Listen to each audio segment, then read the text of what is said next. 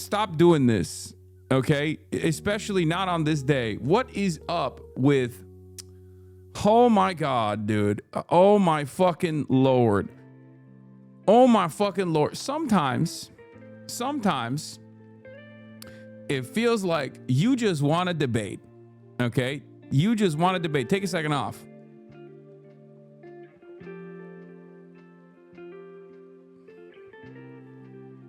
God damn. Anyway, as I was saying, the HasanAbi broadcast is coming to you live from Unjustified. 1 second is justified, okay? 1 second is justified, is sitting on stolen land. The land that is currently known as the city of West Hollywood is on the ancestral and unceded homelands of the Gabrielino, Tongva, and the Gabrielino Quiche peoples. The Tongva and Quiche are the original peoples of Tovangar, which includes Los Angeles County, Riverside County, West San Bernardino County, parts of Orange County, and the 4 southern Channel Islands. Okay? 1 second, timeout on hate.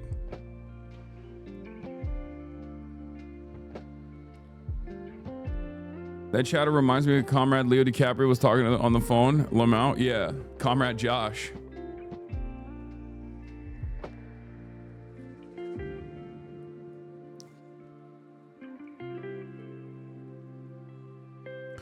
In any case, the Tovangar supported an estimated 5,000 to 10,000 people in nearly 100 autonomous village states, which were connected by kinship, language, culture, and trade. Prior to the Spanish conquest that began in 1769, yuck. The people of those villages managed their lands with a deep respect by cultivating, pruning, seeding, and seasonal burning. Villages were often built near rivers, creeks, and other sources of water, which supplied a lifeline of food and resources. We acknowledge that the HasanAbi broadcast is being broadcasted live from the city of West Hollywood, which is built upon and has benefited from their land stewardship over many generations. Many Tongva and Quiche continue to live in the traditional territory and care for their lands. The HasanAbi broadcast pays their respects to the Tongva and Quiche ancestors, elders, and relatives past, present, and emerging. We recognize the Tongva and Quiche peoples who are still here, and we commit ourselves to honoring and uplifting their stories and culture. We seek to build a restorative relationship with people and place, which requires dedication to reciprocity, co-stewardship, repair, and rematriation. There you go. That's the Hassan Pike delegation has hit a land acknowledgement. Can you do this every stream now? I can't. I already have two. People would probably die in the process because there are already chatters who are waiting to explode because I haven't immediately locked in on the news. There are chatters who get really mad about the parasocialist news update in the beginning of the broadcast, in between the time period where I press the stop streaming button and press the start streaming button. All the things that I did that I update you on. There are chatters who hear that and go, I am going to kill myself. Why is he not talking about the news? If I were to do a long land acknowledgement every time, they would die. Just replace, coming to you. Actually, you know what? That's actually kind of cool. Celestial Praxis. Okay. See, 1 second ban worked because Celestial Praxis came back from that 1 second ban with actually a really solid approach. HasanAbi broadcast coming to you live from sunny West Hollywood, California, which is unceded Tongva and Quiche land. That's actually kind of cool. I'm going to try to, oh my God, I'm going to try to add that in. I'm going to fuck it up, but I'm going to try to add that in. That's actually dope. That's dope. That's actually fire. Okay, that's cool. I like that. See, rehabilitation works. But you also still have to incarcerate a little bit. You know what I mean? That 1 second ban immediately. Yes, it is 77 degrees and sunny here in unceded Tongva and Quiche land. Wow, that's cool. The hogs will hate this. Yeah, whatever. The hogs the hogs love LARPing as though they're native. Like 1% native, but then also simultaneously will shit on that kind of stuff. The hogs hate California though. Yeah, it's all good. Anyway, I'm not used to land acknowledgements because I'm Turkish, and it's a time-honored tradition to do the reversal of a land acknowledgement, which is to say, I'm coming to you live from Istanbul, not Constantinople, where the spiritual successor of the Roman Empire came to a crippling halt as the gates. As the gates of Constantinople were ravaged by the Ottoman sons. 1453, best year of my life. You know what I mean? Like, we don't say it's stolen Greek land. We say it's conquered Greek territory that is now Ottoman, that righteously belongs to the Ottoman Empire, which became the spiritual successor of the Roman Empire, if you really want to get into it. You know?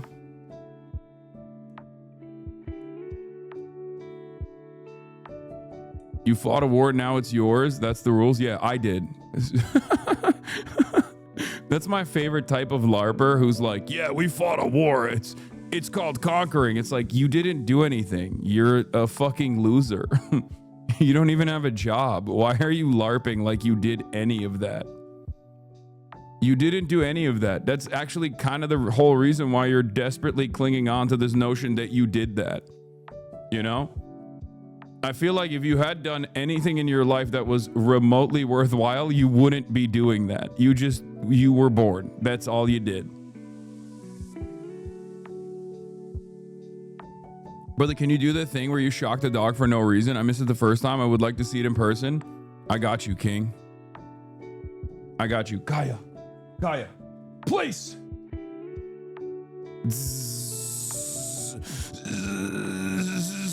Get down.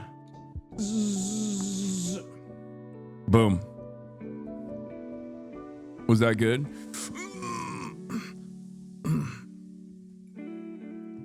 Was that satisfying for you? I got you, King. Do it harder. Don't worry. The Clippers will love that bullshit.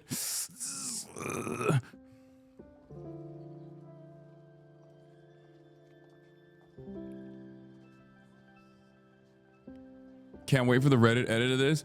Yeah. Anyway, this is the part of the broadcast where I tell you about my personal news. And one of the personal news I have for you is that I finally watched one battle after another. I watched it with my mom last night. I ended the broadcast yesterday after playing Dispatch. Okay. And contrary to what people were suggesting, no, I did not end Dispatch early because there was a sex scene that got me feeling some type of way. No, I did not goon. Okay. I did not. I ended the broadcast and I watched one battle after another. What is this? After Dispatch last night, I jorked it. Okay, thank you, chatter, for filling us in on your jorking.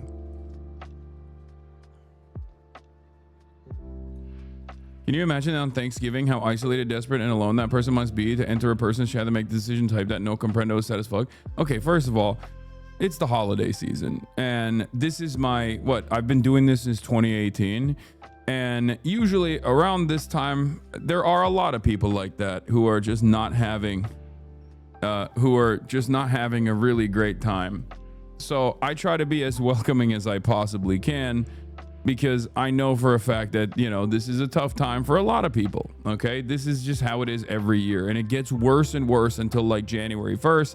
And then after that, it perishes. Right. And then there's almost like a reset. So, you know, we just got to be a little bit nicer to some of the people that are going through it all, okay? Because I'm sure there's plenty of chatters who are going through it as well, right? Like wonderful members of this community who are going through it as well. That's kind of the reason why I stream every single day. Part of the reason why I stream on the holidays as well. Anyway. As I was saying, I watched one battle after another, and I mean, I'm going to show you the trailer, and it's going to literally explain nothing to you. If you haven't seen it, you're not going to understand anything from the trailer. As a matter of fact, one of the criticisms of it, of the movie, was that the trailer explains nothing. I need a weapon, man. All you got is damn nunchucks here. You know where I can get a gun? Whoa, what's going on? I need to find my daughter. Let's play offense. 1, 2, 3. 3, 4, go! Sir, do you know your last name? Batman. Leonardo DiCaprio. One bat. So, the wrong trailer. All the trailers are not exactly explaining what's going on, but yeah, one battle after another is a work of art. As a movie, it's amazing. It's a fantastic movie. It's supposed to be a Pynchon novel that Vineland, the Pynchon novel that is recreated through the voice of Paul Thomas Anderson. And while I haven't read that novel and am unfamiliar with Pynchon's work in general, people like Noah Colwyn, who are big fans of Pynchon and Paul Thomas Anderson, were very excited about this movie and have described to me that the Vineland one was like the Vineland novel was supposed to be about the Reagan era, an assessment of like where social progress and revolutionary sentiment went in that time frame with unimaginable reactionary fascist forces absolutely gutting whatever kind of revolutionary sentiment that existed. And I think that this is like the modern iteration of that. And I will say that, as far as the politics of the movie, I'm just going to say that Paul Thomas Anderson is a little bit of a lip. Okay. He's definitely a lip. I got that vibe from him, I think. FD Signifier has some criticism of the movie that turned me off it. He had good critique. No, as a movie, if you just watch it as a movie, it's fucking awesome. It's great. The only issue I had was with the score, which I know people are going to yell at me over it, but I think the score that was supposed to basically drive the tone of the movie at times could be a little bit too busy, even though it was supposed to be chaotic, and I totally understand that. I do think that, like, no, just listen to me, okay? The score was fine. I'm just saying every other aspect of the movie was so perfect that the score left me thinking the score left a little bit more that I desired out of it. Okay. I don't know music. It's a bad take. I know, like, the score ultimately was still good. I'm just saying that the movie was like 10/10 across the board, where the score was like an 8 out of 10, if that makes sense. Okay. Cause I do think that there could have been like slight differences that could have made it a little bit better. I also do think that the stereotype, like the movie is, it kind of felt like it was like a very woke white man's take on white supremacy that got a little strange on revolutionary black women at times. And I'm just another white guy giving a take on another white guy talking about white supremacy. So, like, it felt a little off. It didn't feel like it was coming from a place of knowledge, but rather or a place of understanding, even though it had a lot of great moments. Because I think, as a white guy, Paul Thomas Anderson absolutely fucking nails the white supremacy element of it, and how discardable and how disposable the goons of white supremacy are. And Sean Penn did a phenomenal job being the representation of the manifestation of white supremacy in one person. And as a goon of white supremacy, he is so disposable, right? He is so replaceable. This is like, this was like every action that he was taking was in the direction. He was a sexual freak. He had a sexual pathology. That all of that was fantastic. So as a white guy who's woke, I do think that Paul Thomas Anderson nailed the role that white people play in white supremacy. However, I did think that as far as the furthest away, the concept that he is like the least familiar with, I would say, was like a revolutionary black woman that like as far as the politics goes, that was the only aspect of it that I didn't personally appreciate as much. because I don't know. I mean, I'm telling you, like, I thought it was a 9.5 out of 10 movie, okay? I'm just being hypercritical because it was a movie about like revolution in America and white supremacy and fascism. So as far as the politics of it, I'm being hypercritical of it, but it's like, if you don't give a shit about any of that, and if you just go and want to watch like a really good movie, it's a really fucking good movie. Incredibly well shot. Yeah, it was just so awesome. It was great.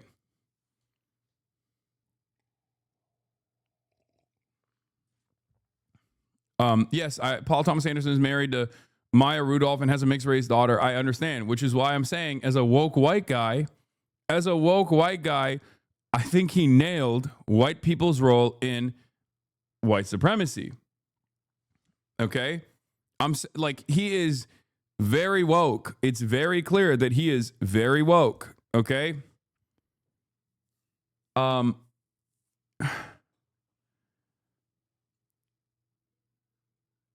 just think that liberalism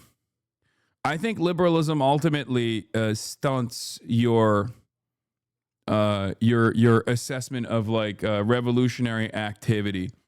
Too many makes have criticized that point Too many takes have criticized that point in ad nauseum. Unfortunately, well, I just watched it.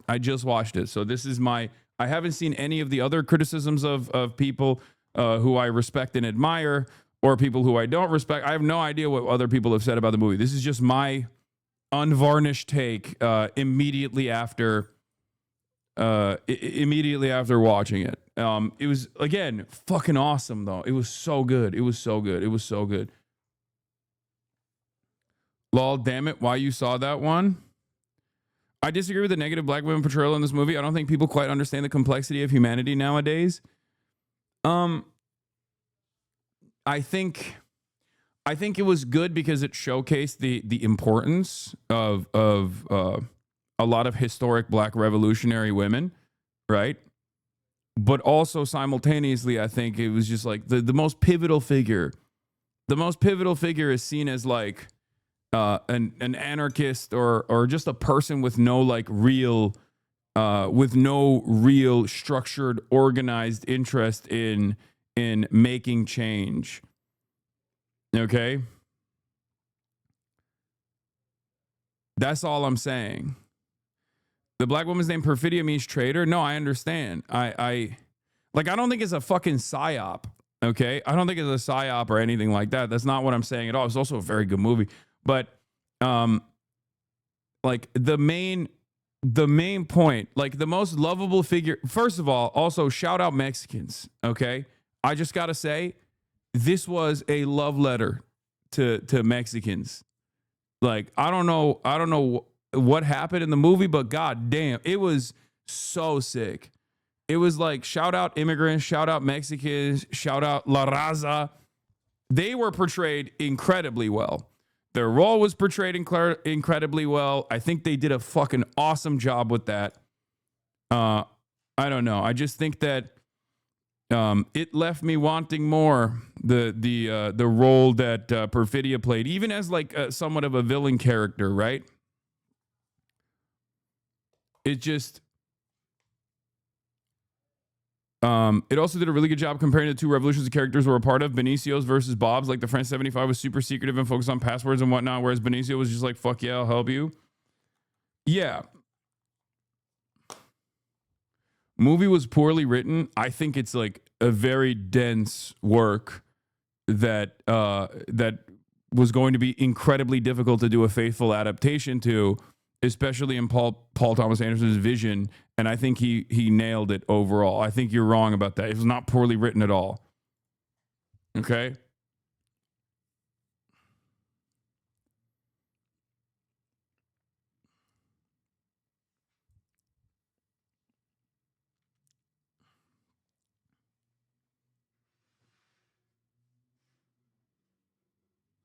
Horribly written. Okay, you guys are wrong. The movie is about Obama.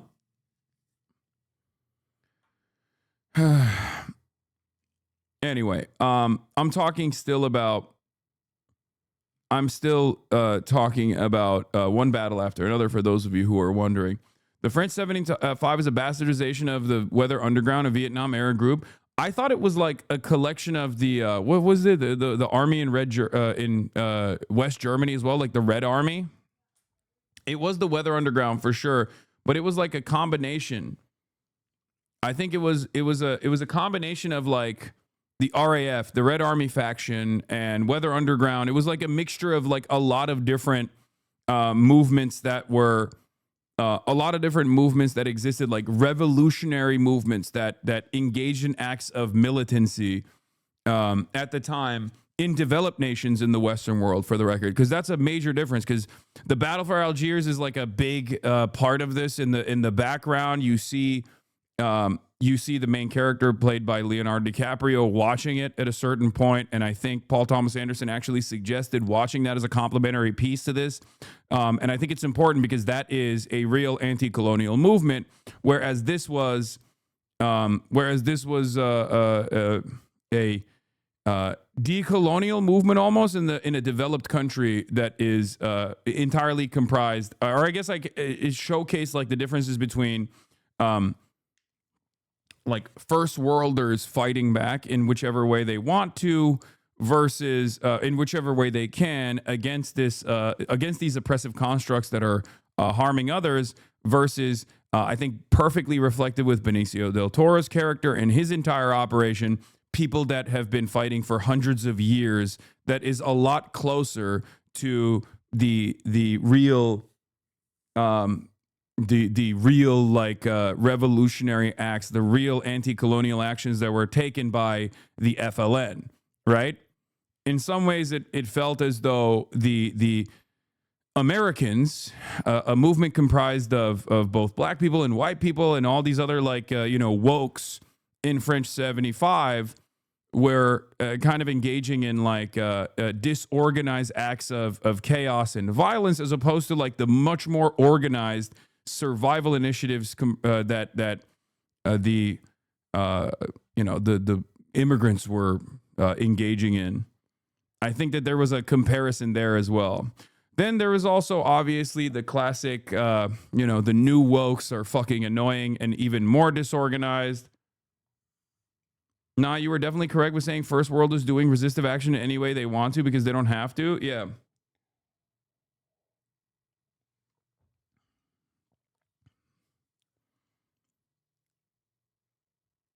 The French 75 was inspired by Weather Underground and Perfidia is based on Asada Shakur, but I think we all agree that the movie fails to do justice to the ideology and the material Paul Thomas Anderson was inspired by.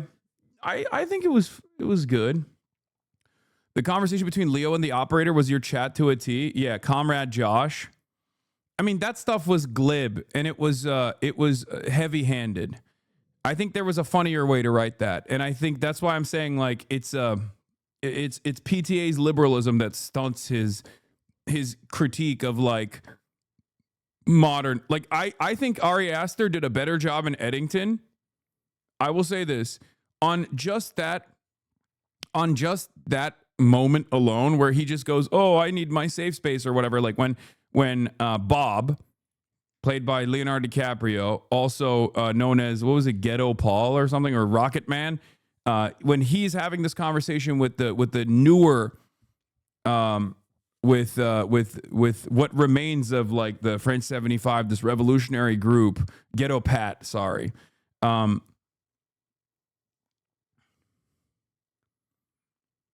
with Ghetto, yeah, Ghetto Pat. When they were having that conversation, it was supposed to be a reflection on what like newer. Like what radlibs have done to the like the revolutionary cause and the revolutionary movement by being like hyper woke all the time, and how damaging that is. Like I think he was trying to make an argument about that. Okay, he was trying to put that in there, but I do think that the dialogue there was too much of an outsider. Just kind of looking at how stupid like those DSA meetings can look like from the outside. The whole like point of privilege. I have sensory issues, so please don't yell. Like, it was basically a moment like that. Whereas Ari Aster in Eddington actually nailed the ways in which performative activism and radical liberalism actually has this role in modern left discourse that is purely for the performance in and of itself, and oftentimes seen as like oftentimes is much. I mean, the dialogue on that issue, if I were to just compare one to the other, I would say that Ari Aster did a better job of showcasing that. You know? Yeah, it was a terrible argument. The feds literally were there to kill him, and PTA is mocking OPSEC. Okay, you are the hyper woke, for the record. You are the hyper woke. Calm down. That wasn't about that at all. We're not talking about it within the confines of like logic inside of the movie. I'm critiquing the dialogue, because like the goal of Paul Thomas Anderson in that moment is to showcase that like the new version of the wokes are so focused on their own personal feelings that they are that they're being annoying and they're being a fucking nuisance, and they wear that on their sleeve almost.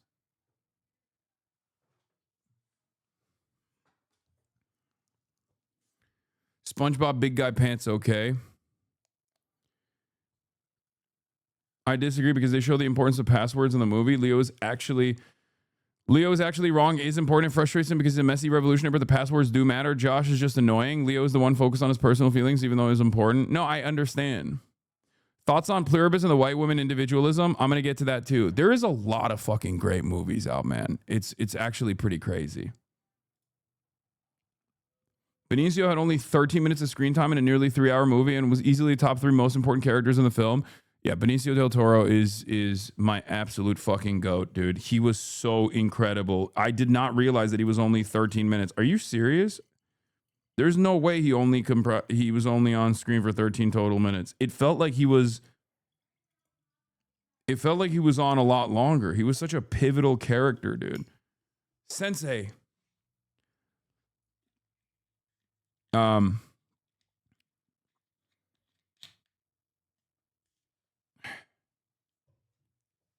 Benicio del Toro's performance was incredible.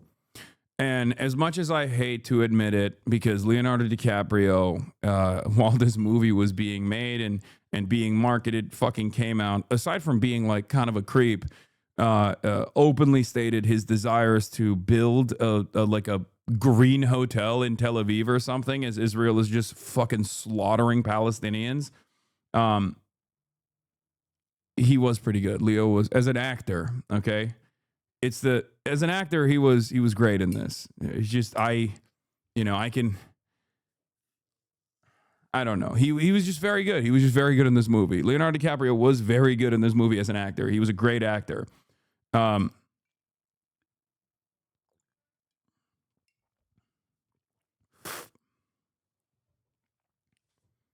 He cares about the environment, at least. Yeah, I love caring about the environment, which is why I'm going to a country, an ethno-state that is participating in a genocide and an ecocide simultaneously to fucking build a hotel. I love caring about the environment that way.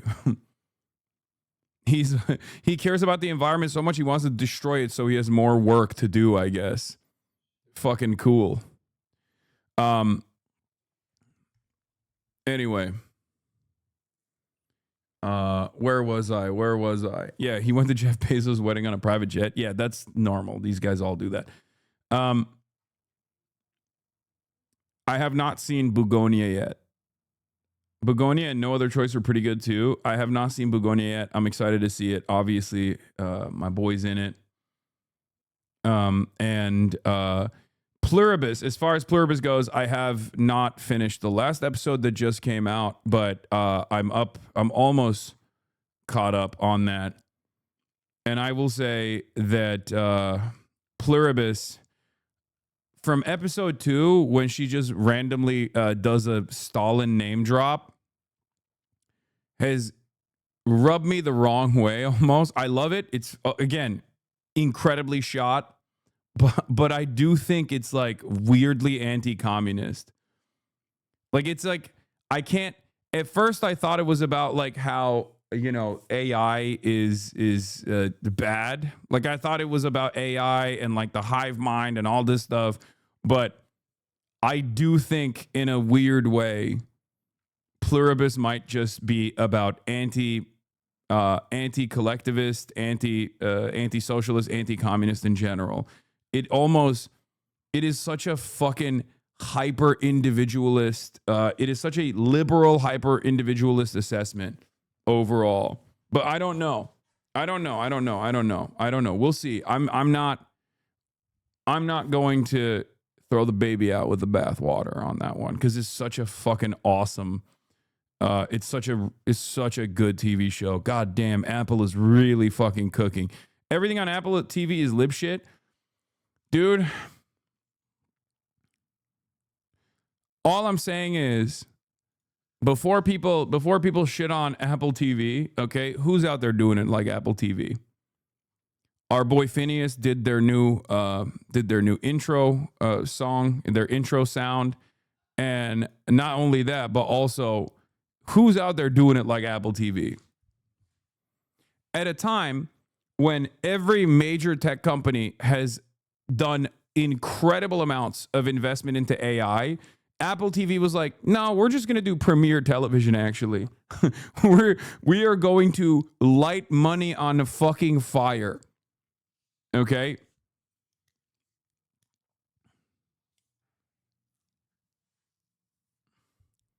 We are going to light money on fire and we are going to make prestige TV.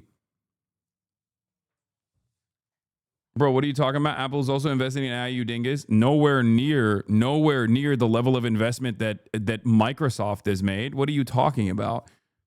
Yeah, they're leveraging, just like everybody else is.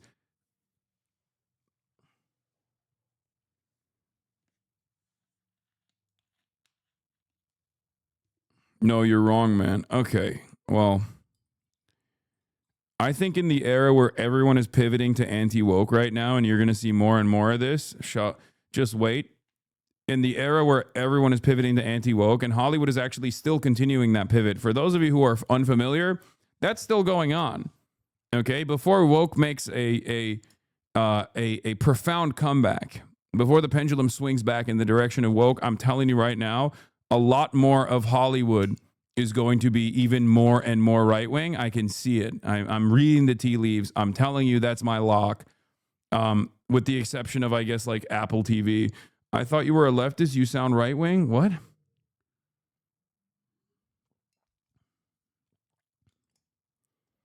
Anti-woke Hollywood is so ass is absolute shit. Yeah. So in the era of anti-woke Hollywood, when people are desperately looking for woke, I think Apple is going to be the most like lib shit woke previous Hollywood era woke content you will get. Okay, I work in film. This is bollocks. Yeah. What? What do you mean? Dog, I saw people calling you MAGA. Everyone's brain is broken. They call me MAGA. What do you mean? For what fucking reason?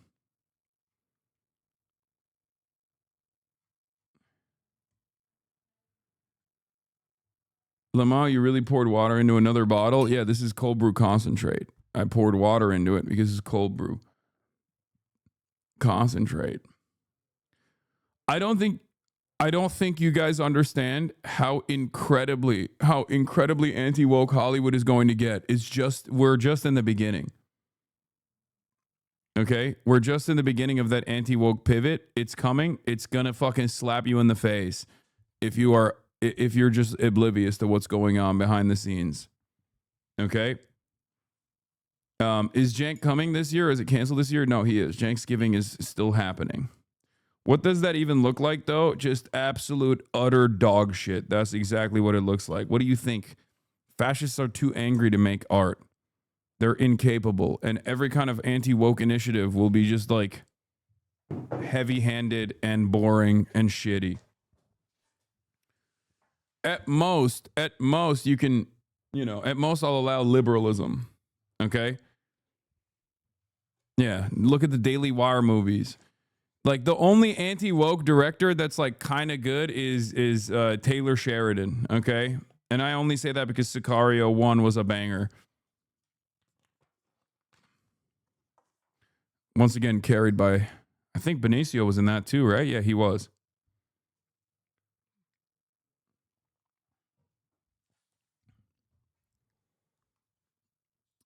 At least we'll have foreign films. I know.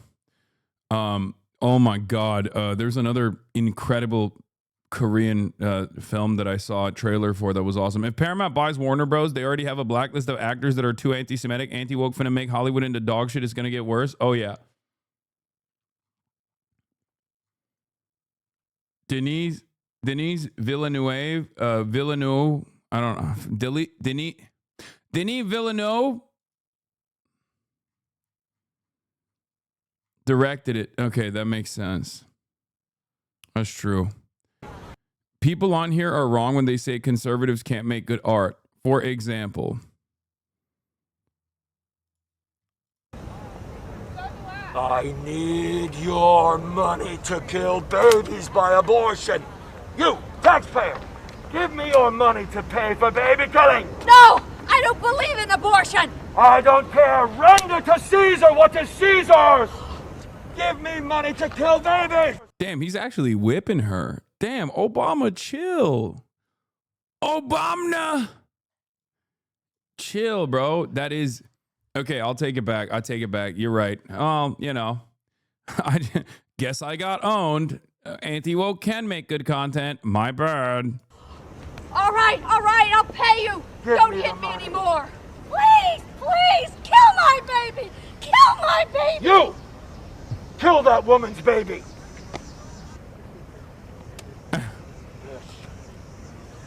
Yes.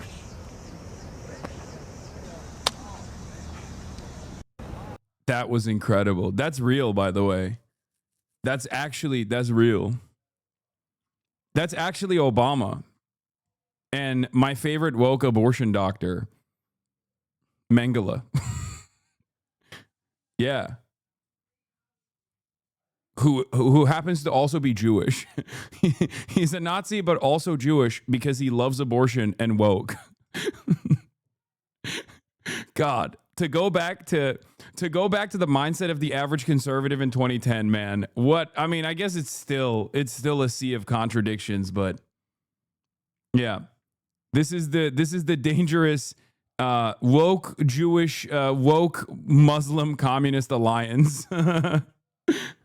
And they are united on their love for killing white children.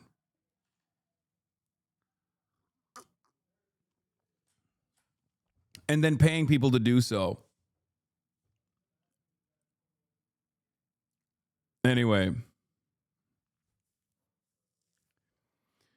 Sicario is woke. It shows how fucked up and evil the CIA is. Yeah, I know. But also, it's one of those movies where, like, if you are right wing, you watch it and you go, oh my God, the CIA is so fucking cool.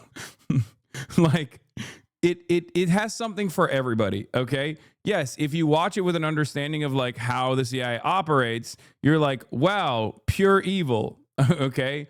I can't believe how destabilizing of a role they play in Latin American countries. And then if you watch it as a chud, you go, oh my God, it's so sick. I can't wait to be an operator and wear a button-up shirt and a fucking vest over it and be a tier 1 operator in the fucking streets. I never watched the second one, but I suspect the second one is more heavy-handed on the chud side. Leftists think people don't know how the CIA operates. Excuse me. We're watching how the CIA operates, okay? In the mind of a right-winger, the deep state is doing this. I hope you understand that. They don't give a fuck about... They don't give a fuck about the deep state or the CIA and its involvement in, like, Mexico. This is what they think the deep state is doing. Yeah, the average Republican believes that this is what the deep state is doing, okay? Paying off doctors. Anyway, what is this? Muslims are the bane of the earth. EU, get that all out. This guy is the the wokest European. We got the wokest European chatter who's like, we should kill every Muslim. We should purge the entire boundaries of the European continent of all Muslims. Also, everyone should be able to get an abortion. Average woke Swedish guy.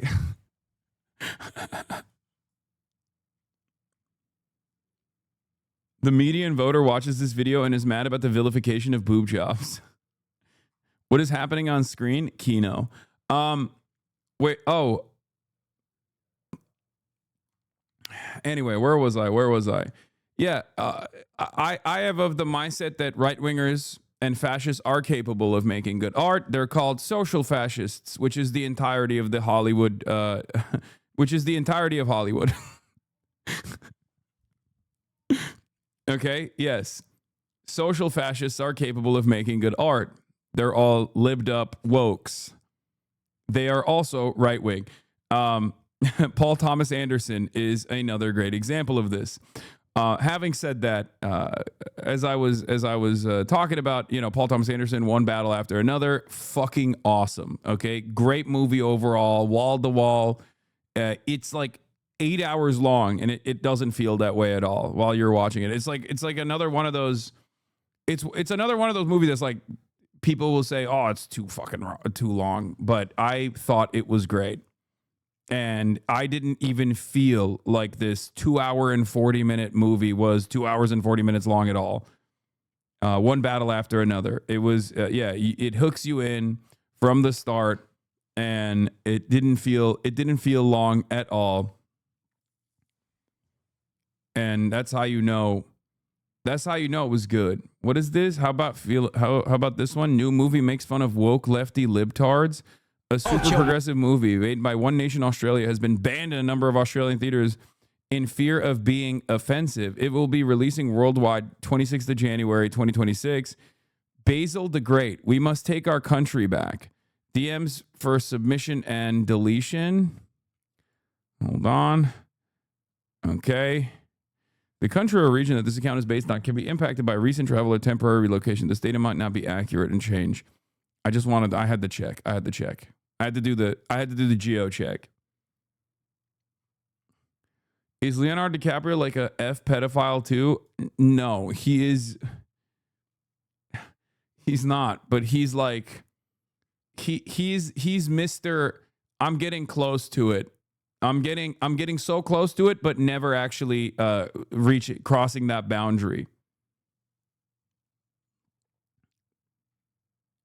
He is Mr. Borderline. It's strange, okay?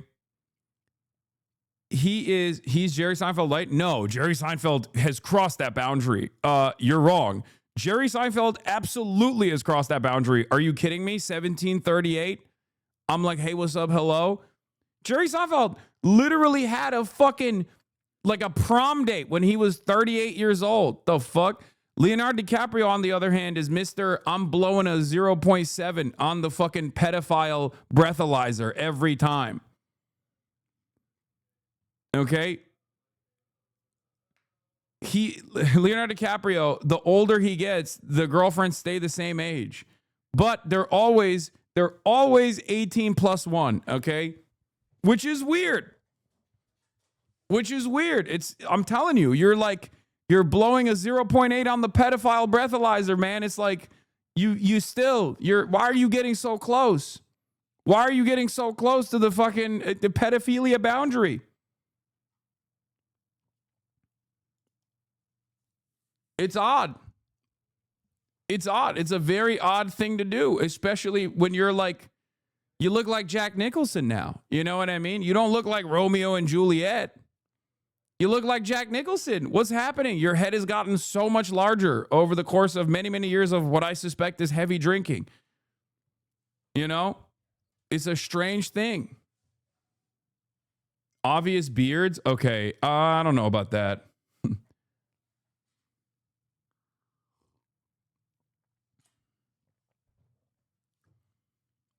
Jack Nicholson is gorgeous. You take that back. He's an icon. Yeah, Jack Nicholson is an icon. But if he was running around fucking 18-year-olds and 19-year-olds, you would still say, that's a little weird. Wow, making fun of big heads? Really? Insecure much? Yes, you caught me. I am insecure about the size of alcoholic Hollywood guys. Okay, and how large their heads get from drinking. Maybe there is a lesson for me there. Okay. Anyway, I forgot that I didn't even blast off yet. It's Janksgiving, ladies and gentlemen. Get excited for it. Janksgiving is here. Okay. Janksgiving is here. Janksgiving is happening. Shaky Gurga is going to be here in the building in a little bit. And we will restore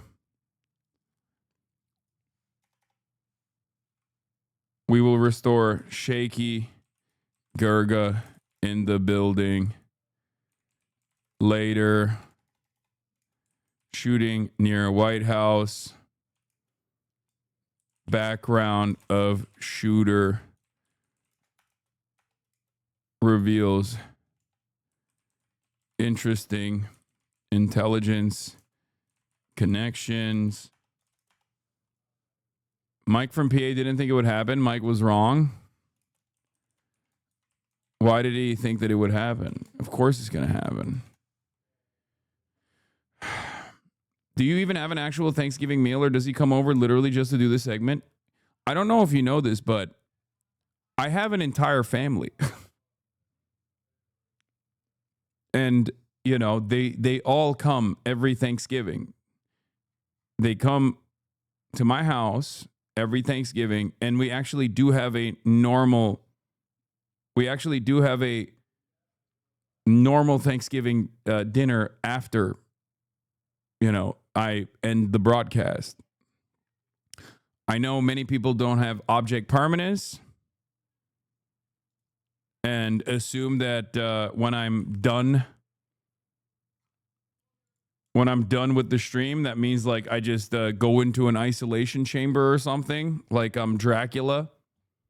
I just get into an isolation tank and I wait.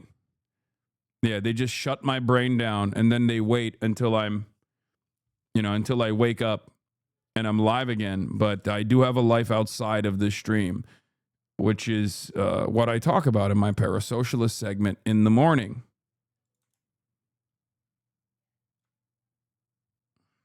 I assume your house is just that room you're in now? Yeah, pretty much. I sleep on the bed. I sleep on Kaya's bed.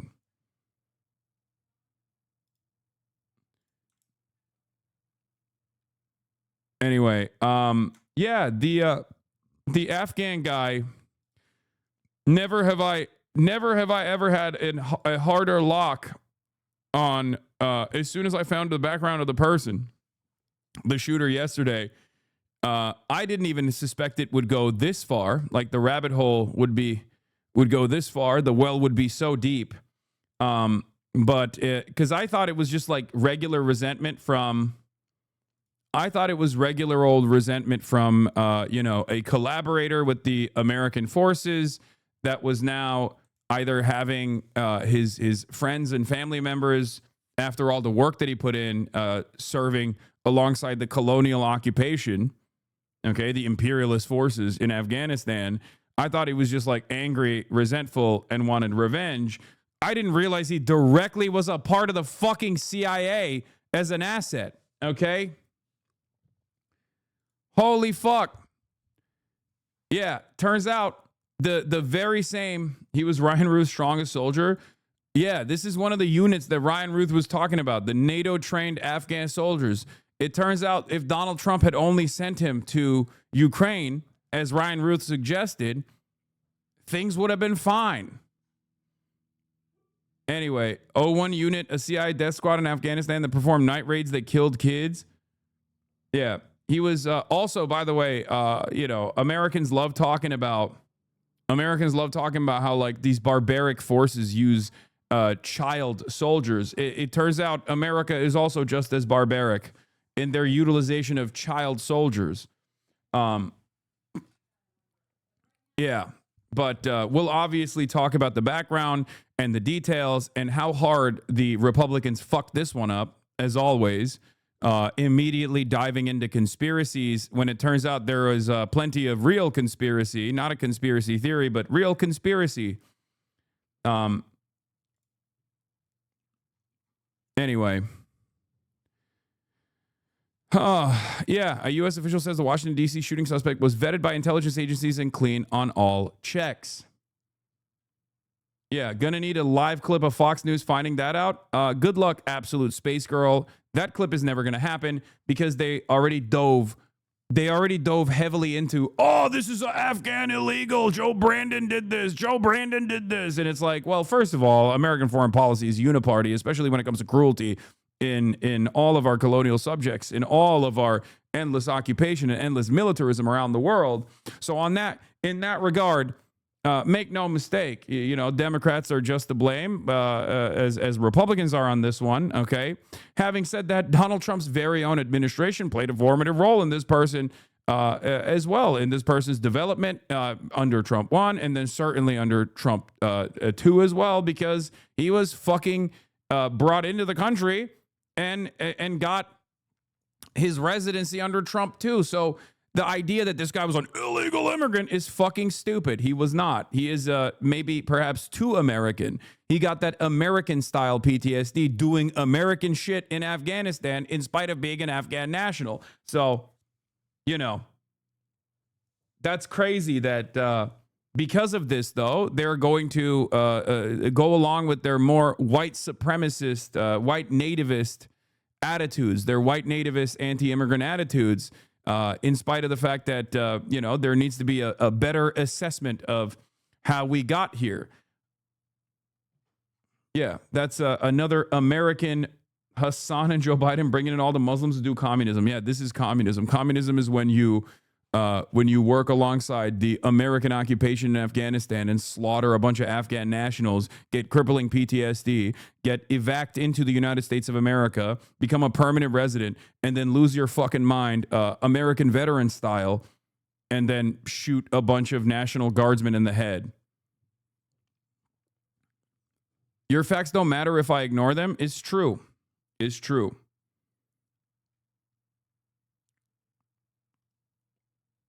So, in any case, let's get into it. We'll obviously start with some details on what took place. But he was 4 years old when 9/11 happened, and 15 when the CIA recruited him. Yeah. I mean, in some ways, he was destined to have an American veteran-style PTSD moment. I think his entire life was designed around this. But yeah, let's get started. News on the shooting of 2 National Guard members in Washington, right near the White House. Jay O'Brien starts us off with the latest on the investigation. Good morning, Jay. Yeah, Rebecca, the scene is clear here now, but it was right at the entrance of this metro station where those 2 guardsmen were shot, ambushed in broad daylight. Our crew arriving here just moments after those shots rang out, a chaotic scene, people running for their lives. Other guards. I'm going to keep it $150. This has been a really rough year for Republican commentators who are first to market whenever a shooting takes place, and they immediately go, this is woke, this is trans, this is Antifa, or this is the Democrats. Oh, this is an Afghan migrant. Oh my God, this is an undocumented immigrant. And then literally the very next day, they're like, oh my God, everything that we said was exactly the diametrical opposite. Fuck! They can't even get their shit together. This is why you need to wait to do theory crafting. You can't just like immediately run in and rush in head first with biased narratives. Okay? Not that it fucking matters to any of these goddamn losers, because they just go along and double down and triple down and quadruple down on this nonsensical bullshit that they're running with, and their audiences eat that slop up. But having said that, if you are even remotely invested in the truth, oftentimes these kinds of narratives fall flat. Been sprinting from parts of D.C. to attend to their wounded comrades. The FBI director now saying this is being investigated as a possible act of terrorism. This morning, new details emerging after a gunman shot 2 National Guardsmen in the heart of the nation's capital, just a block away from the White House, in what investigators are now calling a targeted attack. The National Guard shot in the head.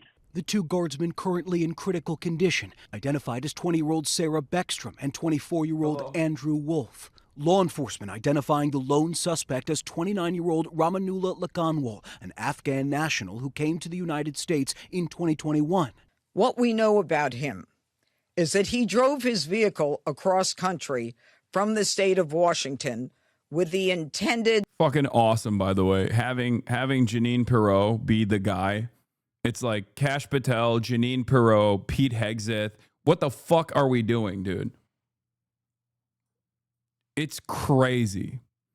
I know it's just like my issue here is minor. It's just like purely built around aesthetics, but a wild set of circumstances. Release Bongino, he's tired as fuck. Yeah, no. Target of coming to our nation's capital. The CIA director saying this morning, quote, the Biden administration justified bringing the alleged shooter to the United States in September 2021 due to his prior work with the U.S. government, including CIA. Sources telling ABC News Lakanwal was later granted asylum in April 2025 by the Trump administration. Investigators saying the shooter deliberately targeted the 2 guardsmen as they stood outside a busy metro station. Conspiracy theory about this? I mean, isn't the name Ramanullah Lakanwal the name of a cricket player or something? That's what people were saying. So it's like, or a rugby player or something. So that might not be a fucking spike that because a lot of CIA a lot of the people in the CIA in DC were just like actively searching the name or some shit, Conspiracies are spreading on the right-wing side. Oh, it's fucking over. So are we ready to revisit that one time that days before Charlie Kirk was murdered, someone in Israel Googled the exact house number and street name and address where Tyler Robinson planted? Also the names of all the surgeons at the hospital, the buildings at the UVU, senior political. Oh, God. Okay. All right. Well, it's just wild. Like, this is fairly cookie cutter from A to B to C, like guy who is activated and resentful. Like the conspiracy here is like CIA actions causing blowback on American soil. But for some fucking reason, these guys can't comprehend it as like a normal, like a level 1 conspiracy theory. They have to go into level 12 conspiracy theories. Everything has to be more complicated. All right, let's just keep going. Came around the corner, he immediately started firing a firearm at the 2 National Guard members. Our own ABC cameraman, Chris Plater, there as it all happened. What I heard were pop, pop, pop, but then boom, boom, boom. And you saw I'm starting to handle these big guns. People nearby running for their lives. First responders scrambling to help. Some seen here on the ground attempting to give first aid to those 2 wounded guardsmen, a man and woman both deployed to D.C. from the West Virginia National Guard. Immediately rushed to local hospitals. Yeah, it's like, dude, instead of recognizing that recruiting a teenager into the CIA death squad that regularly targets civilians could have blowback down the line, the administration is just going to use this to further target immigrants. And the Republicans are going to go, oh, this is like... this is the Jewish CIA's actions or something. And Blue Anon will probably also go along with it in their own version where they'll say like, oh, the administration actually did this to further encroach on people's civil liberties.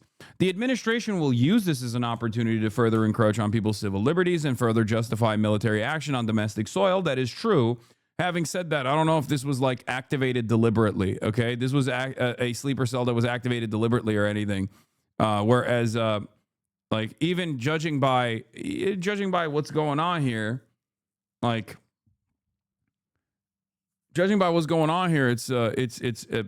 opportunists leaning into whichever direction they want to, but it's a fairly basic.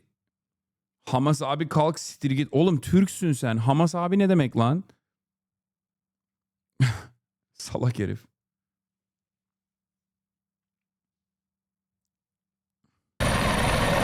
The suspect also wounded. Nearby National Guardsmen jumping into action, subduing the shooter. The reason that this suspect is in custody is because of the bravery of the men and women of the National Guard who responded due to their extensive training to secure American lives today. There was not any further injury and any further shootings.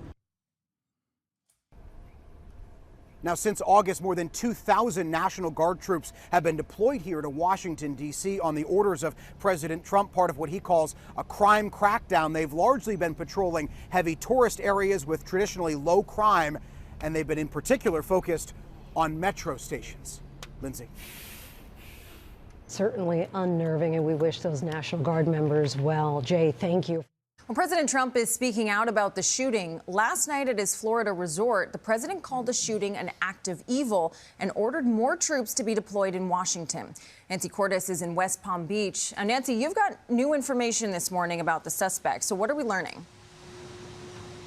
We are learning, Kelly, that this suspect was a leader of commandos in the Afghanistan war and that he worked closely with U.S. and... This is, I'm telling you right now, this is really bad day for the administration that wanted to use this as another opportunity to fucking lean into the Democrat Trantifa narrative. Really, really bad day overall for them. Because think about how excited Fox News was when they were like, oh my God, he's an Afghan migrant and an illegal immigrant. You know? Definitely not saying CIA. I mean, they won't say it, but we will. Actually, even the New York Times reported on the fact that he was CIA, for the record. So just going to point that out. It's definitely, he was our guy. He was our guy, the most our guy that you can have. British forces. Here in Florida, President Trump announced last night that he is putting an indefinite pause on all immigration applications for Afghan nationals. You may remember images like these from 2021, marking the U.S. withdrawal from Afghanistan and ending America's longest war as the Taliban regained control of the country. In a social media post Wednesday, Homeland Security Secretary Kristi Noem said the suspected gunman in the shooting of 2 National Guard members came to the U.S. through a Biden-era program to evacuate Afghan nationals, including many who had worked with the U.S. military. A DHS official tells CBS News the suspected gunman was granted asylum earlier this year on humanitarian grounds. One of the suspect's former Afghan colleagues tells CBS News the suspect... I did tell you. As soon as his background was revealed and all the dumbest motherfuckers were like, oh, he's an illegal immigrant from Afghanistan. As soon as his background was revealed and he was Afghan, it was fairly clear that he was going to be a collaborator of U.S. forces. Because there's not that many, like, unless you're talking about immediate family members that, like, lucked in, there's not a lot of fucking Afghan refugees that America brings into U.S. soil. Okay? There's a reason why the likelihood that he would have been an illegal immigrant would be fairly low because of where he's coming from.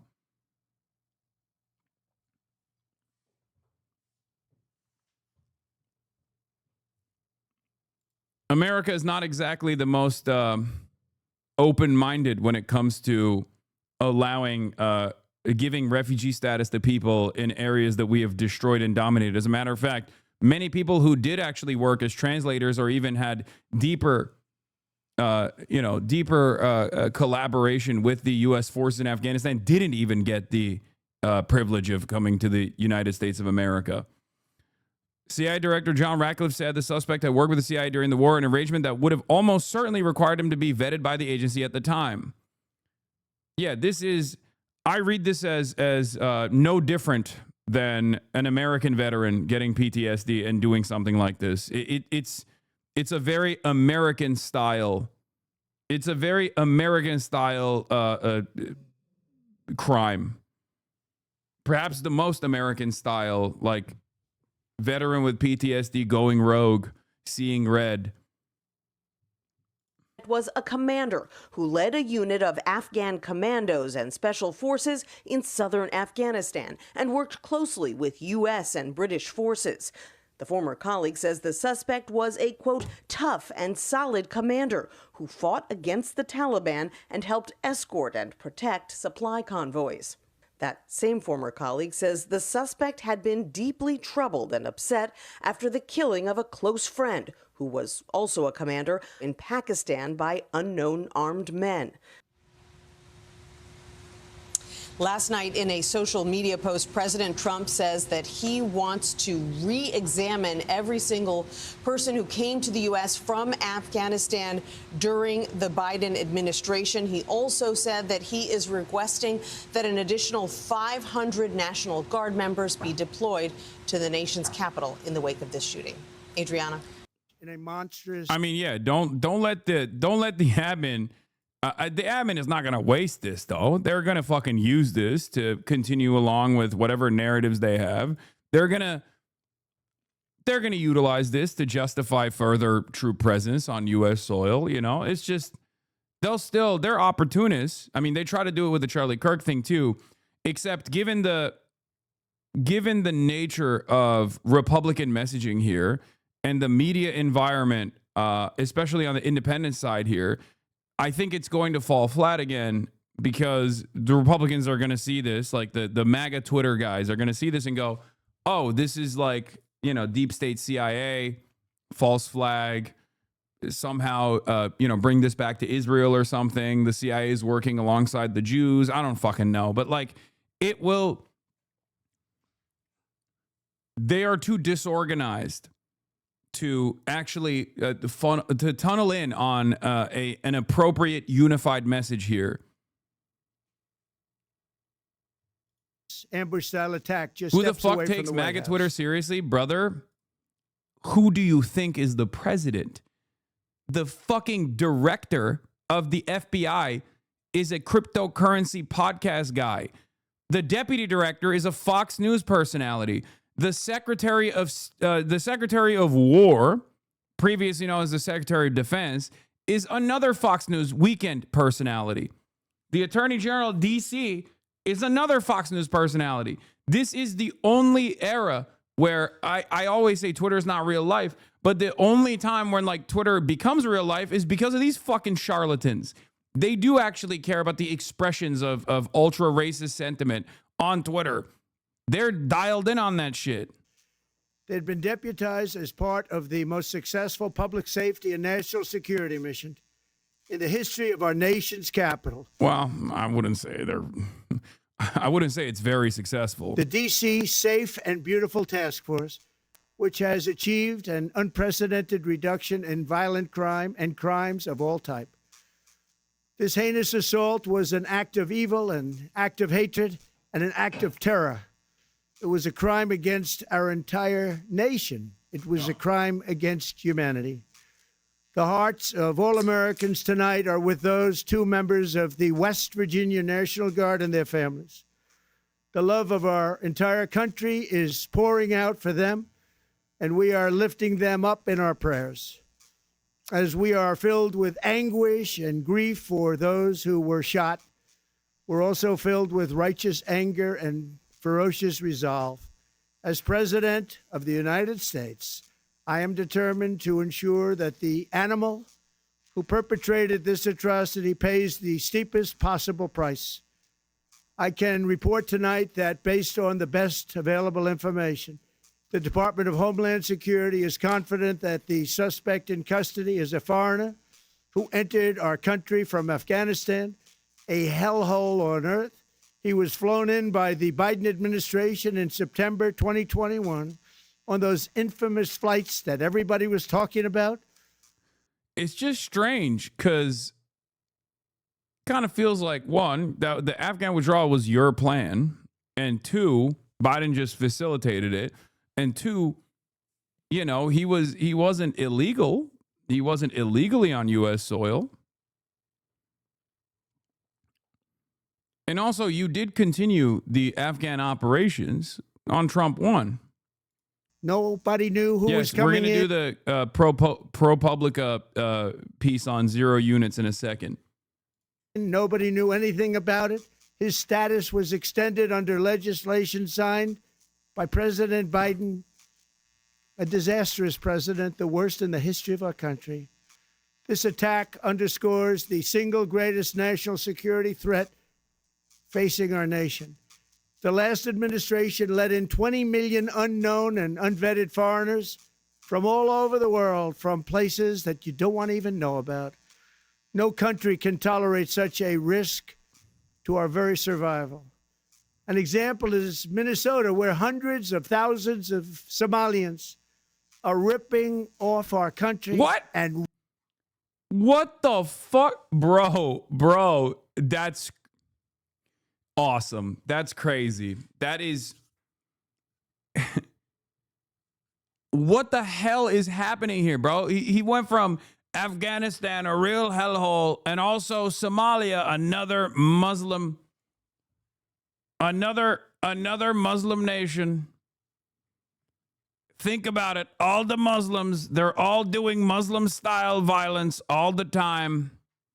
Kaya, no, get out of there. Why are you fucking so invested? Why are you so invested in that part?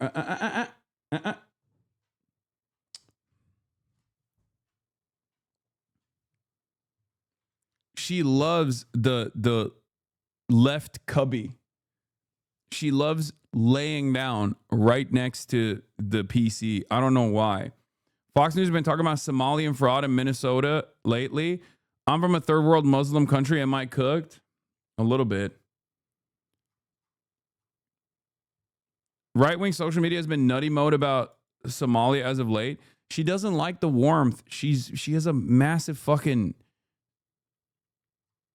She has a massive coat. I think she just wants to sit next to me. But it's dangerous because I move around sometimes and I'm always scared of like accidentally rolling over her tail or whatever. Fox yesterday, Stephen Miller's in his ear. Up to. Oh, God. I fucking hate this administration so much. Anyway, let's continue. ripping apart that once great state. Billions of dollars are lost, and gangs of Somalians come from a country that doesn't even have a government, no laws, no water, no military, no nothing. As their representatives in our country preach to us about our Constitution and how our country is no good. We're not going to put up with these kind of assaults on law and order by people who shouldn't even be in our country. We must now re-examine every single alien who has entered our country from Afghanistan under Biden, and we must take all necessary measures to ensure the removal of any alien from any country who does not belong here or add benefit to our country. If they can't love our country, we don't want them. America will never bend and never yield in the face of terror. And at the same time, we will not be deterred from the mission these service members were so nobly fulfilling. That is why tonight I can announce that I have directed the Department of War to mobilize an additional 500 troops to help protect our capital city. We will make America totally safe again, and we will bring the perpetrator of this barbaric attack to swift and certain justice if the bullets going in the opposite direction haven't already done that. During this time of the year, when we gather at home with loved ones, these two patriots were wearing the uniform of our country, patrolling the streets of our capital. They had taken a selfless oath to defend our nation against all enemies, foreign and domestic. And that is exactly what they were doing when they were gunned down in a savage attack. I want to express my extraordinary gratitude to every member of the United States military who is deployed tonight at home and abroad. I also want to thank the Secret Service and the D.C. Metropolitan Police Department for their work today. This Thanksgiving, I ask every family to say a prayer for the two great heroes who were so horribly shot, and for their loved ones. Please say a prayer. May God bless them and comfort them, and may God bless and protect the United States of America. Thank you and good night.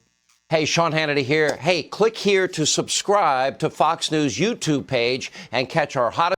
The FBI director and the U.S. attorney are giving an update on those 2 National Guard members who were shot Wednesday just blocks from the White House. Let's listen in. Fucking Hitler-ass country? Oh, 100%. Yeah.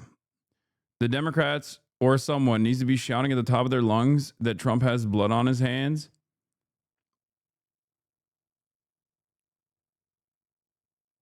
Led by Loomer, the Democrats are, what is this? Led by Loomer, hogs are now attacking a couple that set up a GoFundMe for him in 2021. Nice. Of course. Of course. Of course. This wacky couple has blood on their hands. Laura Loomer, before committing Islamic jihad in our nation's capital yesterday. Yeah, he was doing Islamic jihad in Afghanistan too, like, right? Alongside the CIA.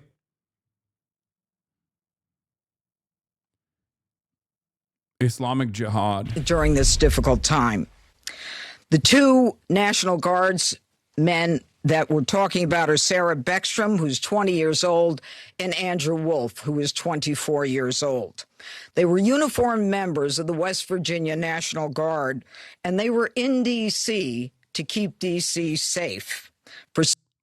Okay, you know what? Let's actually first go into the Afghan zero unit night raids, okay?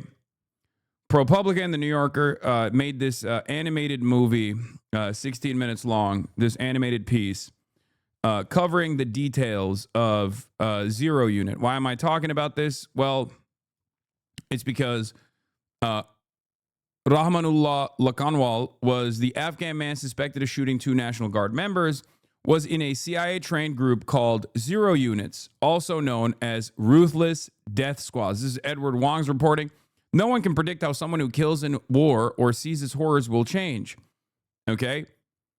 These are CIA-backed units that would pluck young Afghans, including Rahmanullah, who was 15 at the time, apparently, when he was groomed to become a CIA death squad mercenary.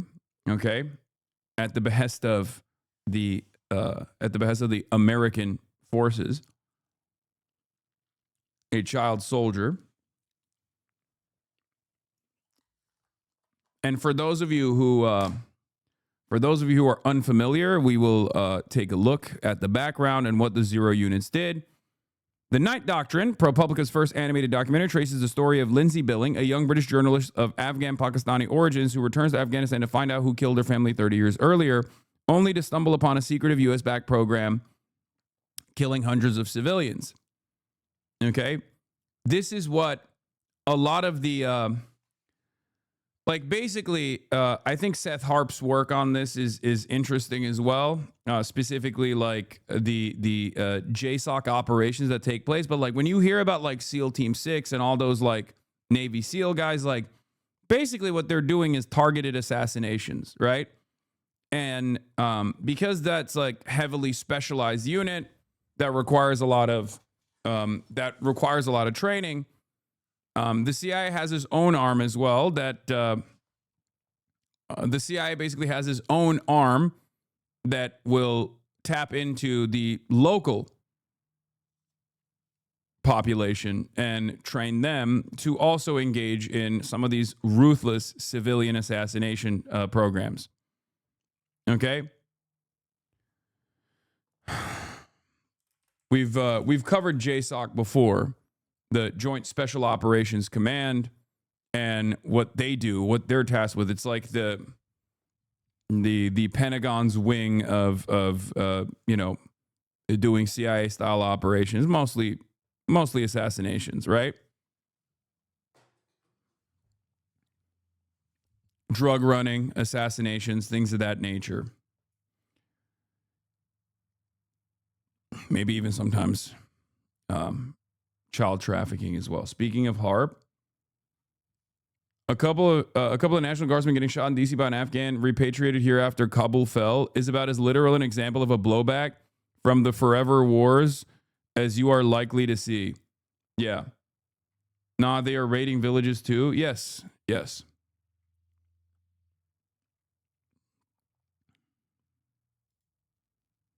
Yeah, I mean,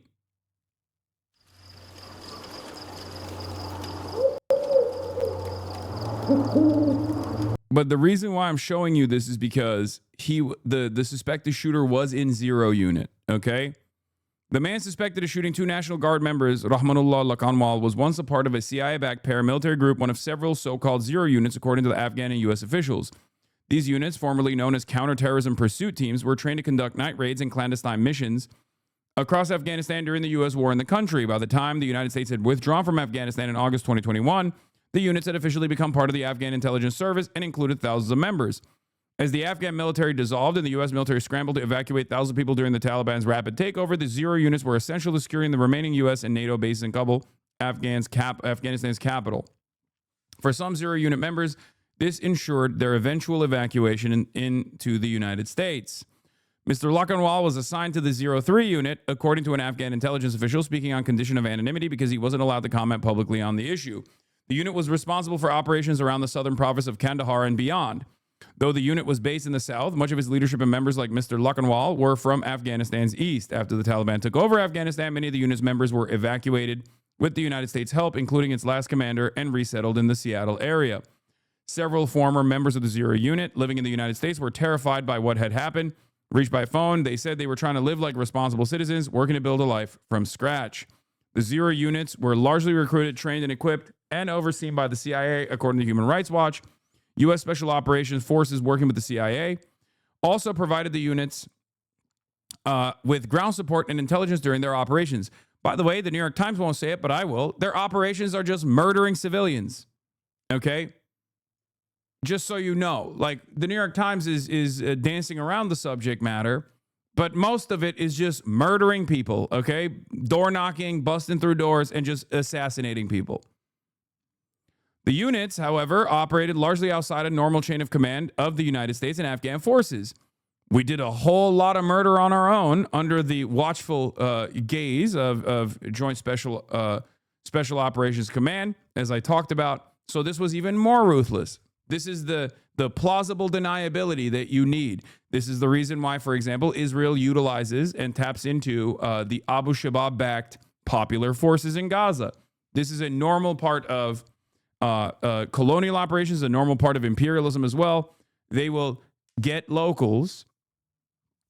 They'll get pliant locals. They'll either take advantage of like the sectarian tensions that exist in whichever country that they are choosing to dominate, or they will get a bunch of desperate people early on, sometimes even as child soldiers, like this guy who was 15, okay?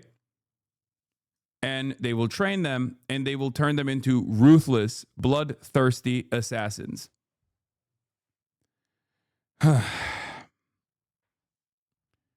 In July 2021, when the president of Afghanistan wanted the forces to defend Kandahar city against the advancing Taliban, he had to ask the CIA for the unit's aid, according to Afghan officials. The units also had a reputation for ruthlessness, with journalists and human rights groups referring to them as death squads. Yeah.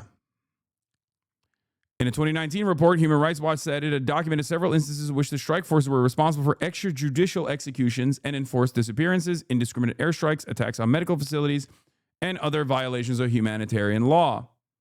Okay? This is so that the American government can wash its hands of the extra fucked up aspects of what they were doing in Afghanistan. Oh, we didn't do it. It was a third party. Okay? That's how you do it.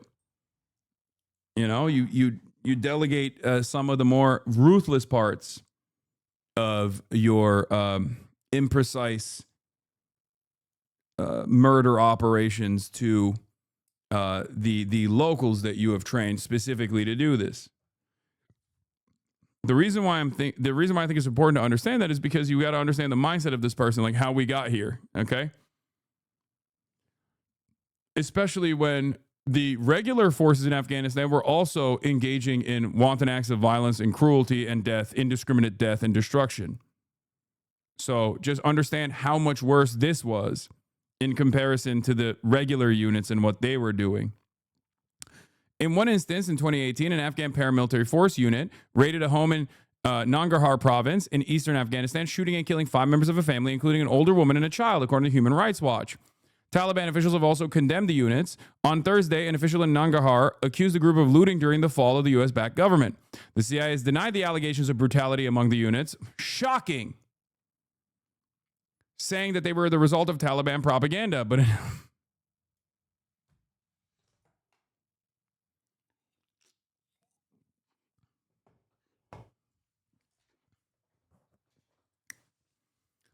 I just want people to understand why, people in the global South resent America.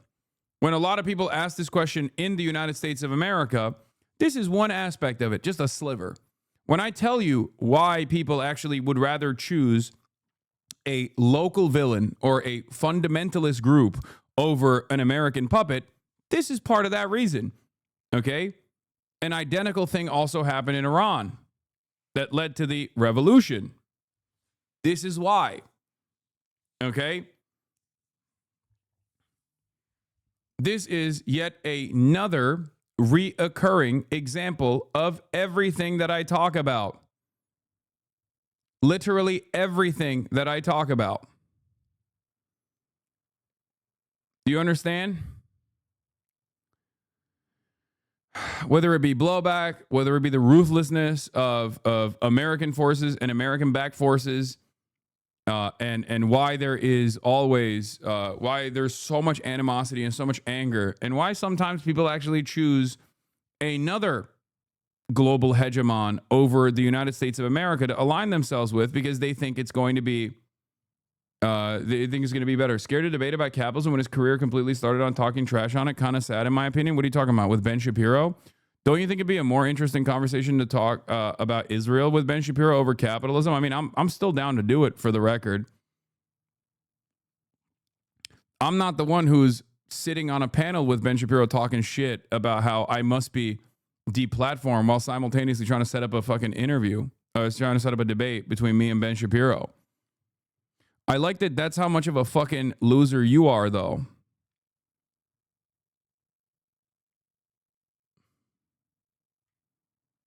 Yes, I'm so terrified. The interesting part of this conversation that you and your favorite content creator, I guess, have extracted is not the fact that Barry Weiss is literally sitting next to Ben Shapiro while talking shit about how I must be deplatformed because I'm a dangerous voice, simultaneously trying to set up a debate. So clearly she doesn't fucking feel that way. Or the interesting part of this conversation isn't the fact that they don't want to have a conversation about Israel on CBS News. Okay? But it's actually the fact that you have imagined an alternative here. They just drop these comments and then dip instantly. It's because he didn't get the clip off that he wanted, so he's going to try again. Or someone else from, whichever community this fucking loser comes from is going to try again.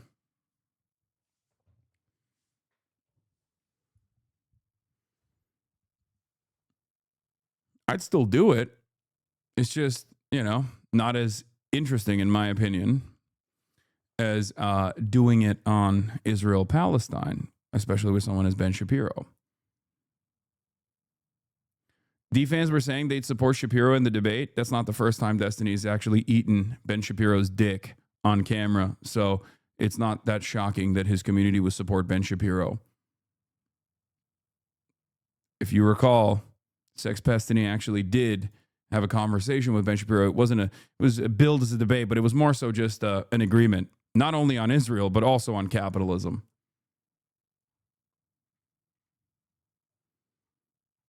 Anyway. Yeah, that was cool when they were doing handshakes. He came to regret that conversation too, lol. Yeah. Yeah, I mean, not the first fascist he sucked off. Am I right? All right, let's continue. Yeah, if your politics revolves around just like deeply despising a fucking Twitch streamer, you are not going to be serious at all.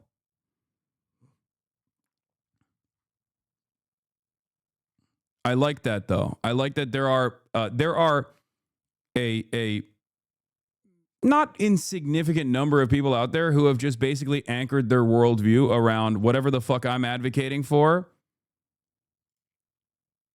Whatever the fuck I'm advocating for and just opposing it. I've seen those losers saying you're homophobic because you say suck my dick.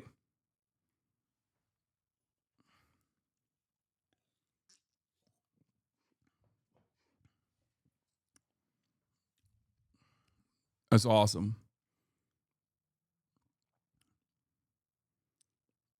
Suck my dick is what I say to them.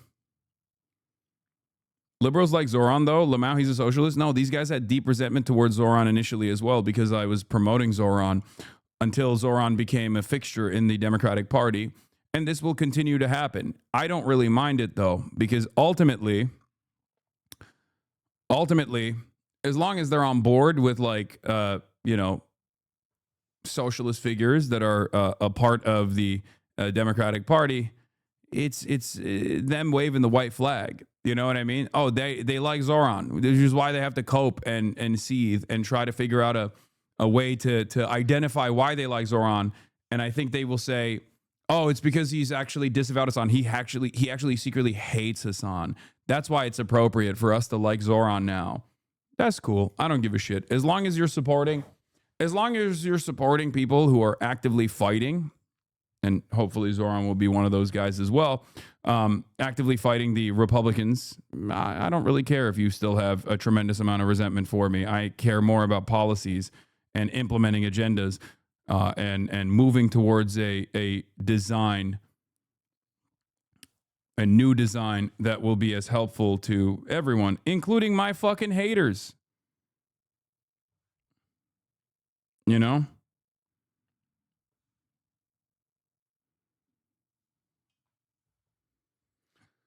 I know way too many people that refuse to watch / support you because they say your debate is cringe and you're too angry, and I fear they have no listening skills. It's all good. No uncle this year? No, he's going to be here in a little bit. Mike issue or on my end? Going to my communist nephew's house later for #Janksgiving. Now also part of America. Almost even Americana now. God bless freedom of speech. Love living in a free country where we're allowed to think and argue whatever we want. My communist nephew's house. That's crazy. Oh, Jesus. Max left, baby. Max left. All right, we'll continue on with our sorry. As I was saying,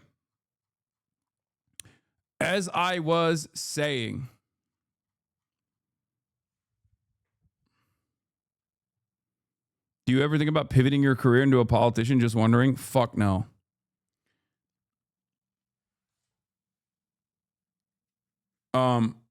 Zero units. What do they do?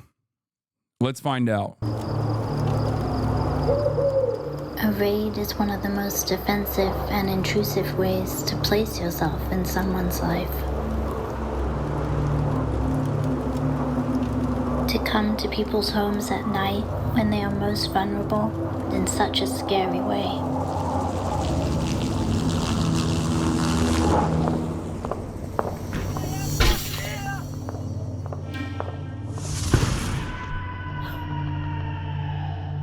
And when that happens to someone who isn't the right target, they're left with that trauma, night after night and years after. It is a psychological strategy. The US knew that when they used it here in Afghanistan. For years, I've gone on a quest to count the deaths from these night raids.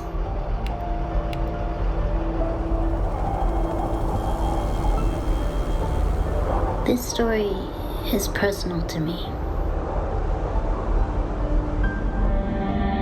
My name is Lindsay.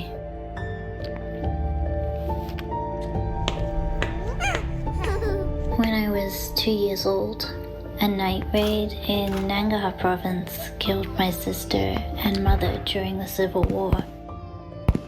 My father was killed later in fighting.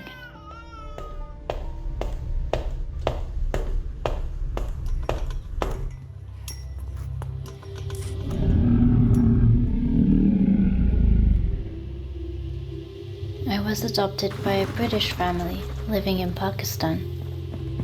When I was 12 years old, I moved with them to Israel.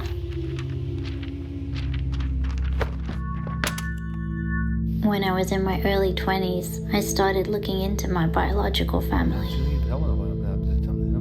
I didn't know anything about them. I actually tried to hire investigators to help me look into it. They were totally uninterested to help.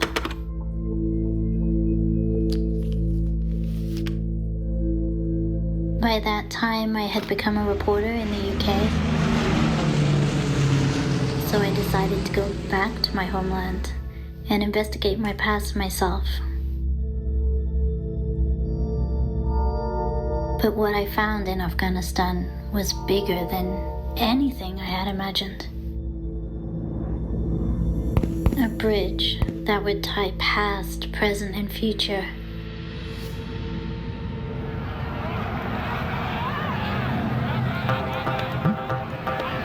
Hours ago, the last American troops left Afghanistan. The US's longest war is over. 20 years since it began on October 2001.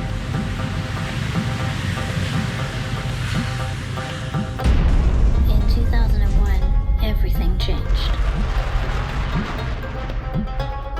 Days after September 11th, the first CIA officers touched down in Afghanistan, targeting the Taliban and Al-Qaeda. Over the past 2 decades, that strategy largely... Guys, I think Venezuela will be different. I just want to say, I don't want you to learn any lessons from this, okay? Because I think Venezuela will be different, okay? This time, it's valid and will be so different than Afghanistan, will be so different than Iraq, will be so different than Syria. This time, it will be different, okay? I need you to understand. Vietnam, sure. Very different circumstances, okay? You know, but this time I promise you, Venezuela, totally separate thing and totally valid. And I think, you know, it's going to be different this time around. So we should just give it a shot. We should give it a shot. Just one more regime change, destabilizing war for natural resource extraction, and we will figure it out. Okay? We will fucking figure it out this time. I mean, think about it. It takes a while to perfect. This is a very, very difficult endeavor. It takes a while to perfect. You know what American foreign policy is like? It's like the fucking guy who's the gambling meme, the guy with the pickaxe. 99% of gamblers quit right before they win big. That's it. That's it. It's just, let's hear from Lindsey Graham on this one more time. I think that's going to, yeah, if at first you don't succeed, you just try again. Obviously, nobody likes a quitter. Nobody likes a quitter. Consisted of drone strikes, airstrikes, and night raids.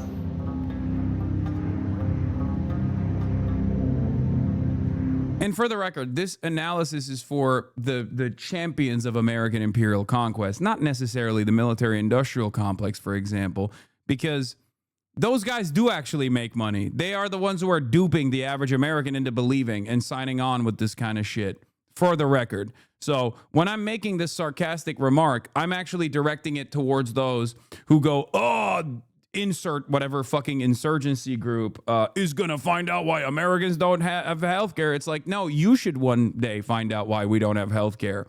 Okay? You should. It's this. This is a big part of it, as a matter of fact. Okay? Just so you understand. Because those guys keep making money. And they sell this to you every time because you're a fucking moron. Okay? I was in Nangarhar, looking into my personal story when I met a widow named Mazala. She told me the story of how masked soldiers came to her home in the middle of the night and shot and killed her only 2 sons. Yeah, the guy who shot the National Guardsman was doing these raids, for the record. Afghan national at the age of 15 was plucked by the CIA, trained to be a ruthless mercenary death squad killer. Okay? Knew what That's it why we're felt watching to live this without knowing why. ProPublica New Yorker collaborative piece from 2 years ago that was detailing some of the ruthless, wanton acts of cruelty, violence, death, and destruction that these guys engaged in the 0 units. He was a part of 03. Yes, this is the triple Monty, okay? This is everything. This is everything that I fucking talk about. This is blowback. This is American, this is the classic American violence. This is child soldiers. This is the State Department tapping into child soldiers, utilizing child soldiers. This is a textbook. Your family had been killed. That it is not possible to move on from the grief without answers.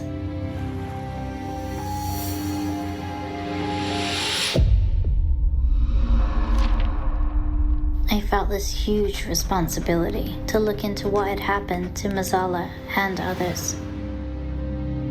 I learned that the raid on her home was conducted by elite squadrons of Afghan special forces backed by the United States. They were known as the 0 units.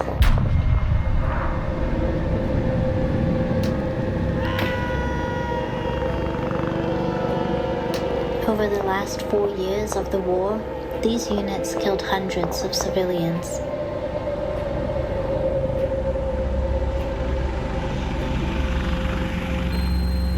They were overseen by the CIA, and their targets were selected using American intelligence. I spent more than 3 years investigating hundreds of night raid operations.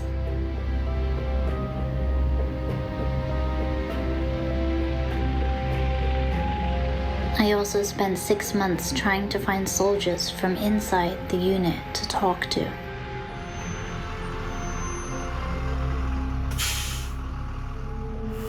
I really wanted to find out how they felt when civilians were killed in these operations.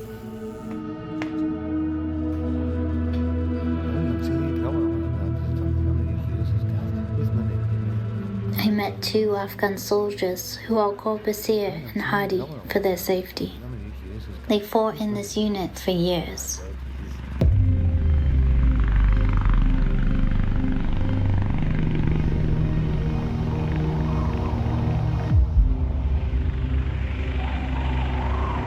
زما نوم مستر بي دی د افغانستان د صفري قطعې د شرقي زون نظامي پاتې شوی یم.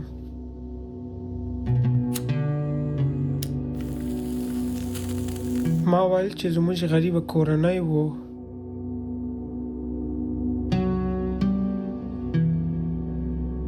مور مې ناروغه وو. ما پیسو ته اړتیا درلوده. موږ اورېدلې چې دا قطعې د CIA مربوط دی او دوی معاشونه هم په ډالرو دی. د خپلې مور د خدمت په خاطر کوښښ کوي. بالاخره د سفردو قطعې ته. If I recall correctly, these taxis were derived from a Green Beret counterinsurgency handbook that was written based on the Phoenix program, death squads in Laos and Vietnam. I mean, even the Dahia Doctrine is detailed off of what America did in Korea. Bringing the war to the entire civilian population deliberately in an effort to punish any sort of liberatory, emancipatory movement. موږ ته د خپل قومندان لخوا معلومات راکول کیږي. موږ یوازې د دغه اجازه لرو. لا اتیا تنو کم عملیاتو ته نه ځي. لس تر 12 تنه امریکایان وي.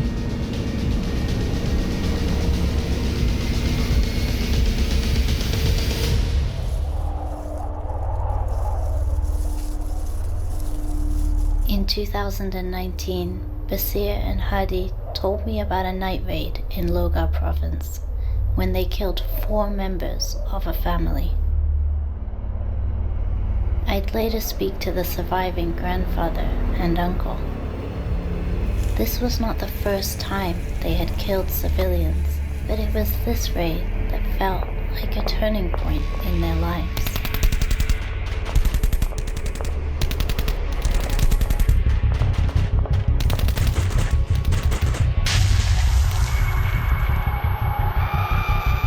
دروازه کرا کوه دروازه په بام روانه زوغه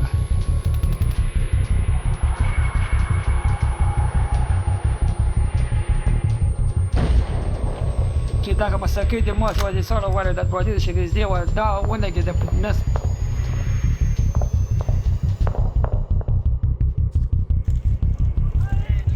وی غوک وینا سره پورته ونه سي دا اوځي د باندې راوځي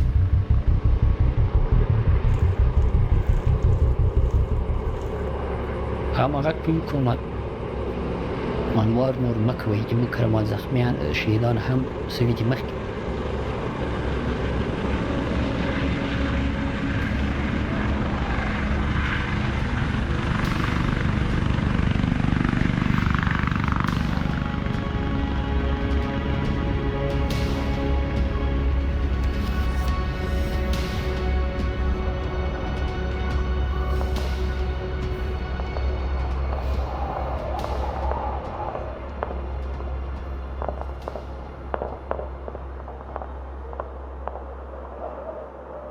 اطلاعات غلط وو. په وژل شویو کې یو طالب هم نه و. دا مرګونه زموږ د لاس نه وشول.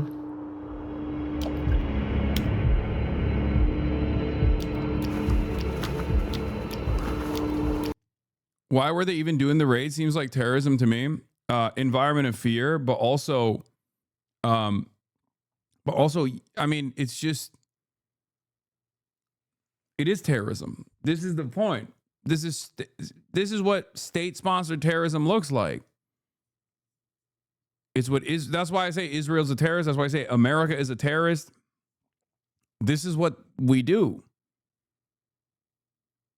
Like, our understanding is terrorism is associated with like non-state actors, but state actors more commonly engage in acts of terror. What do you think a military occupation is? It's just a legalized version of it. If corporate lobbying is legalized bribery, then military occupation is the legalized, systematized version of terror. شهیدانی ولیدل چې د هغوی قوارې طالبان سوي دي واړه ماشومان زموږ افراد چې د خپل قلبي تکلیف لري او یې تر خاطر عصبي کار هم لري.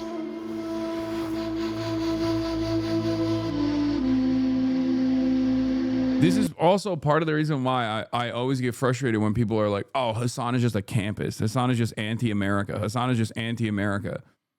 Oh, he's just always fucking anti-America.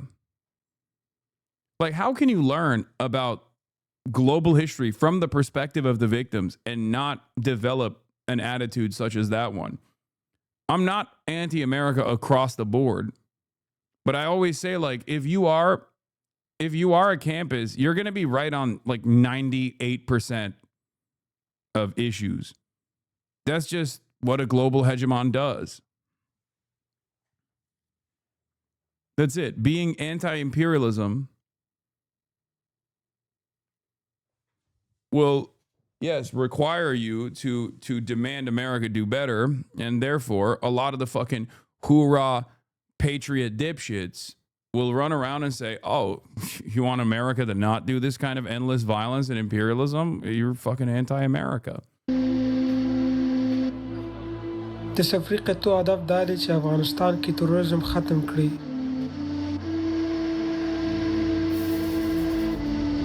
ځینو سیمو کې تروریزم زیات کړی.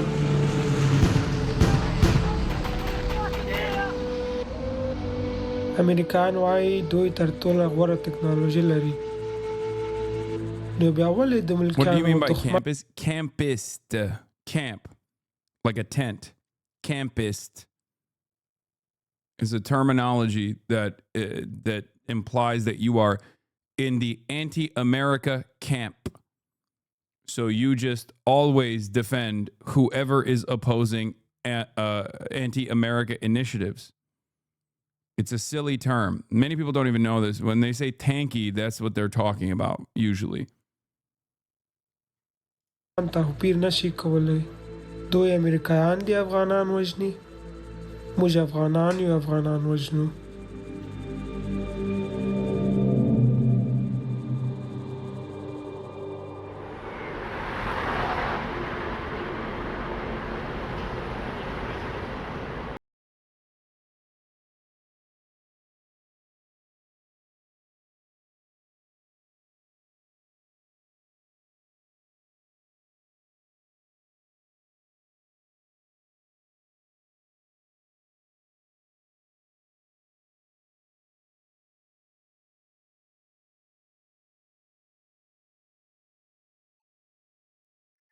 What you are looking at is Taliban fighters inside the presidential palace.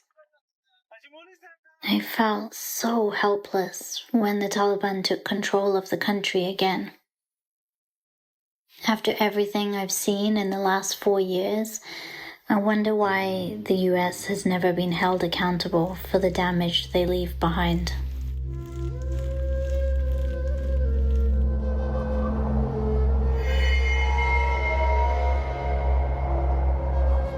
Everyone in Afghanistan has this shared pain about what these raids have left behind, whether that's the families or the soldiers conducting them.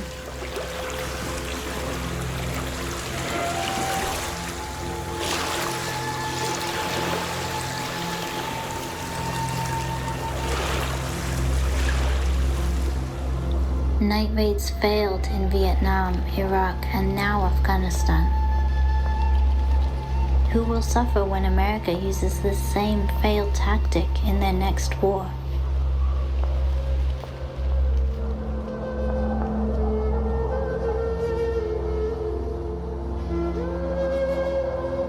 Next time it'll be fine though. Next time it'll be different.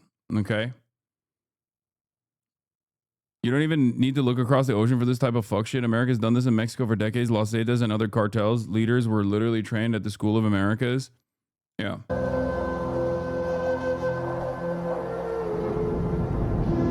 Yes, I am not of the mindset that this is a failed tactic. It's working exactly as intended. I don't disagree with you. Yes, wars are not meant to be won, okay? Wars are meant to simply continue. That's how it goes. So yes, technically all of this is done so that our capital owners can continue accumulating profits, revenue, profit margins keep expanding. They keep getting new markets of unlimited natural resources that they can extract at a price point that under normal circumstances would still be beneficial for Western capital, for the record. They just don't want they don't want the locals to have any say whatsoever in it. Okay? But when I talk about this from the perspective of failure, I'm talking about this as a failure for the average American. That's what I mean. Like, what is all this for? Who is all of this for? Are you seeing the bounties of all of this imperial conquest? You're not. Would it make it appropriate if you actually saw through better redistributive programs, if you saw some of this imperial bounty? No, of course not. It would still be unjustifiable. But it's just like doubly ridiculous. The last war was bad, but the next war will be good and necessary. Yes. I didn't finish finding all my answers. That's true. But I did get some closure through Basir, strangely enough.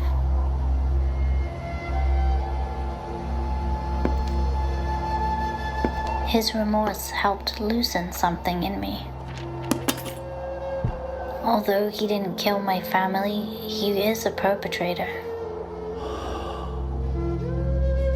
If Basir was brave enough to speak about the pain he had caused, I could also share my own story and talk about the pain I had buried. I could also start healing.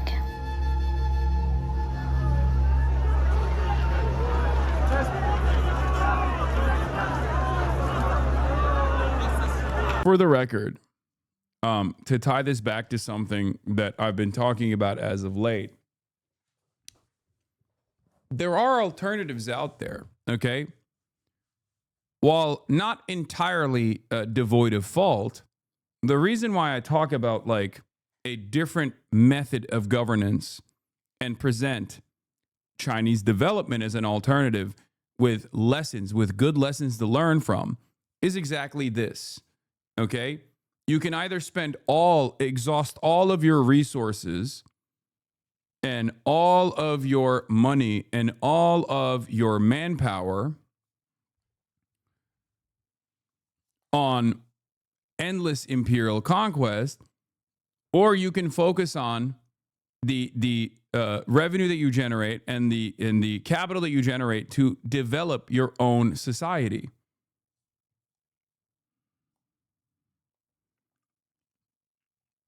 Okay. This doesn't mean that, China is this utopian society. It's not. But if you match it with, if you match their initiatives with what America has done or what the Western world has done so far in the last, 50, 60 years, there is a reason why they've been able to go from a country that was dominated by Western colonial powers, Eastern colonial powers, into a country that is now a competitive global superpower in an incredibly short period of time.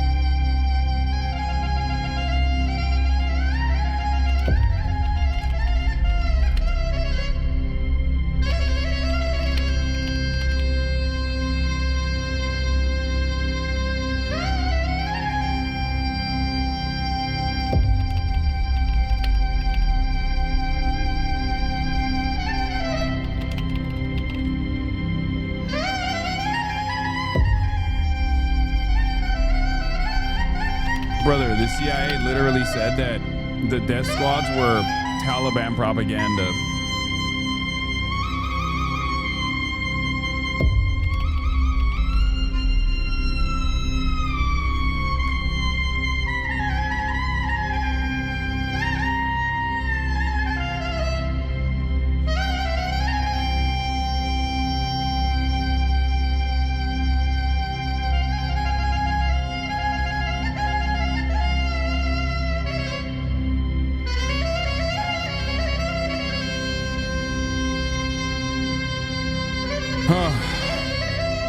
All right. So, with that information in mind, and the reason why I showed you this, like I said, is because the dude was quite the guy who shot the National Guard in DC was a part of these death squads. I believe the bandana he's wearing is an ancient Afghan symbol of peace. Yeah, this is why I said this motherfucker was American as hell, despite being an Afghan national. Okay? CIA confirms that the DC National Guard shooter worked for a secret U.S.-backed death squad called 0 Unit 3 in Kandahar, conducting nocturnal operations night raids. His childhood friend in Khost confirms he was addicted to drugs and disturbed by the pointless killing he inflicted.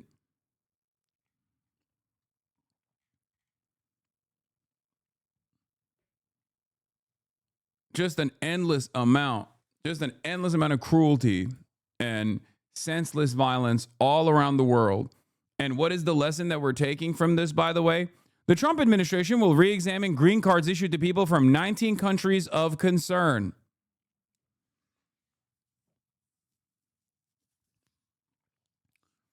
Another instance of blowback happens, and what does the fucking administration do? They go, oh, he was one of ours, but honestly, we can use this as a way to solidify our white nativist anti-immigrant sentiment. Fucking awesome. That's great. Surely that won't cause more anger and resentment, for the record. You know, that certainly won't actually piss off people even further, by the way.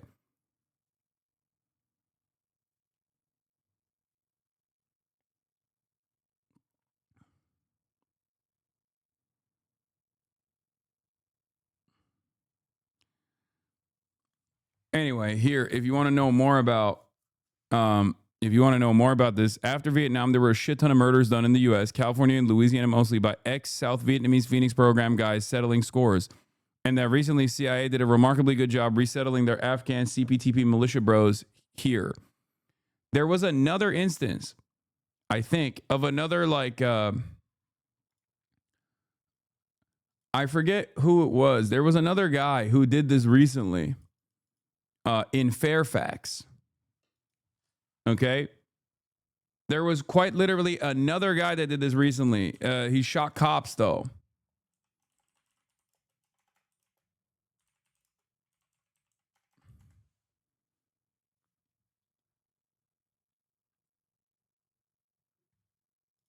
Yeah. Today's the day. Video shows suspect shot 2 VA officers during traffic stop before fatal OIS. Moments before the shootout, the suspect shouted he should have served with the fucking Taliban, expressing anger at the U.S. before opening fire on Fairfax County officers. This was back in May 27th of 2025. This happened earlier this year. Okay?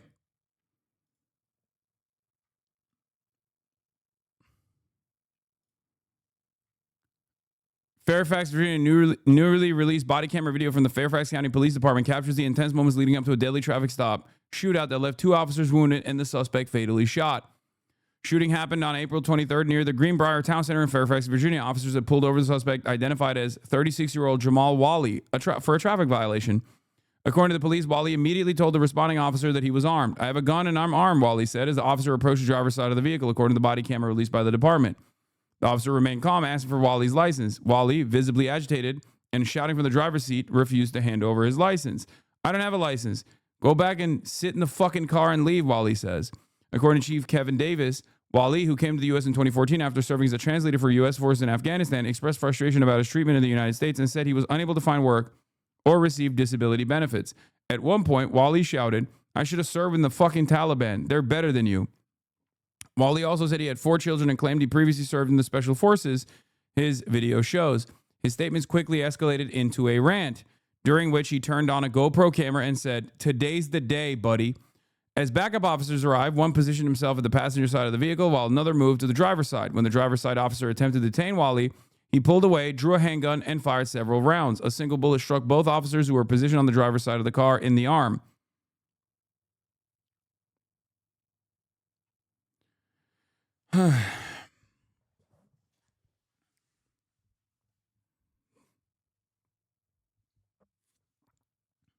This just happened earlier this year. Some more examples of the white homegrown version of this, for the record, is the guy who drove his fucking F-150 into a Mormon church. That didn't get a lot of play, obviously, because we found out he was the most homegrown, the whitest guy of all time. Okay? Not only do we have our homegrown version of this, okay, or the I feel like Batman or Halo guy that blew up his Tesla Cybertruck outside the Trump Tower in Vegas. Okay? There are a lot of these guys out there, okay? There are a lot of these fucking guys out there.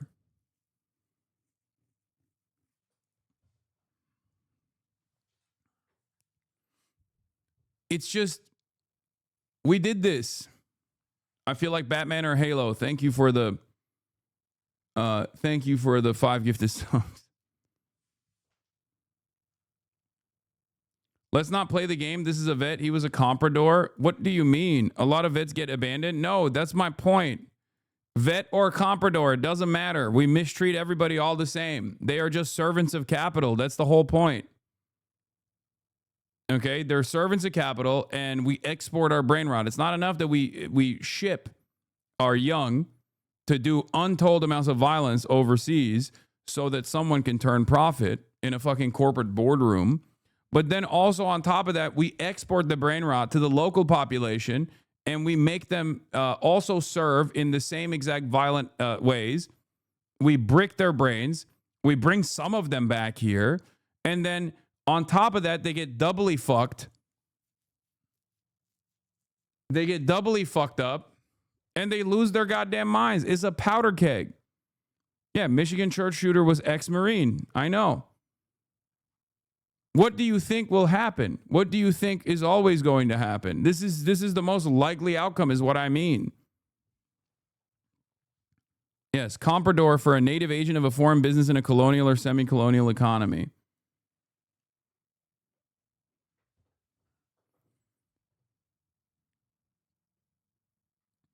Mohammed Afzal Hussein, 27, a planning director for the city of Espanola, who came to the United States from Pakistan, was shot dead on Monday outside his Albuquerque apartment complex, while Aftab Hussein, 41, was found dead of a gunshot wound on July 26 near the Albuquerque's International District. Those deaths are likely linked to the shooting of a 62-year-old Mohammed Ahmadi in a parking lot by a halal supermarket and cafe on November 7th last year, police said. 2 of those murder men were members of the same mosque who were shot dead in Albuquerque in late July and early August. Police said there was a strong possibility their deaths were connected to the November killing of an Afghan immigrant. This is basically, this was all the way back in 2022. 4th Muslim man murdered in New Mexico in targeted killings. It's just like the revenge killings that took place, just like they took place in the aftermath of the exact same initiatives that took place in Vietnam. This ties it back to the ProPublica article about terror in Little Saigon. An old war comes to a new country. The journalists were assassinated on American soil one after another. Duong Tram Lam was the first. He was 27 years old and ran a Vietnamese language publication called Khai Dinh Long, which he mailed to immigrants around the country. A gunman found him as he walked out of a San Francisco apartment building one morning and shot him, a single bullet piercing his pulmonary artery just above the heart. For magazine publisher Pham Van Top, the end came more slowly. He was sleeping in a small office in Garden Grove, California, when an arsonist set fire to the building. He was heard screaming before he succumbed to smoke inhalation. In Houston, a killer chased Nguyen Dam Phong from his home in his pajamas and shot him 7 times with a .45 caliber handgun.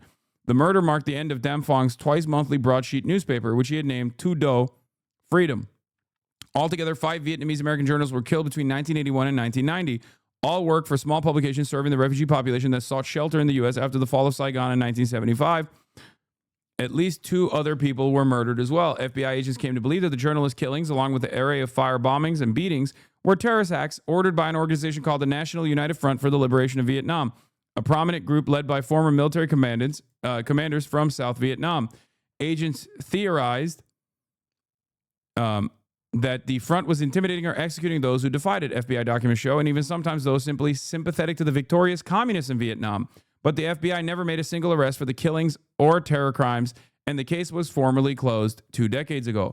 I wonder why. Violent attacks on journalists often function as a brutal form of censorship, all this other stuff. But that's it. Last year, when fighters from the Islamic State group executed war correspondent James Foley, President Obama praised him as a man who courageously told the stories of his fellow human beings and promised to hunt his killers. Our reach is long, Obama said. We are patient. Justice will be done. Yeah. I think we know what happened to some of the figureheads of that movement. Justice was served, if you think about it. Actually, it wasn't. I don't know what it's just remember.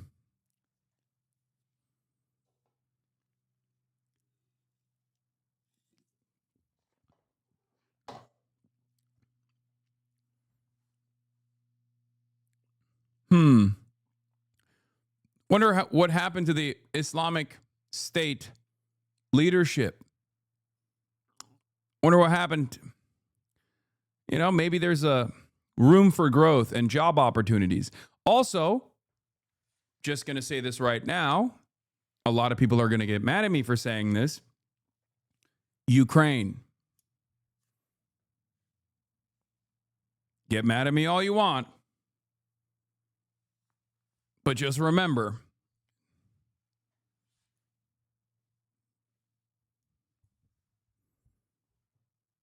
oh my God, how could this have happened? Just wait.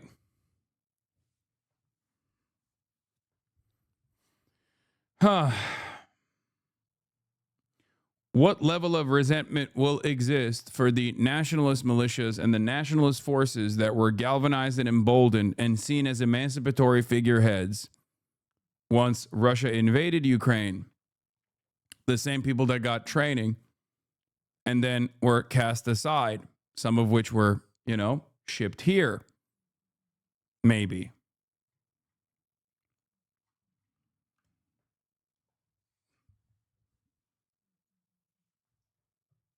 Just saying.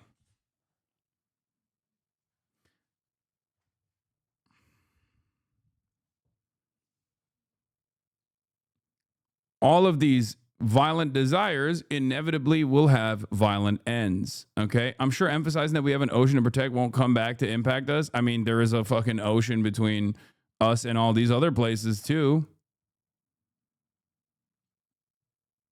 Like, what will happen? What will happen in the aftermath of that? I'm just saying. You're about to see white mujahideen.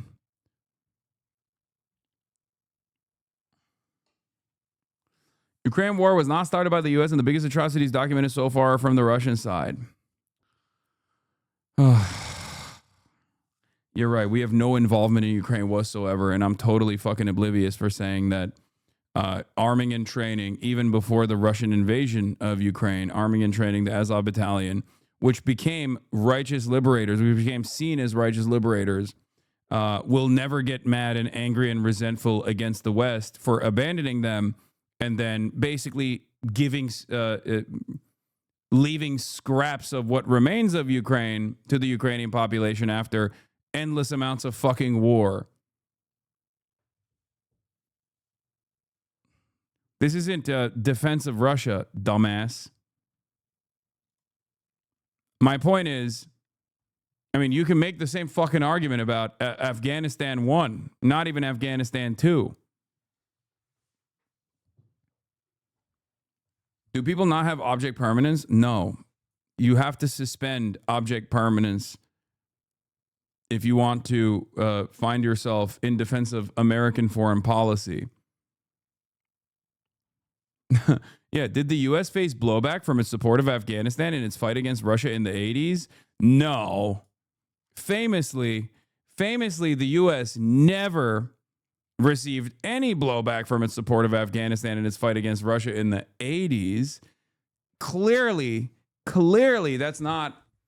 that did not lead to any sort of domestic blowback. That's just, those towers just kind of did it on their own, you know? They just kind of did it on their own. This is certainly the first time a CIA asset in Afghanistan has attempted to murder American citizens on U.S. soil. That's never happened before, and it certainly will never happen again.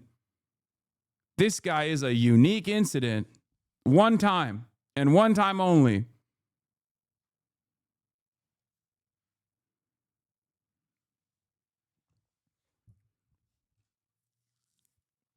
I thought he was Saudi. Well, I'm saying CIA asset who operated in Afghanistan for that reason.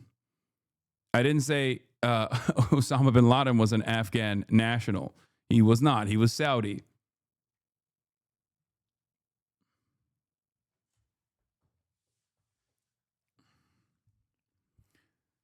Are you talking about 9/11? Yes, dude. What the fuck do you think we're talking about? Yes, we're talking about 9/11.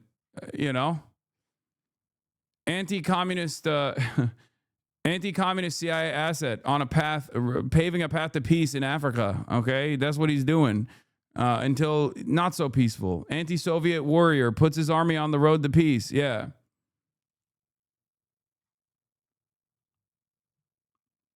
What more can I say? Hi, Twin Tower expert here. Towers only explode and crumble when they're in extreme fear. You're being highly insensitive. Yeah.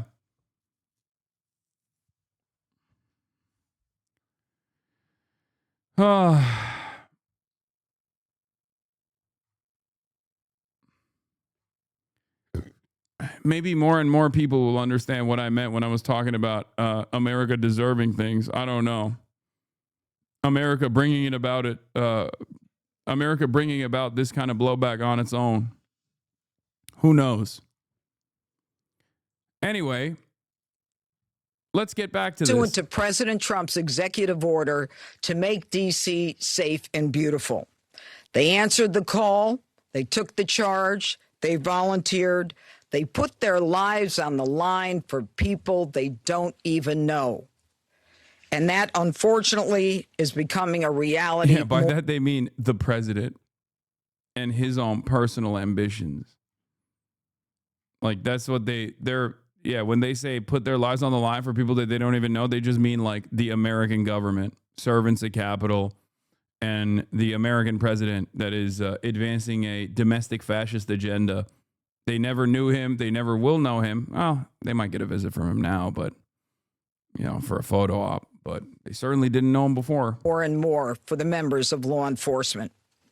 Yesterday on Thanksgiving Eve at approximately 2:15, near 17th and I Streets in the northwest section of the district, near the Farragut West Metro Station, 2 uniformed guardsmen were ambushed in a brazen and targeted attack.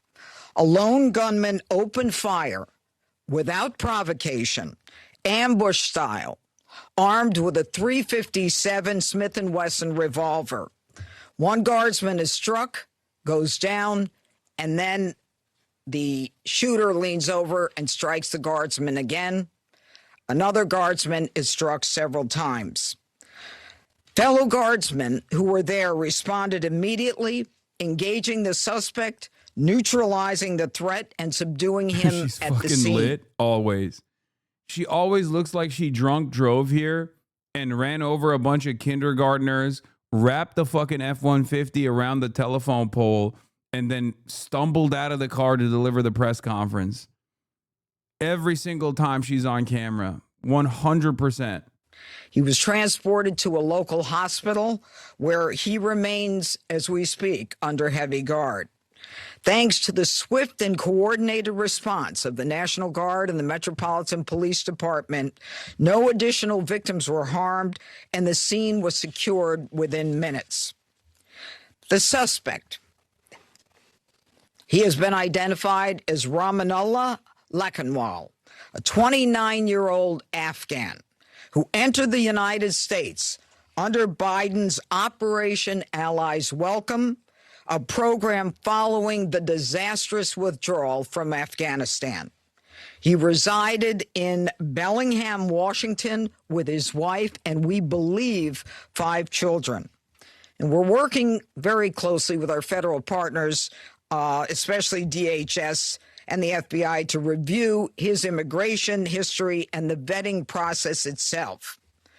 What we know about him is that he drove his vehicle across country from the state of Washington with the intended target of coming to our nation's capital. As we stand here today, the charges that are appropriate right now are 3 counts of assault. Yeah, by the way, the Trump admin did grant him asylum earlier this year, for the record. CNN National Guard shooting suspect applied for asylum in 2024, and it was granted earlier this year. So when they fucking talk about, like, when they talk about he was an illegal immigrant, it's like,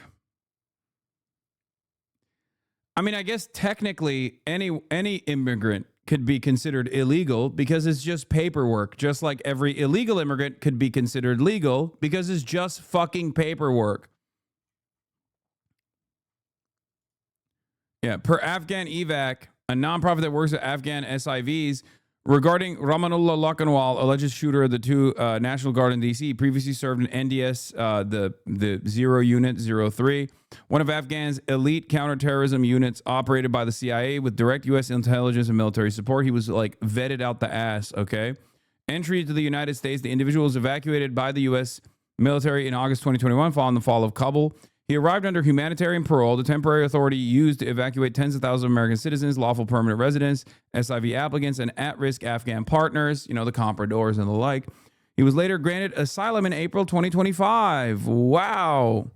Immigration pathway. He had an active SIV application underway and had received chief of mission approval, but had not yet been granted lawful permanent residence. Instead, he applied for asylum during the Biden administration, but his asylum was approved under the Trump administration. Both his chief of mission application and his asylum application required review and vetting by the U.S. government, including the CIA. Asylum is a permanent status granted by the USCIS after reviewing identity and background checks. There is biometric vetting, in-person interviews, and assessment of individualized risk and eligibility under U.S. law. Asylees can apply for lawful permanent residence 1 year after being granted asylum.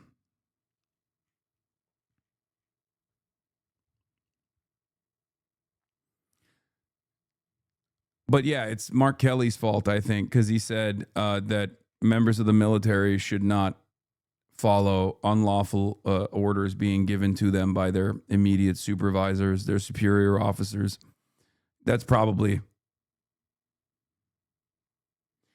Hasan, your conclusions about American foreign policy being principally guided by capitalist interests, I think, is a naive one. I am familiar with national security discourse, having worked in it at some point. It's a self-sustaining ecosystem of think tanks, academics, and practitioners, which has become increasingly radical and isolated from public attitudes to foreign policy. Wait, what? You literally just described more aspects of capitalism, more aspects of capital. It's a self-sustaining, self-justifying ecosystem that is created in an effort to basically keep designing foreign policy in this way. It's not even read Marx. At that point, it's read Lenin. So yes, you just said, hey, I don't think it's actually capitalism. It's just more capitalism. Yeah, I know. When you worked in the NatSec bubble or the NatSec blob, didn't you look at who was sustaining these think tanks, for example? Did you not question as to why the names on the side of the fucking building was very familiar? Or did you think those were just like magnanimous donors who were just engaging in the philanthropic act? You know?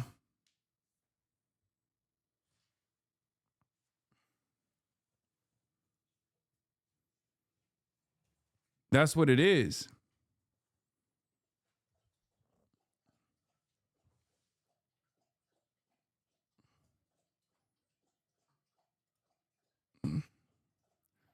Bro, take off your suit. You're sitting home alone. You are not in the office. I'm clocking in, baby. Can a white boy have a little bit of swag on Janksgiving? This is my home office. Wow. With intent to kill while armed, a violation of DC Code 22-401 and DC Code 22-4502. He will also be charged with possession of a... He was in violation of numerous laws, like shooting National Guardsmen in broad daylight, which is a violation of the law. Halt! You have broken the law, sir. Firearm during a crime of violence. He faces 15 years under the assault with the intent to kill. We intend to continue monitoring what the charges will be, depending upon the well-being of the guardsmen. We are praying that they survive and that the highest charge will not have to be murder in the first degree. But make no mistake, if they do not, that will certainly be the charge: murder in the first degree. The Department of Justice, under Attorney General Pam Bondi, is committed to a thorough and an impartial... Holy shit, for a fucking TV personality, she's awful at speaking. Okay, it's very difficult for her to read when everything looks blurry because she is zooted, okay? Excuse me. She is drunk off her goddamn mind, sir. Do you know how tough that is? Okay. Do you know how difficult that is to competently read while you're hammered? Investigation where we will hold this perpetrator accountable under the full weight of the law. And barred out, now, Sarah too. and Andrew volunteered. They came here to protect the people of the district, pursuant to a crime emergency that President Trump rightly declared in this city and in other cities across the country. Our nation's capital should not and must not be a place where evil comes to commit violence, whatever their cause or motive may be. We should not have to live in fear in the nation's capital, especially by one who came here from a foreign country. And through a process that was so absurd that he came through and released into this country, as many were, knowing virtually nothing about his vetting. This is what happens in this country when people are allowed in who are not properly vetted. These guardsmen and all who are here to protect the district are the line that separates a civilized society from a barbaric one. They are the ones who stand for law and order. This was not just an attack.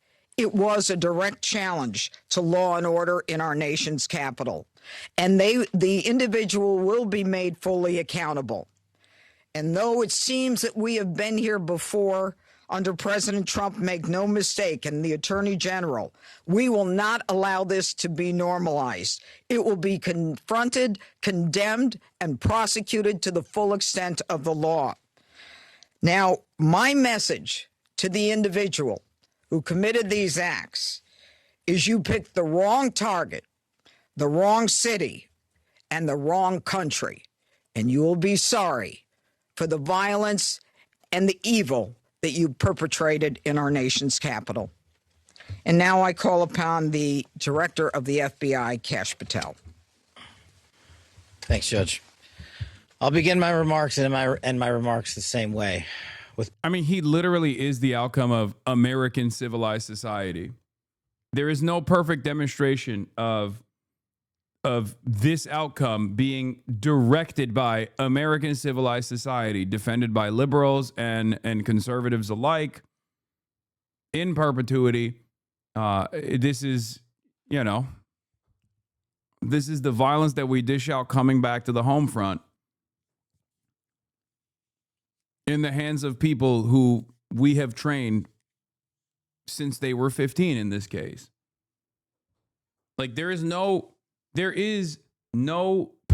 better demonstration of all of the things that I complain about with regular frequency than this instance right here.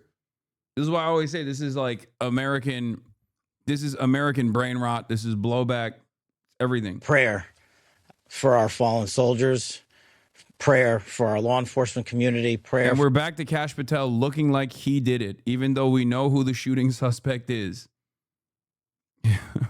For our National Guardsmen and women, prayer for our brave prosecutors at the Department of Justice and the offices of the D.C. United States Attorney. We must... She said she wasn't vetted. He was vetted. She's wrong. He was vetted out the wazoo. Okay? He was maximum vetted, by the way. Like, more vetted than the average asylum seeker. Say it's a joke before chatter believes you. I'm not. I'm going to keep everybody guessing. Come together as a nation, especially on this Thanksgiving Day, and remember the sacrifices that so many are making around the world and around this country to secure our freedoms under President Trump's brilliant leadership and administration. I'll provide an update on the case as follows. It is an ongoing investigation of terrorism. Make no mistake about it. The FBI is leading out on this federal assault on a federal law enforcement officer investigation on many fronts. We immediately, with our law enforcement partners in the Metropolitan Police Department and the interagency, secured the scene, seized the weapon, sent in our evidence response team immediately to collect evidence, and started doing block by block canvasses. We are looking for and interviewing witnesses. The firearm and other materials have been sent to our Quantico laboratory already yesterday for immediate analysis. That work is on. He got like quadruple vetted, bro. He got vetted by the CIA. He got vetted by the American military. He got vetted by the immigration services. He got vetted by everybody. A senior U.S. official confirms that the suspect was vetted by the CIA and then by the NCTC to see if they had any known ties to terrorist groups, coming up clean each time. He came up clean on all checks. Yeah, because the ties that he had to the terrorist group was the fucking CIA.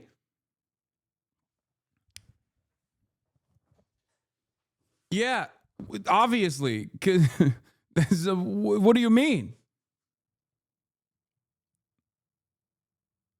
He was one of, quote, unquote, our guys. Worth noting that the vetting done by U.S. intelligence and people overseas is different than what domestic agencies are expected to do once individuals arrive and are seeking asylum.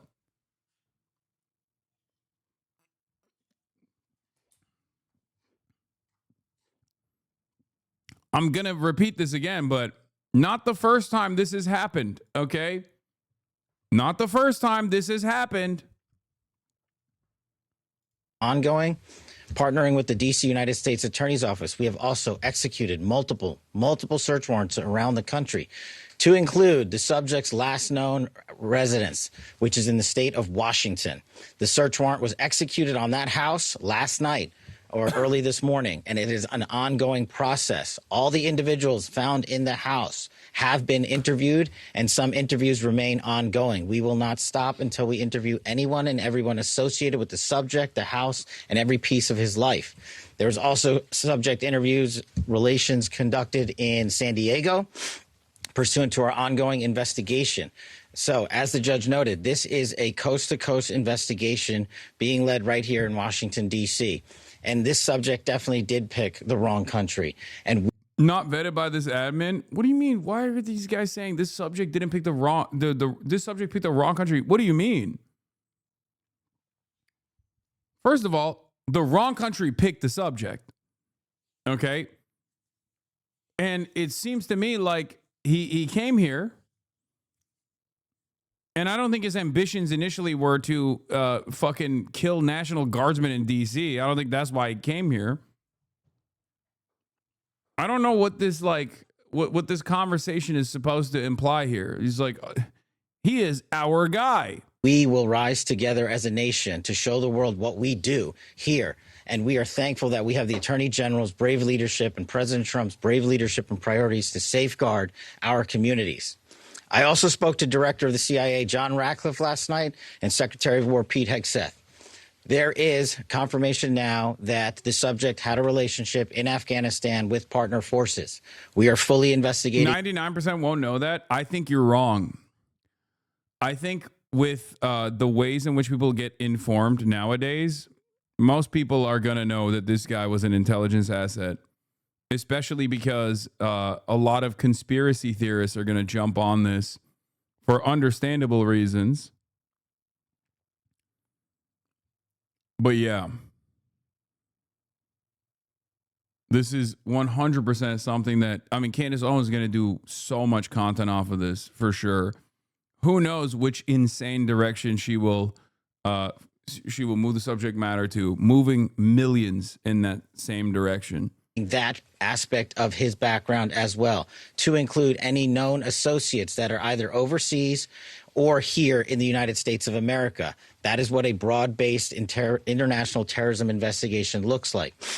We will provide continuous details to the American public while at the same time not jeopardizing the ongoing prosecution to ultimately hold this perpetrator accountable in our courts of law. We will provide as much transparency as possible, but as you can see, the breadth and scope of this investigation will... It's going to hit the echo chamber, and normal folk aren't in those. This is why Fox is so successful. No, I think normal folk are going to hear... Normal folk are already hearing that this guy was CIA. I think it will shock you. I suspect Blue Anon will say this is a false flag. You will see more and more liberals say this was a false flag, specifically designed by the Trump administration. I think that the right, the conspiratorial right, will say they might even tie this back to Israel somehow. I guess if I were to try and tie this back to Israel, I would say America went and did the global war on terror because of Israel, and that this is violence coming home. The CIA is doing it for Israel, and then I don't know, somehow they'll figure out a way to say that it was Benjamin Netanyahu's doing or something. Maybe some people will say this is being used as a distraction away from the Epstein story. There will be those. Yeah, lucky for us, everyone has the perfect opportunity to poll their families on this today. So that's your homework, chat. Go ask your parents and your grandparents what they think about this. Will continue. We will continue to hit the streets and hit every town and every house and talk to every witness. The men and women of the FBI and the Metropolitan Police Department and the interagency, to include the Department of Homeland Security, DEA, and ATF, are working tirelessly on this Thanksgiving Day. And I know just by talking to the leaders behind me that instead of going on and being... Do you not think he's CIA? What do you mean he is CIA? There is no thinking involved here. It's just an objective fact that he was a CIA asset. He just literally is a CIA asset. That's not in question here. The question is, how will people, because that's just the story, the facts of the matter. But oftentimes I think a lot of people with conspiratorial ambitions will not just look at like a regular conspiracy being confirmed. They'll just move away from that to try to find something even crazier. I'll give you an example. Jeffrey Epstein is basically the most real example of what QAnon people believe, right? That there is a deep state pedophilic cabal that is primarily Jewish, and that they're doing this for Israel, right? Jeffrey Epstein is literally a CIA Mossad collaborative effort, okay, who was engaging in the sex trafficking of minors and was deeply tied to potentially a blackmail operation that absolutely worked with the state of Israel, right? 100%. And yet conspiracy theorists don't just look at that and go, you see, this is a real world example. I think we should focus on this. They move beyond it. Okay, they move beyond it, and then they like come up with even grander conspiracies for some fucking reason. It's not enough. It's not enough that like a conspiracy theory turns into reality for them, that they just point to that as the clear-cut real-world example of some of the things that they believed. They have to turn around and engage in like the Illuminati and blood sacrifice rituals and things of that nature. Right? Same goes for this. You got a fucking a CIA asset, a child soldier at the age of 15 that was plucked and groomed to do death squad shit in Afghanistan, who comes to the United States of America and is angry as fuck and ends up shooting and trying to kill 2 National Guardsmen in D.C. Okay, used, abused, did untold amounts of, countless amounts of senseless murder, most likely. At the age of 29, he has a PTSD style snapping moment in the same way that you've seen many other veterans engage in these sorts of domestic terror incidents. Okay, and this is an open and shut case, and yet people, I think, will turn around and find new ways to make this conspiracy more grand. With their families, everyone rogered up and showed up to work today, and none of them want to go home. That's the resolve that we have together as a team to bring to you justice for this heinous act of terrorism here in our nation's capital. And as the judge said, we will ensure that our law enforcement partners are out there in full force to make sure the world can enjoy our nation's capital. We will not let this heinous act of violence prevent people from visiting our beautiful nation's capital. And we will also continue to highlight any evidence that we can publicly. And as the judge said, this individual is in this country for one reason and one reason alone, because of the disastrous withdrawal from the Biden administration and the failure to vet in any way, shape, or form, this individual and countless others.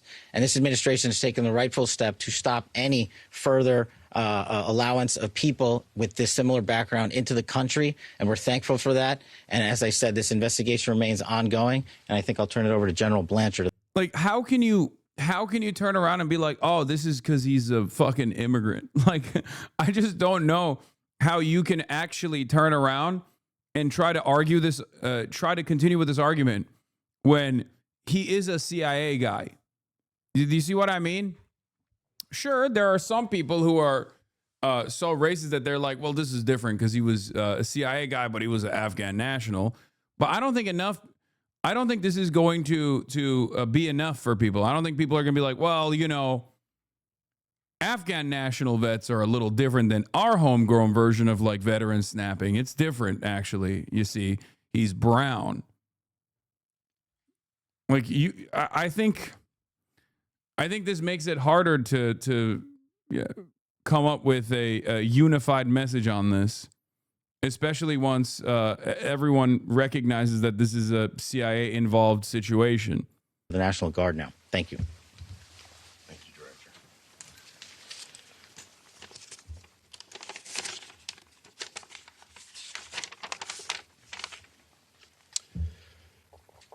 All across America this morning, families are waking up.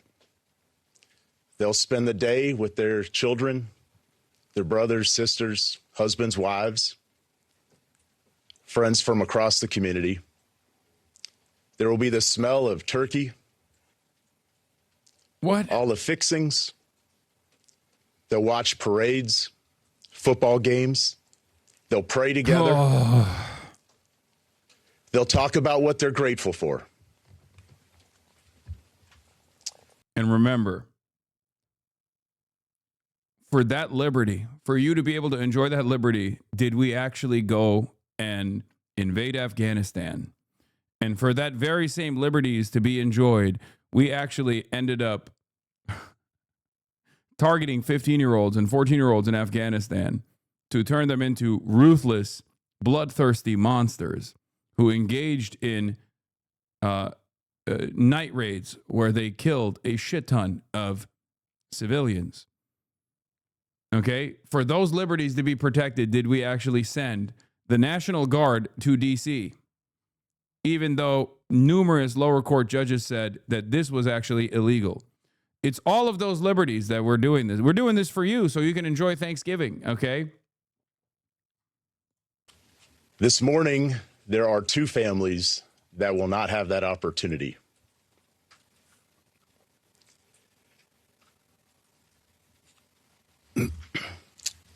Andy and Sarah's families, they're spending the day reflecting on the past. And in the days coming, they'll reflect on and think about what could have been, what might be. Because regardless of the outcome, we know that their lives, their families' lives are all changed forever.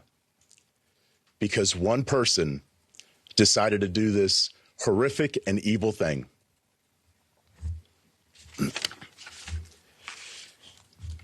And all across America, we are also reminded that there are many law enforcement agents, first responders, soldiers, service members all around the world who at best will come home, eat some cold turkey, open up Tupperware, eat what's left over, because they spent the day defending the American ideals, getting out there and getting after it on every American citizen's behalf. I will say that the District of Columbia National Guard, this task force, is more committed this morning to the president's directive to DC safe and beautiful. Our resolve will be tested. It is being tested, but make no mistake, each and every one of these soldiers and airmen will meet and exceed the expectation that we have for them. They are, in fact, America's best. I'm proud of each and every one of them. I pray for each and every one of them today, and in particular, for these two young service members who are willing to go above and beyond and pay whatever price our nation asks of them. I ask every American today to keep them in their thoughts and prayers as you go about your day. Thank you. Thank you, General. Okay, the voice there of Brigadier General Leland Blanchard of the National Guard speaking at a press conference this morning about the shooting of two National Guard members who are currently still in critical condition in local hospitals. We heard also from the U.S. Attorney, Jeanine Pirro. She was able. Dude, I swear to God, every time I see another instance of unlimited super violence on U.S. soil, okay, and then I hear from the official organs of government and how they explain why it happened and what they are doing to fix the problem in general, and they have no ambition whatsoever in actually solving these issues and simply use it for their own agendas. Ironically enough, furthering more instances of violence and making it more likely for these sorts of instances of violence to happen. It I think erodes my soul a little bit. Like piece by piece, it chips away. It's just so crazy. It's like America constantly loves rushing into a burning building with a gasoline tank and matches. It's crazy.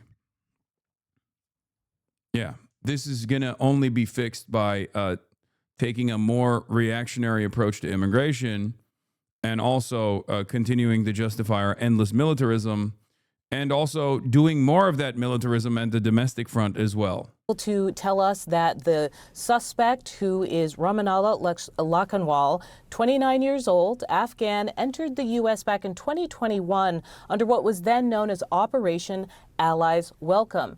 Pirro said that he used a Smith & Wesson .357 revolver. Those are the allegations as it stands right now. We also heard from FBI Director Kash Patel. He was able to tell us that he was going to be, that the lab right now is looking at the gun in that case. And we're going to turn now to some of the questions that Patel is receiving about the investigation. We ended up in San Diego, where interviews were conducted and are going to be continued to be conducted, and we will go anywhere in the country or the world where the evidence leads us. Are there accomplices, relationships in San Diego you can talk about? All of that is an ongoing investigation. Can anyone give an update as far as Sarah and Andrew, who were injured? You say critical condition. Can you give anything beyond that? Are they expected to make it? Is it touch and go? Can you tell us a little more about how they're doing? And the full spelling of their names, please. It is Sarah Beckstrom, Beckstrom, and Andrew Wolf with an E, Wolfe. Okay, and Sarah Beckstrom. How do you spell Sarah? Oh, S with an H. Okay. Now, with respect to their medical condition, as I said, they are receiving the finest medical care. Their families are with them now. They are critical. I think you understand the meaning of that. It's not clear, how this is going to end up. But let me be perfectly clear about how it will end up in this office. If one of them is to pass, and God forbid that happens, this is a murder one, period, end of the story. We are praying on a day like today when families come together in America and they hold hands around the Thanksgiving table. I beg you, I beseech you to pray for these two young people that they survive. Oh, my God. Okay, I think that's it. Insane how we're just in a Fox News sponsored burger government nowadays. I hate it. I mean, just remember. But Stephen, I want to ask. Even before the Fox News sponsored burger government, I need you to understand Barack Obama, Joe Biden, and Donald Trump also contributed to the actions that took place yesterday. Okay? Like, those weren't, with the exception of Trump 1, those weren't burger-sponsored or Fox News-sponsored burger governments. This is why I'm saying that, like, there is a uniparty approach to a lot of this stuff. Okay? There is a uniparty approach to a lot of this shit. I mean, obviously, George W. Bush as well. That's not, it goes beyond George W. Bush. Ask you a question. Do you think, given the reduction in robberies and murders and crime in the district, how much safer and more beautiful it is now? Because like, Republicans look at this and go, oh, the real problem here is that we brought any of these collaborators back to the U.S. soil. We should have just kept all the Afghan nationals in Afghanistan and let the Taliban kill them, right? But the real problem is, why the fuck were we in Afghanistan to begin with? Why did we even bring Afghan nationals who are compradors into the equation to do extrajudicial assassinations in schools and hospitals? Okay, that's the real fucking problem. of the guardsmen and what happened tonight, do you think some of these mayors and governors... Yeah, meanwhile, this asshole, Nazi piece of shit is going to now use this as an opportunity to weirdly fucking bring the conversation back to Somali people. ...are going to be able to resist legally and frankly morally guardsmen coming to... Yeah, here. It was under President Obama that the mission in Afghanistan became all about assassinations, aka night raids. His CIA developed and deployed the zero-unit death squads in which Rahmanullah Lakhanwal reportedly served. Apparently, the horror of it shattered his mind.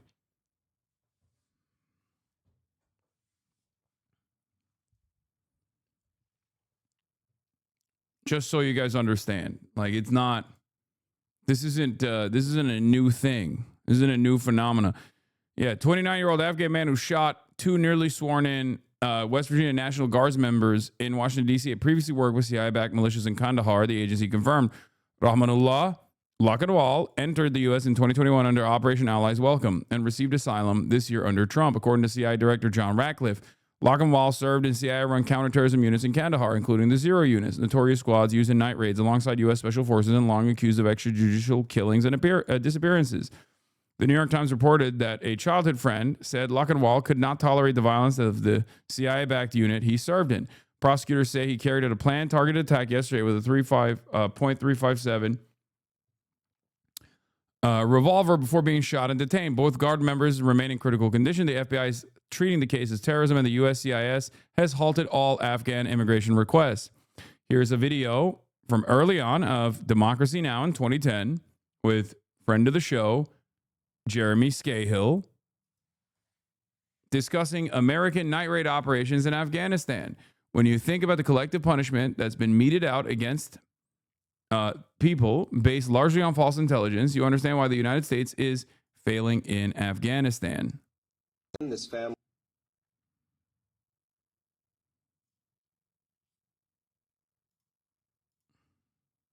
Mud brick kala compound. People live in these. They're like huge, almost small fortresses. Why are there ads? We don't run ads at the HasanAbi broadcast. The Piker Broadcasting Service is ad free, but you can still subscribe regardless. The Piker Broadcasting Service is ad free. However, if you would like to support the broadcast, the Piker Broadcasting Service, Twitch has global ads now. Wait, what? They fucking figured out another way to run ads on this? That's crazy. Piker Broadcasting Service is sponsored by you, the viewers, for you, the viewers. The only reason why you're maybe seeing a fake ad being served is because you probably have ad blocker on.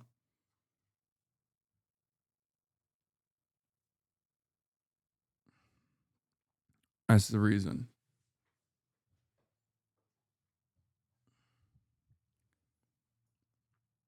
Is built up, 10, 12 feet high with mud brick walls. And then inside of it, you have multiple generations of families living.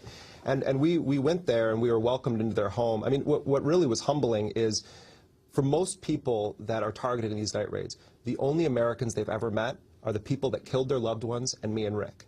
And in fact, one elder in a family that we went to visit, said to our translator, and we found out about this later, first the Americans kill us and then they want to put us on camera. We were in this family's compound where this man, 8 people were gunned down, and U.S. forces threw a fragmentation grenade into a courtyard where children were sleeping outside because it was hot. And multiple children got hit with fragments of this in the face and the stomach, and we saw the injuries on these children. What crime did they commit?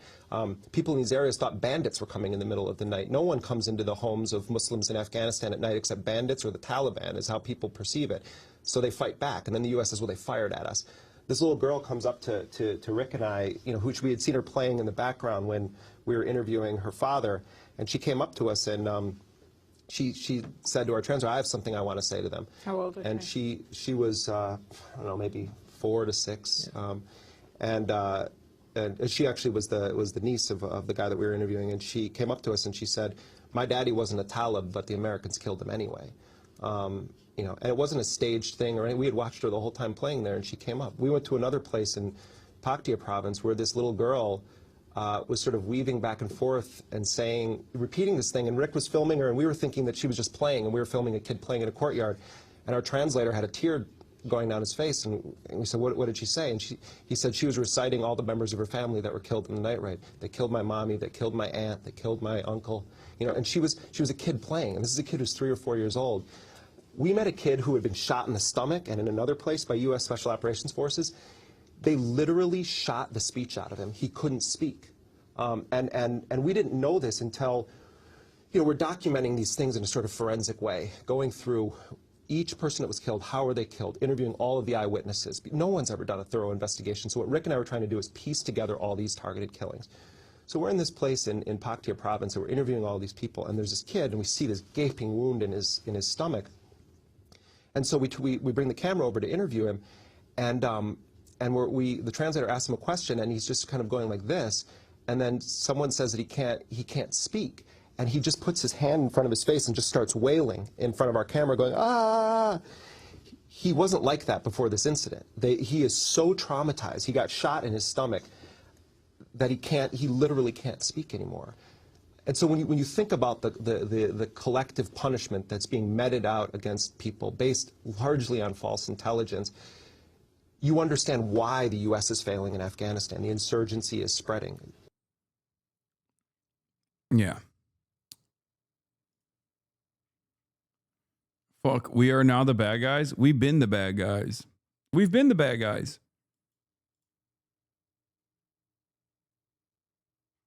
That's why it's frustrating when I try to say that we don't have to be. We don't have to be the bad guys. But we have been consistently. And then whenever I talk about how we don't have to be the bad guys and we shouldn't be the bad guys, as a matter of fact, people fucking yell at me and say, oh, you must hate America. Back in the day, it used to be almost exclusive to the likes of Steven Crowder. Oh, if you don't like it, why don't you fucking leave? That clip is from 15 years ago, by the way. That clip is from 2010.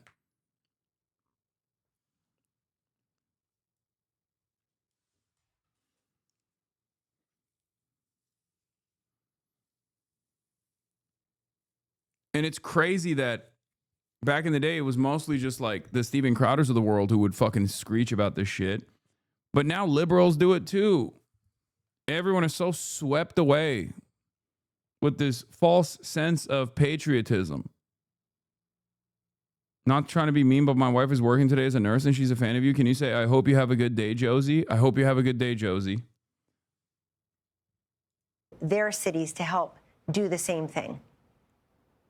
Well, I mean, look at the situation in Chicago, where the governor, Pritzker, is fighting President Trump with everything that Pritzker has to try to keep President Trump from ending the murder epidemic in Chicago.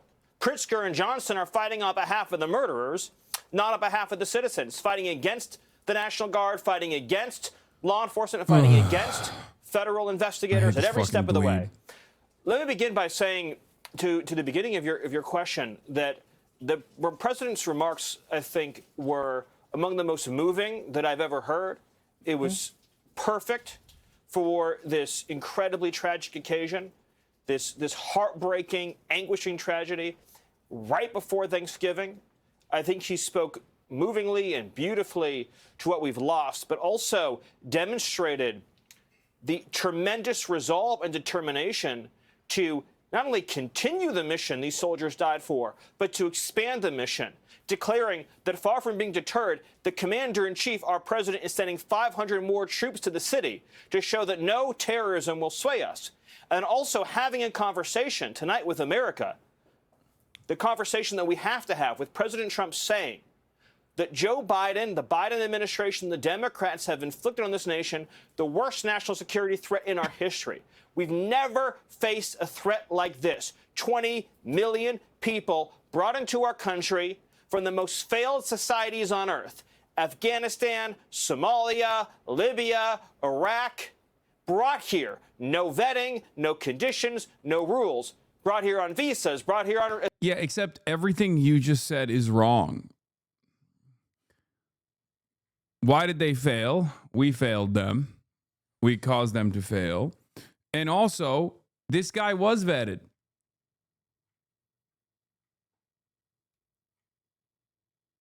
It's just, they're just lying. I don't know how else to explain it other than he's just fucking lying. As refugees. Yeah, Islam failed them. Totally, dude. You're so right. You are the exact kind of dumbass. You are the exact kind of dumbass that this fucking freak ass Nazi is talking to. Okay, you're already tuned into that goddamn frequency. Yeah, totally, dude. It's Islam that failed them. Oh, God. Billions of Muslims worldwide.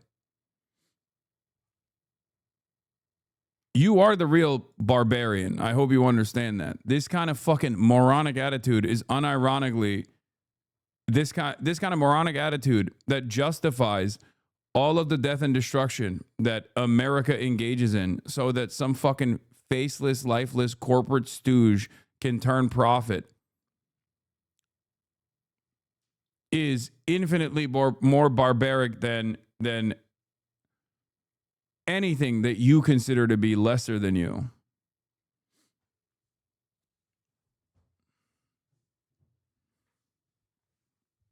You need to wake the fuck up, dude.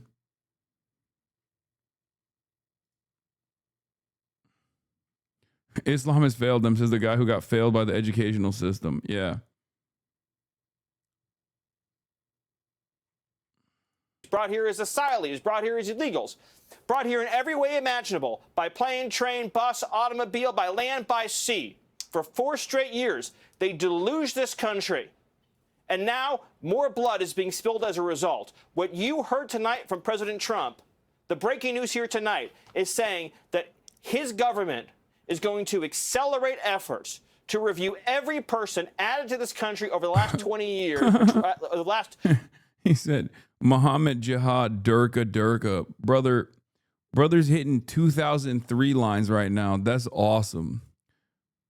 I cannot think of a fucking sadder way to spend your fucking Thanksgiving, dude. Jesus Christ.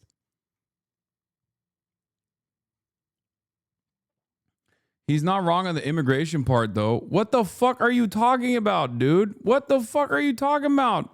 This guy is our guy. Once again, there is very little daylight between what this guy did and what, like, the 17 other fucking veterans that you know, either burned a church down or fucking engaged in mass shootings or did like a police assisted suicide in the last 8 months. You're a fucking idiot. Name a single other mass shooting. Yeah, Americans famously never commit mass shootings.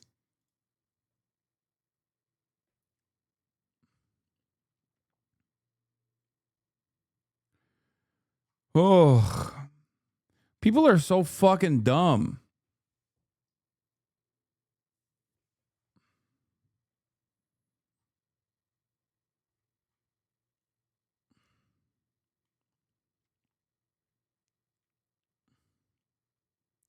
Well, if you think about it, being racist on Thanksgiving is the OG kind of way to celebrate. Okay, true. True. That is actually in the spirit of Thanksgiving when you really think about it. 4 years, all 20 million. Now, obviously, if you're illegal, you're out automatically. But everybody else who was brought here, refugee, asylum status, whatever status, like, I see all of this as like a coping mechanism. Okay. As conditions worsen and people are forced to see the contradictions, I think they just cope with it by being like, no, it's because they're fucking this one. Well, this guy's Muslim. This guy's an immigrant. That's why. Yeah, don't look at like the 7 million different instances of this happening in the hands of like Americans in the identical fashion, you know? No. This is, well, we got to fix the migrant crisis. That's what it is. I don't know, man. Maybe we shouldn't be fucking shipping 18-year-olds overseas so they can fucking guard poppy fields so that the Pentagon can have his own drug running operation where they make money off of selling heroin to the European markets. And then in the process of shipping them over there, they get their brains broken. And then they come back and we don't even give them like the adequate medical care that they need. And then they feel some type of way. And also they have unlimited access to weapons. And some of them choose to take matters in their own hands and kill themselves individually. Others do it by way of suicide by cop. Some of them do it with, some of them do it like this.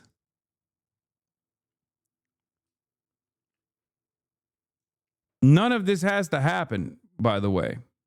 None of it. he said, if you're not someone who loves this country, if you're not any benefit to this country, then we're going to send you out of this country because it's enough already. No one else has to die. No one else has to be murdered. No one else has to be shot. No more empty seats are needed at the Thanksgiving table or the Christmas table because of what Democrats have done to this country. So tonight we heard from a commander-in-chief a historic announcement, a brave announcement, exactly what America needed to hear, Kellyanne. Absolutely. Stephen Miller, and you've amplified. How come we don't talk about guns anymore? Tonight. I do all the time. It's just not even an issue for so many people.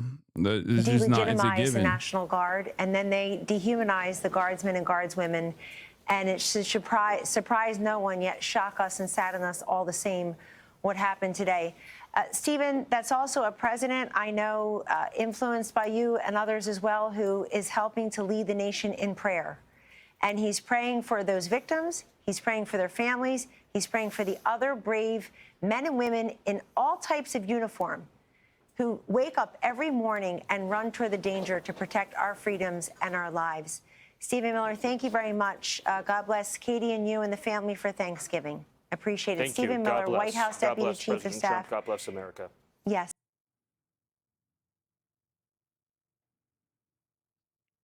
God bless America. Prayer should help them with their bills. Yeah, you don't understand. You don't understand, dude. A lot of Americans are praying to make their Thanksgiving meals more affordable today. That's the other side of the story too. Totally working.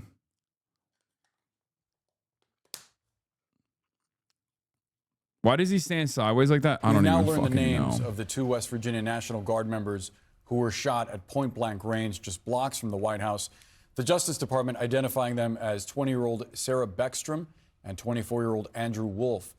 You were right. A lot of people on X are speculating it's a false flag operation. Of course they are, dude. Our brains are fucking fried. Everything sucks. People want answers. This seems like a neat little bow. I think in many instances the truth requires people to come to terms with the fact that their favorite, political leader, for example, all the way back to like Barack Obama, is somewhat responsible for this. Like American normalcy in the foreign policy side of things is directly responsible for it. So they don't want that. That's like a tough pill to swallow. So they have to think like, no, this is different. It's just like we activated this guy so that they can do a false flag operation. It's the other side of the coping mechanism coin, right? Neo-Nazis look at this and go, well, he's brown, he's Muslim, he's migrant, you know?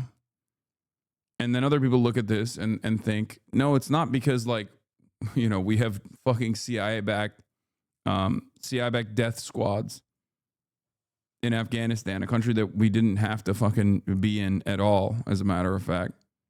We had no business being inside of.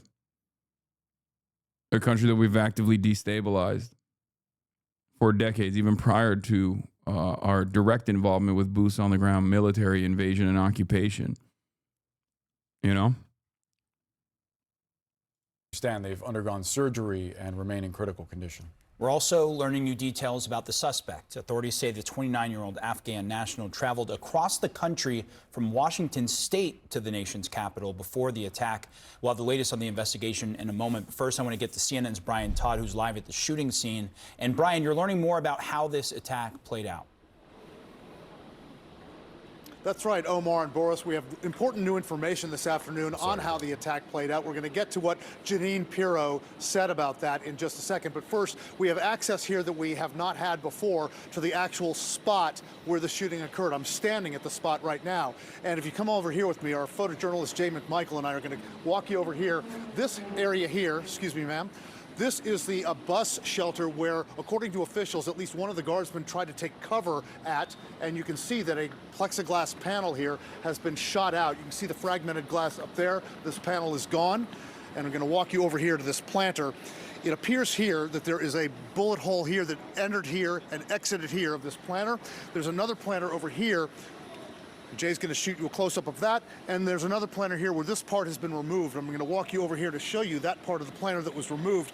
And in the meantime, you see a makeshift memorial here to the victims, people laying flowers and an American flag. Over here is a part of that panel that was actually removed, and you can see additional bullet holes here, one here, one here. And this looks like some evidence that was handled by authorities as they started to process the scene last evening. So in addition to that, we have new information from Janine Pirro. She is the U.S. Attorney General for the District of Columbia. Earlier today, she spoke to us about the sequence of gunshots. Take a listen. A lone gunman opened fire without provocation, ambush style, armed with a .357 Smith & Wesson revolver.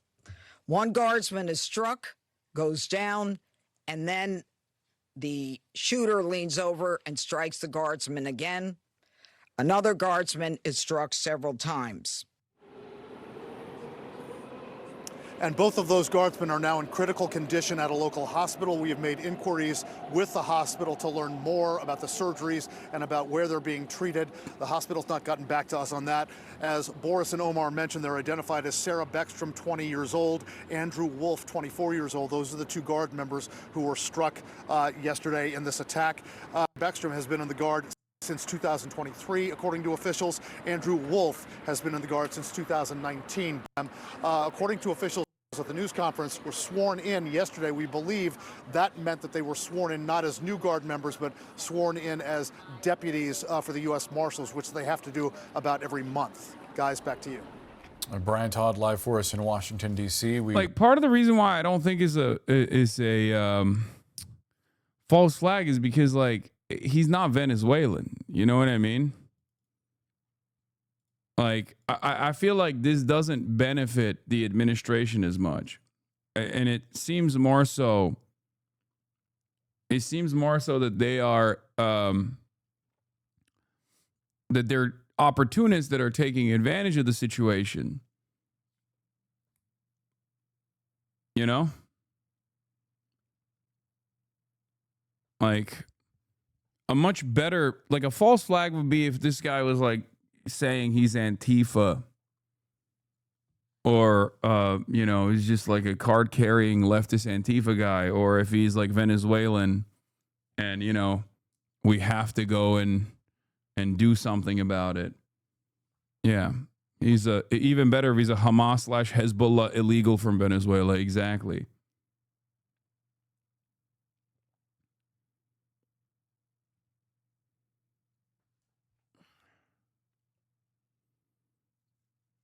shooter is a transgender Venezuelan national that was engaging in in drug trafficking for Cartel de las Rosas or whatever, working directly with Maduro and also Hamas. Hope to learn a positive update on those Guard members at some point soon. CNN senior national security reporter Zach Cohen joins us now. Zach, take us through what we've learned about the suspect. Yeah, we're learning quite a lot about his background. It's a 29-year-old Afghan national who came to the United States in 2021 as part of this program that was implemented by the Biden administration after the U.S. withdrawal from Afghanistan. Now, it seems that why he was allowed to come to the U.S. in part was because of his work with the U.S. military and CIA. He was, our understanding, he served in an elite counter-terrorism unit that worked directly with U.S. intelligence and military units in Afghanistan, including active combat against Taliban forces at the time. And so there were I also don't think this further justifies like going back into Afghanistan in the way that like the Trump administration has signaled that they want to with like Bagram and stuff. I don't know how you tie this back, because I feel like for many Americans, what was that, little bro? Dr. Pepper? thousands of those individuals who served in those roles that were evacuated when the Taliban started to rise to power after the U.S. left. And it appears that was the basis for his immigration into the United States. Now, of course, several layers of vetting and took place after he got here. He was only temporarily allowed to come here at first, but his background with the CIA and the intelligence community does seem to be the basis for his travel to the U.S. So what was that vetting process actually like? Because obviously there were a lot of Afghans that were coming over as part of that Operation Allies Welcome. Yeah, by all accounts, it should have been very extensive. We know that in that initial process, he would have been vetted by the U.S. government, including the CIA. And then once he was granted temporary asylum, as he applied for permanent status, he would have gone through a variety of different layers of vetting. Those include identity and background checks, biometric vetting, in-person interviews, assessment of an individual risk, and eligibility under U.S. law. So that's several layers. I mean, it's important to remember, too, the ultimate approval and of his asylum application was granted under the Trump administration in 2025. Important in the context of the president and allies saying that this was the policy of the previous administration to let folks in without vetting. Important to keep that in mind. Zach Cohen, thank you so much. Let's get some perspective now with Donnell Harvin. He is the former head of Homeland Security and Intelligence for Washington, D.C., also a member of the faculty at Georgetown University's Emergency and Disaster Management Program. Donnell, thank you so much for being with us. Happy Thanksgiving. We're grateful that you could share some time. I wonder what a review, as the president has said, of every migrant admitted to the U.S. under the previous administration would look like, as we've also learned that officials are going to pause any migration case related to Afghans pending further review. What does all of that entail? That entails going through and interviewing quite possibly anywhere from 70 to nearly 100,000 people, depending on what reports you read. It's got to be very clear to the audience that, you know, these Afghan asylum seekers who've come over have committed crimes at such a low rate. I was unable to find any major crimes that were committed by these individuals. These individuals and their family members served the U.S. service members abroad, help save lives. In fact, there's many documented cases of former service people going over to rescue them even after the evacuation. What happens is that once these individuals go through that layered process of vetting and they get into the United States, they're kind of free to move around the country at their will. There's no further surveillance of them. There's no surveillance state of them. They're just like any other asylum seeker. They'll go through their process, and throughout their process, they will have interviews, and then they'll be part of a normal, non-enhanced vetting. What I believe that the administration's talking about now is some type of advanced vetting. The other thing I wanted to mention is that when you interview these people, when they go through the vetting process, you're looking behind, right? You're looking at their previous history, their ideology, who they've been associated with. That can't predict the future. And so this is the difficult part that the administration finds himself in now. Yeah, especially as we've seen so many cases of people being radicalized through a number of different means. The obsession with vetting is just a distraction. It's going to fail occasionally. No system is 100% perfect. What do you mean? There's no indication that this dude was going to snap. What do you like? Why? How would the vetting show? If the vetting is looking for criminal associations or associations with known terror groups, and the vetting is being done by the CIA, and the CIA itself has made this guy into a fucking terrorist, of course, that's not something that they're looking for in the vetting.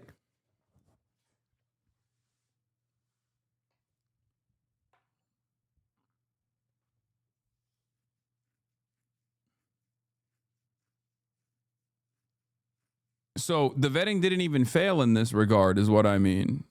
Like, sometimes vetting can fail. This is not even an instance where the vetting failed. If this, in fact, turns out to be No one's going to be like, hey, is there a moment where you will snap in the future? terrorism, and that leads me to the next question.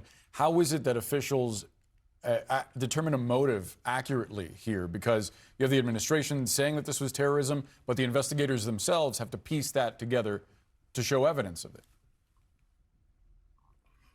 Yeah, in the absence of the surviving individual who's now under arrest cooperating, all reports saying he's not cooperating, they can still piece together their background, who they communicated with.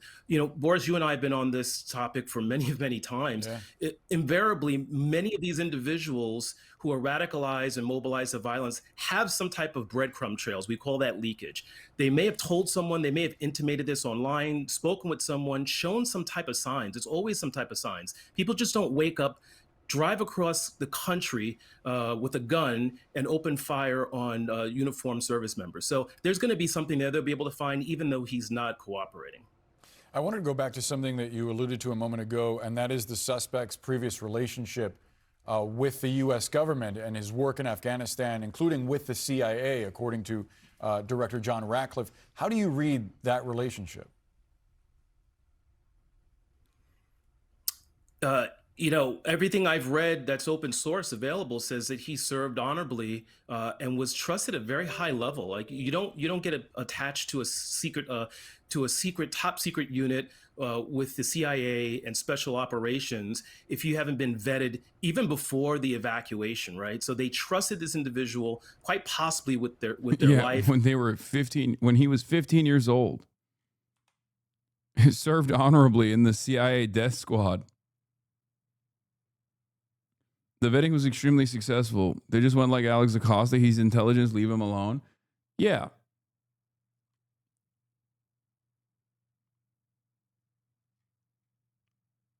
MSM is honestly mentally ill. These are killers and they kill for America abroad. Serving honorably means killing well. Yeah, I mean,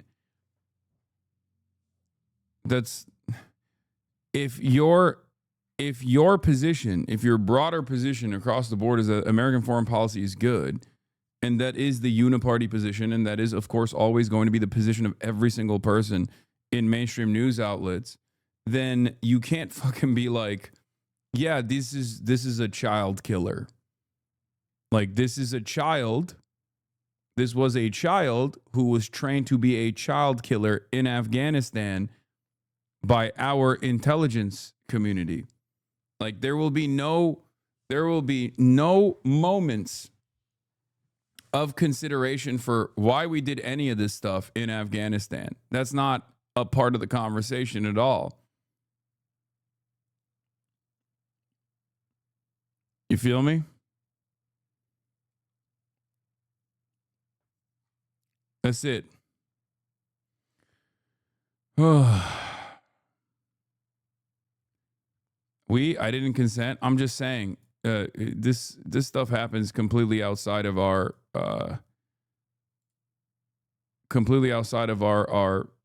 interests and without our consent at all. At most, they will justify it by saying, well, they're scary brown Muslim guys. They deserve to be fucking ruthlessly slaughtered because they're barbaric, right? That's the most consent you will get manufactured. So you'll be on board with at least like the broader initiatives.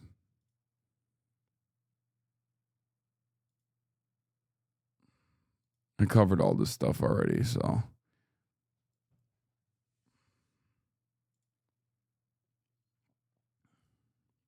Where's Jank? He's coming in half an hour, maybe a little bit later. Janksgiving will start at 3:30 p.m. Pacific time. But before we do Janksgiving, there's a little bit more. Yesterday, I received a phone call from an Afghan friend in San Diego. A friend of his had arrived a day before to LAX on a valid SIV. CBP refused to let him into the country and just deported him back to Afghanistan. Suicidal empathy, buddy. You are really harmful to average Joes in this country. Yeah, suicidal empathy. Okay. Oh, yeah. Stephen Miller also took advantage of the situation to craft, or not. Oh, sorry. This is not even from this instance. But if you're wondering why the Somalia, you're kind of garbage at reporting the news. Well, sorry. Hold on. Let me fix it for you. Are you ready? Yeah. I'm about to show you a based guy. Yeah. Millions are going to be radicalized by this. Yeah. Yeah. Based. Based. Get them all out. Get them out of here. Based. Is that better? Yeah. Based. It's happening because obviously we're letting in too many Muslims into the country. Get rid of them. They don't belong here. They can't assimilate to American culture, even though this guy seemingly was maximum American culture, whether it be, killing kids in Afghanistan or having crippling PTSD due to what he did in Afghanistan. It seems to me like he had a real deep understanding of American culture, but I'm going to completely avoid thinking about that. Based. Cuck talk? Cuck talk. It's awesome. Yeah, I mean, every American is cucked to a major degree. You're a cuck, Hasan. Every American is cucked to a major degree. We are cucked to capital. At least some people recognize that we're getting cucked. You, on the other hand, are jerking off on the cuck seat, yelling at the one guy who's telling you that none of this is serving your interests at all. Ban me, pussy. No, I'm not going to. I dare you. Dude, you've already decided that you are inevitably going to ban yourself from life if this is how you're spending yourself. If this is how you're spending your time on fucking Thanksgiving, you're already like moments away from completely fucking banning yourself from life in general. I don't need to do anything. I'll give you a brief moment of acknowledgement, more so than your family ever will, because this is how you choose to spend your time. There's a reason why. No, I'm not going to ban you. There is a reason why your family is not calling you down for Thanksgiving dinner, okay? Trust. Hold on, I got to get the door.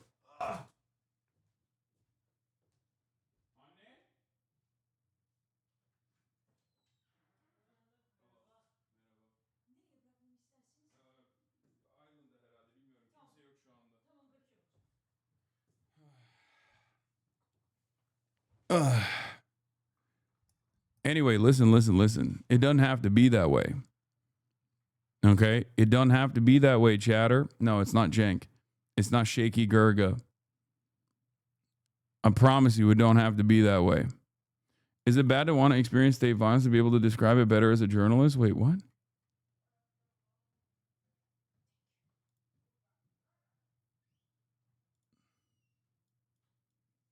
I make Thanksgiving for family, you cuck. Yo, pussy, you're still a cuck. No one is offended. I'm Canadian. Oof, it's even worse. You're watching from the sidelines, fantasizing about being an American right-winger. It's somehow even more pathetic than being a homegrown American right-winger, you know? That's crazy. Oof. Oof, that is so much worse, honestly. Oh, god damn.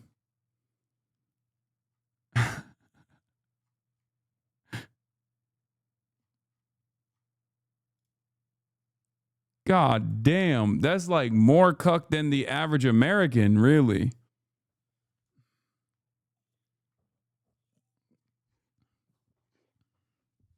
Definitely from Alberta. For sure. That's a lock. That's a Alberta national right there. Alberta cessationist.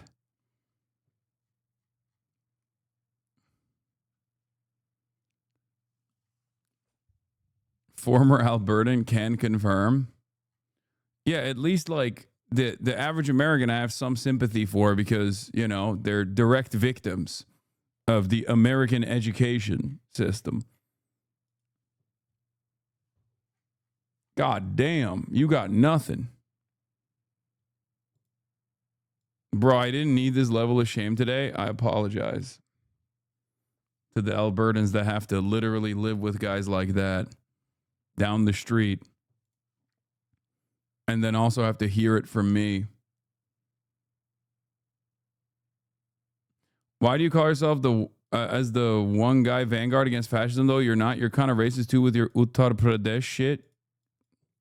Just saying. Yes. The 40 minutes to an hour that I spent yesterday describing how a lot of people also immediately shift the blame over to like India for all the white nationalist sentiment in the United States of America or being racist. All of that actually is cast aside. It doesn't really matter. Yes, you're right. I'm racist. You caught me. I'm not only racist, but I also do call myself the one guy vanguard against fascism. Both of these things are true.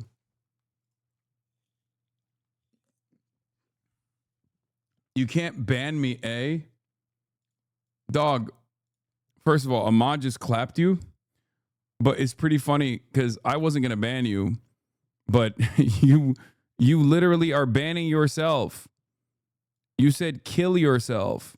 I unbanned you just now, just so you know. When you say kill yourself, okay?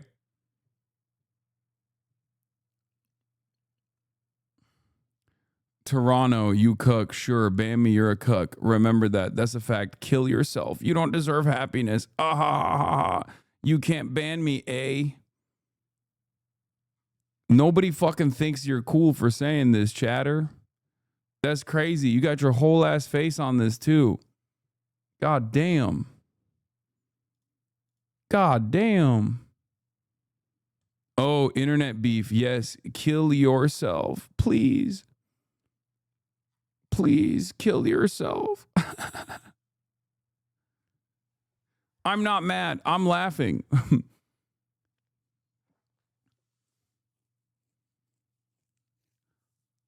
Yeah. I think the fact that you're also not even a white Albertan who fantasizes about being American, you live in one of the more diverse parts of Canada, and you yourself are also victim to white supremacist racism, but then you still fantasize about, you still operate as though you are a part of the in-group. That's triple cucked.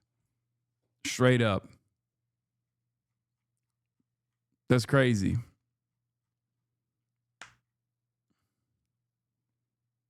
He said Toronto. Yeah, that's why I said one of the more diverse parts of Canada.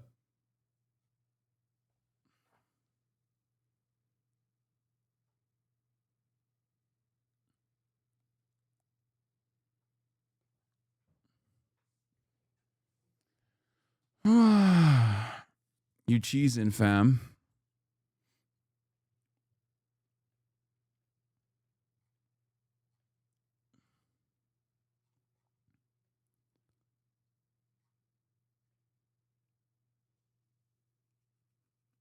He's getting himself site-wide banned because he got too much attention. Let this be a warning for the attention addicts in the chat. I mean, even if you're going to be an attention addict, you don't have to, like, you know, start spamming kill yourself. there's a better way to do it. I mean, I don't give a shit. You know, that's not going to hurt my feelings in any way, shape, or form. However, it will cause you to get a site-wide ban.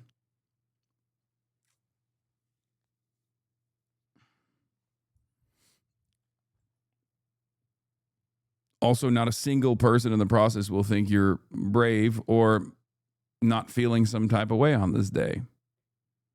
I'm confused about your view on Canada and Canadians, Lamau. What do you mean? In comparison to the average American's existence, I would say that like Canadians are marginally better off. At least they have some social safety nets. You know, there's plenty of problems in Canada too, many of them similar to American issues. But what I can never understand is why Canadians don't feel proud that they're not American, but instead LARP as though they're American right-wingers. That shit blows my fucking mind.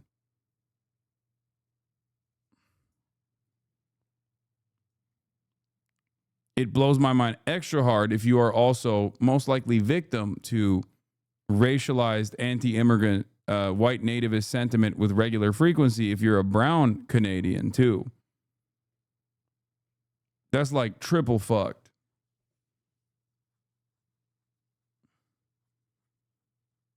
That's why my initial suspicion was that he was a white Albertan. I don't care, man. It's fucking Twitch. I mean, it kind of feels like you do care. Not that you can respond any longer because you just got a site-wide ban for spamming kill yourself. No, I don't even care, dude. That's why I keep spamming. Kill yourself. Kill yourself. I'm not owned. I'm not owned. I'm not owned. Kill yourself, please. Kill yourself. I'm not mad at all. I'm actually laughing by myself in my basement.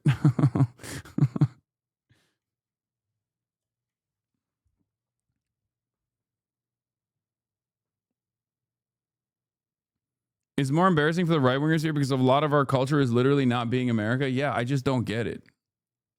I don't get it at all.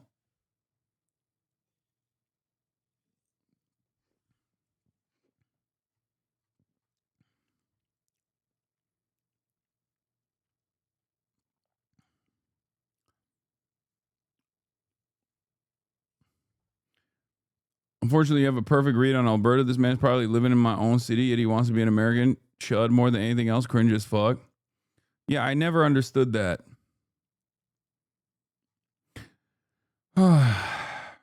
Anyway, let's look at some fucking... let's look at some theories. Number one, Laura Loomer is... this is what Laura Loomer said. They are directing their attention and anger towards a couple that I believe set up a GoFundMe for this guy before he did the shooting. Before committing Islamic jihad in our nation's capital yesterday, shooting two National Guardsmen, Rahmanullah Lakanwal, the Afghan Islamic terrorist, okay, who committed this act of Islamic terror, was staying at a home in a man named Stanley Cretin in Bellingham, Washington. The terrorist was staying there with his wife and 5 sons. I screen recorded this GoFundMe, which has now been deleted. The GoFundMe was last updated on January 30th, 2023. Oh my God. From fucking January 30th, 2023. The description of the GoFundMe says, this is Dan and Val, and we were fundraising for an Afghan refugee family who stayed at our home 2 months before finding permanent rental housing in Bellingham. Rahmanullah and Kamila have 5 wonderful boys, ages 11 to 2. Before being evacuated to the U.S. on September 2021, Rahmanullah served for 11 years as a member of the Afghan Special Forces alongside U.S. service members fighting the Taliban. The GoFundMe was from 2021, and the last update for the GoFundMe was in 2023. And Laura Loomer is going after the people that thought that they were being helpful to a dude and his whole fucking family. That's crazy. This is an opportunity for you to help a truly wonderful family. They left Afghanistan with nothing and they need household and kitchen items of all kinds. Looks like the authorities need to go pay Stan and Val a visit to find out why they provided this jihadi and his family aid and comfort. Oh my God, she is so fucking disgusting. There should be consequences for people in our country who provide safe haven to Islamic jihadists under suicidal empathy. The public, if you want to get angry at someone, you should get angry at the fucking CIA, dumbass. The fuck do you mean?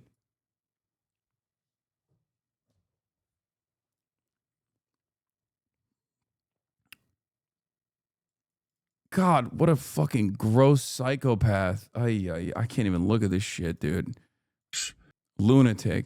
2 weeks ago, General Flynn predicted on my show that elements of the CIA would activate Islamic sleeper cells in the United States in the coming months. Hell yeah. Alex Jones, give me some of that good shit. 2 weeks ago, on my syndicated broadcast, General Flynn, the former head of the Defense Intelligence Agency, predicted that in the coming months, or even weeks, the deep state CIA elements, ally of the Democratic Party, with Communist China, Venezuela, and others, would begin triggering sleeper cells inside the United States, particularly Islamic. I'll post the interview below. He was on my broadcast yesterday and pointed out that all the evidence is clear. We've also had whistleblowers that have talked to Jesse Waters and others at Fox from inside the CIA, that this whole program with the seditious six and the script they admit they were given, Brennan's the handler, former head of the CIA, from my analysis,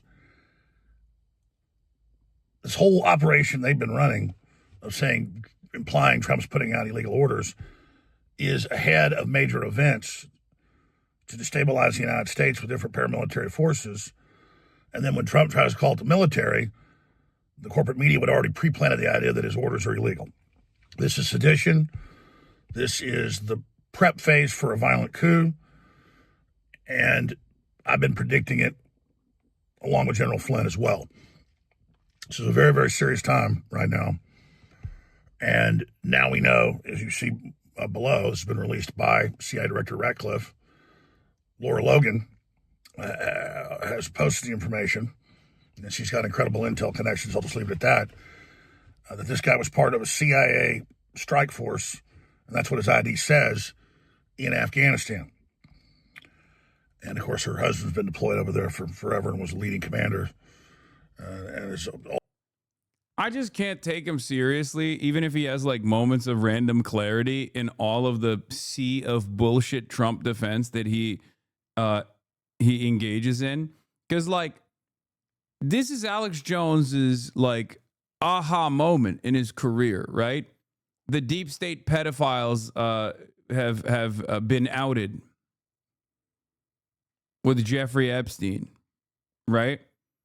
And he's like, oh, it's just actually not that significant. Don't even worry about the Jeffrey Epstein stuff because I love Donald Trump and he would never actually fuck kids. Like, how can you spend your entire fucking conspiracy theory career talking about deep state pedophiles, working with Israel, working with the CIA, and then you have a deep state pedophile who was an Israeli and American intelligence asset, only to turn around and be like, yeah, actually, the entire thing that my career hinged on is true, and I can't even fucking say it is because I love sucking Donald Trump's penis. It's fucking awesome. It's awesome. Thank God, dude.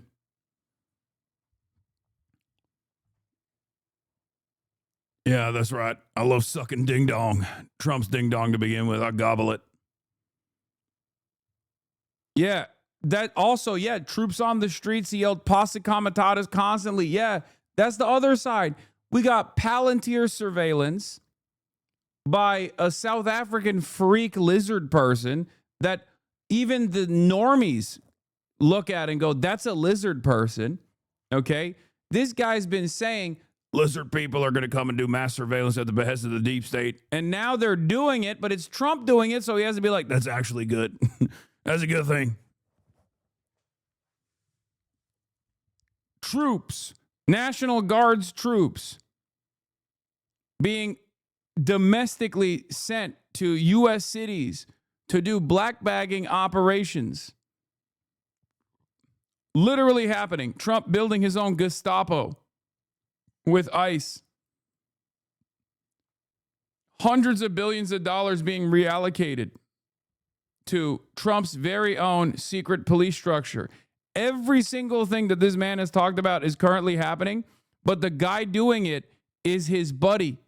So he's just sitting there being like, no, actually, this is the ICE Gestapo comparison is actually quite anti-Semitic. Fucking awesome. Yeah, no, the good news, yes, I know. Also a very good source of information on that front. So this is a major message to Trump. This is a probe. This was just literally hundreds of feet away from the fence at the White House. And there's going to be more of this. So people better get ready. This is very, very, very, very, very serious. Of course, Biden brought hundreds of thousands of these people into the country. And they need to be deported. The media trying to spin it now. Oh, dude, yeah, it's a black flag operation. It's a false flag operation. But also, even though I'm recognizing that it's a false flag operation, I personally believe that we should actually follow the ambitions of the federal government doing the false flag operation. Now, because the Trump administration approved one level of his asylum last year. But that's just because that's part of the larger process. Okay. So Trump didn't do the false flag. It's someone else in the deep state trying to ruin Donald Trump. Makes sense. Yeah. And Trump was duped into the Trump administration was actually duped by the deep state pedophiles, not Jeffrey Epstein, though. That Biden set up. And now those policies need to be reversed. Yeah. How deep does the state go, man? And they need to go in and kick out all of these paramilitary Afghans, even if they, quote, work for the CIA. But this guy clearly is working for these very elements. Remember, John Brennan is a Muslim and a communist. He brags about it. People always are blown away by that. I mean, look it up. He brags about it in Arabic. And they're working with these different terror networks, and they use them as a covert army. And John Brennan is a Muslim and a communist. That's fucking awesome. I need to see what he means by this, because sometimes there's like, it's this. CIA Director John Brennan proudly acknowledges that he once voted for the communist candidate for president.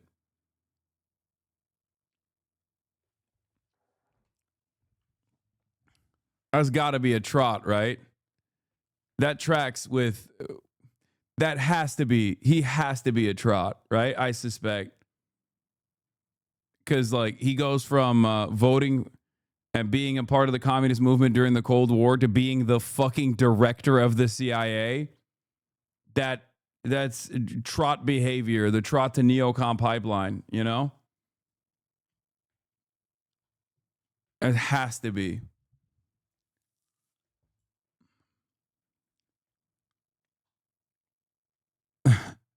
I don't know how he I don't know where the Muslim thing comes from.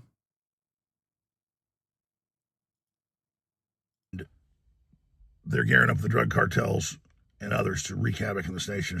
General Flynn didn't just predict that. He has sources that give him the chatter and the information that's being picked up, and I'm getting that from other law enforcement intelligence sources as well.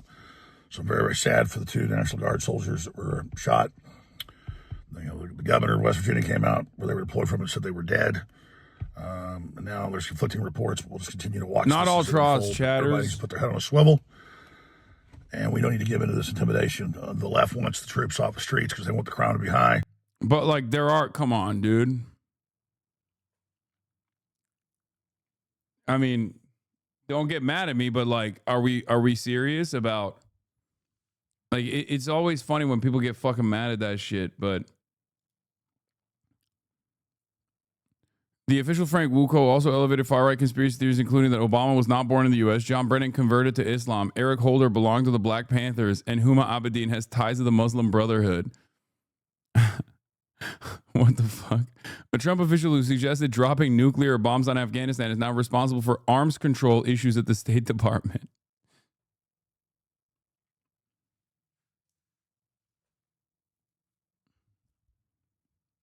Like, remember the guy who recently died, Horowitz? He was a trot too.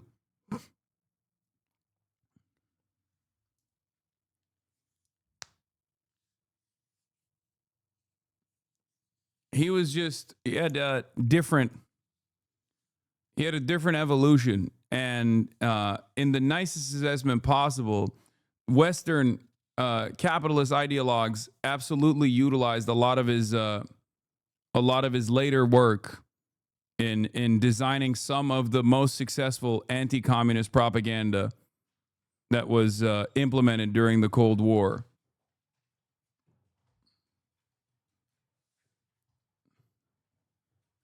And also, there are a lot of people that started as trots that became neocons in America, like a lot.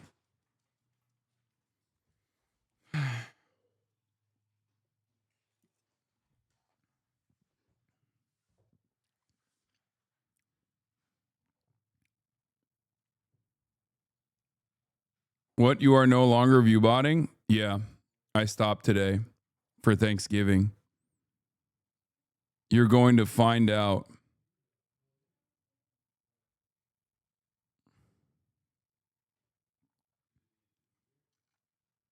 This is what Fox News is focusing on. We remember the light. Yeah, all my bots are gone, dude. Why are you responding to every troll? I don't know. I mean, this guy's fucking 12-month subscriber.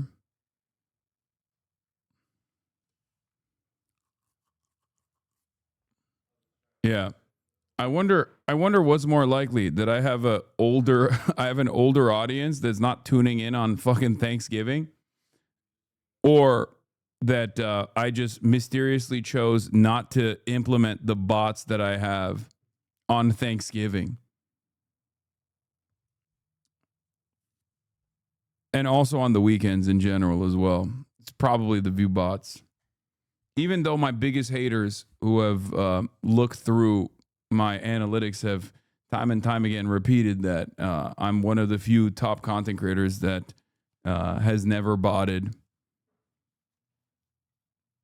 when they personally have every ambition and every interest to say that I'm a botter.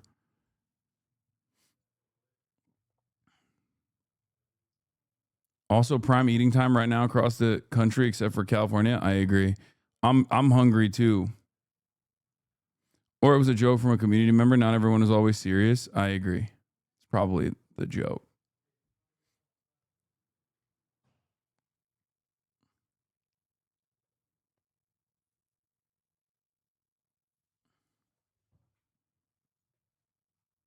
Why does it feel like a dig at those who are here? I mean, I'm here. So what the fuck is your problem? It's a dig at myself too, you know? Anyway, Fox News on Thanksgiving is talking about Charlie Kirk and his message of gratitude. You know, so if you're having a hard time having a robust Thanksgiving meal this Thanksgiving, at least you can eat some gratitude.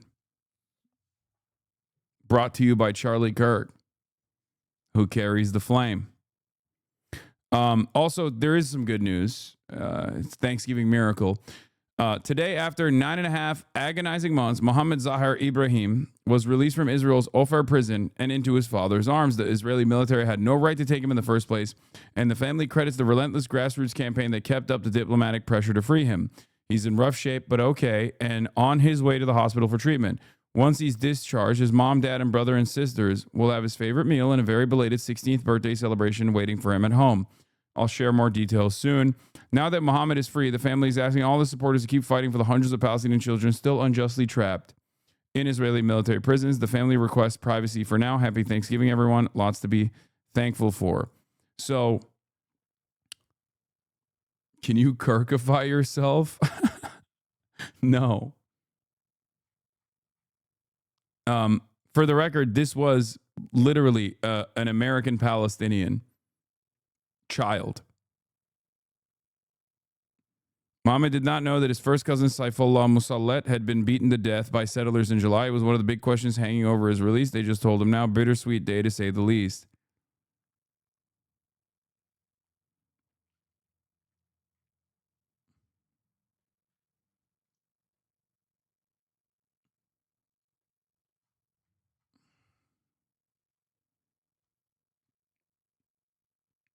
Fucking insane.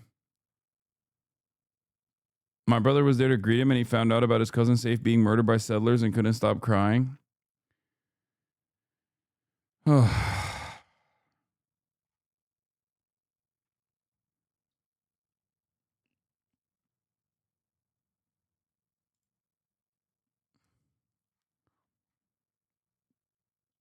the real Donald Trump of the White House celebrate the release of this American who has been unjustly held and abused by Israel as they have celebrated the release of other Americans? Probably not.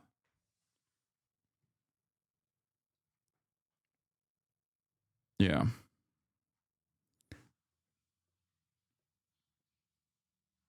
It's fucking disgusting.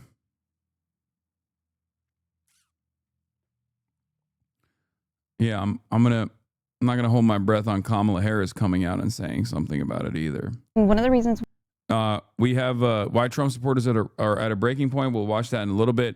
Before that, I want to move on and switch gears.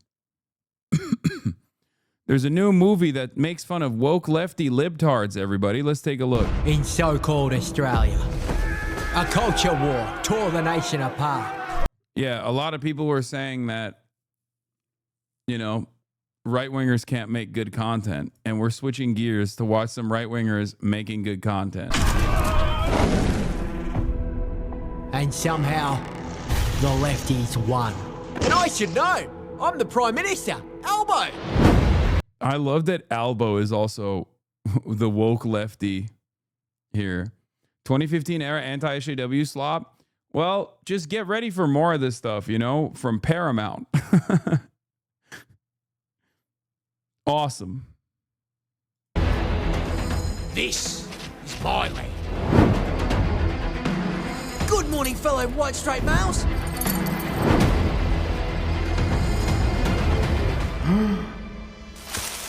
Hey, big boy. Just as the elders foretold, this is Namageddon. I'm gay and retarded, Your Honor. I'll allow it. That's toxic positivity. I'm sorry. In case you haven't noticed, Pete, I'm black. Daddy, I don't believe him. You have to believe him, honey. He's 1/16th Aboriginal. Wait, what if someone sees us? Let the cookers watch.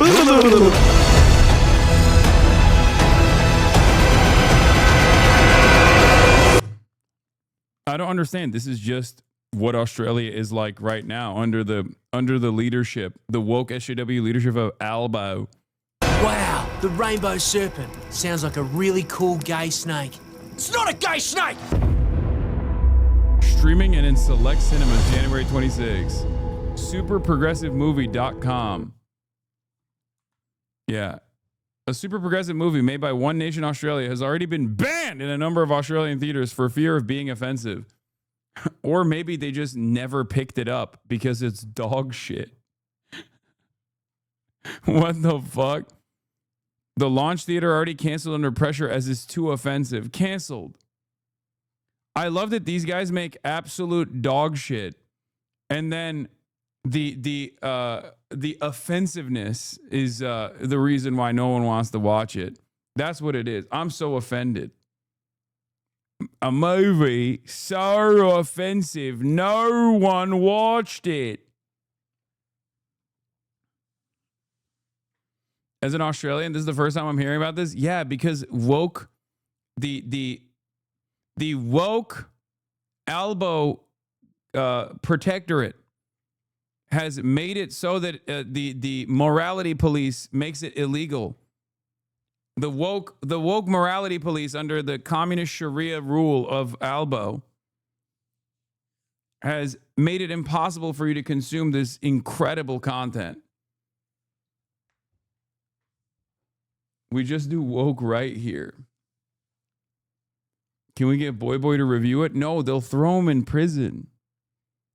They'll throw him in prison. If they don't throw him in prison for watching this, they'll actually throw him in prison once he becomes anti-woke as soon as he watches this. I mean, many of the Aussies in the chat instantly became anti-woke by seeing just mere frames of this incredible thing.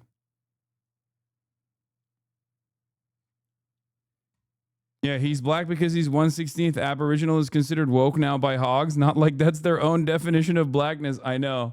The one drop rule, initially invented by the anti-woke forces, now being used as a line of attack against the woke forces. Times have changed.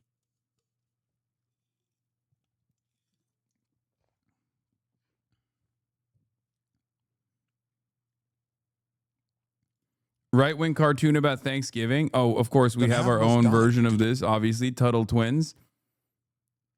Bitcoin. Hashtag Bitcoin, the award-winning show that teaches kids about ideas of freedom and economics. Hashtag Bitcoin. Watch for free. Angel Studios original. Did you ever learn how socialism stole the first Thanksgiving? Wait, what? The Pilgrims first tried a socialist system where there's shared fields, shared food, equal rations.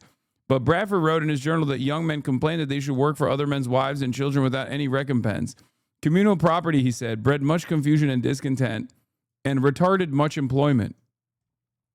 The results, they planted only 26 acres of crops and people starved.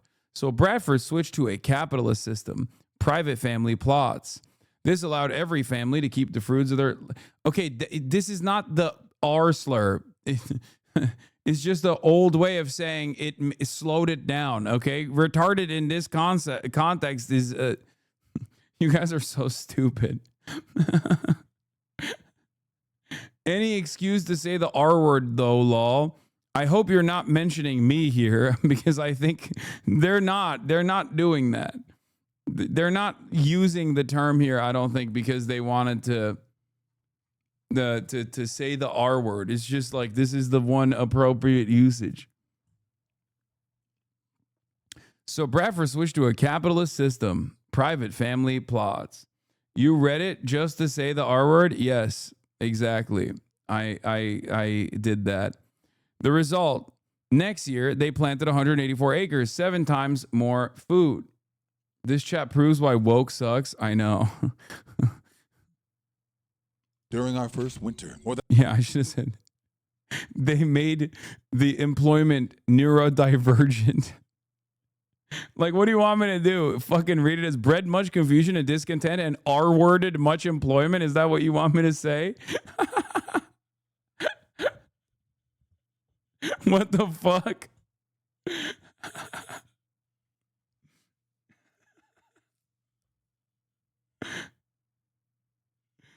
Oh, that's funny. That is actually low-key funnier. They R-worded much employment.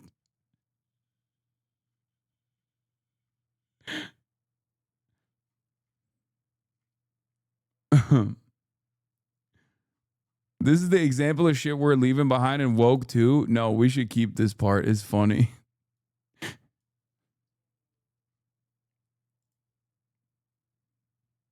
Hasan woke OSHA violation. Flame retardant clothing required. Yeah, this is flame R worded.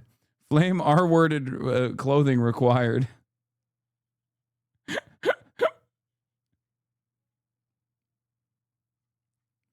More than half of us died due to cold, disease, and starvation. Ah, man. Then the Native Americans taught you the value of gratitude and giving, and no one went hungry again. Thanksgiving! What? No. What are they teaching you in school? The Native Americans did help a great deal, but we still struggled and starved for 2 more years. For 3 years, we'd run our colony on a system where everyone worked the land and were forced to share the fruits of their labor equally. Duh, that sounds like our kids' club. Oh my God, I hate that. Remember a couple years ago, I would joke about how like there will be an initiative where right-wingers will say sharing is caring is communism.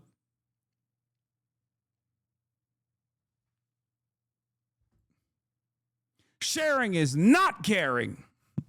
That's amazing, dude. Forced to share.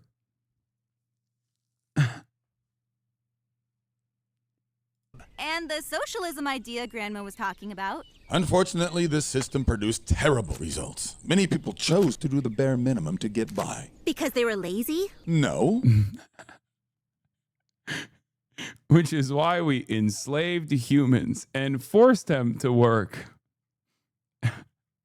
You know? That produced wonderful productivity.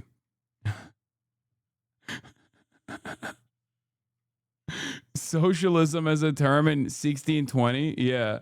No, you don't understand. Socialism was invented by that point. Suicidal empathy, suicidal sharing. Because they weren't incentivized or motivated to work hard. And when incentives are lost, we all bear the cost. I used to make jokes when Ben Shapiro was like, I'm going to write a child's book. And I was like, what are you going to talk about? Like, sharing is not caring? Like, what the Like, you're going to be that guy? Or like, actually, hypothetically, sharing is not caring. Sharing is actually communism. That's how the USSR was developed. It's like, that's it? That's the lesson that you're trying to teach? Well, now they have done that, by the way. They literally did do that, for the record, which is crazy.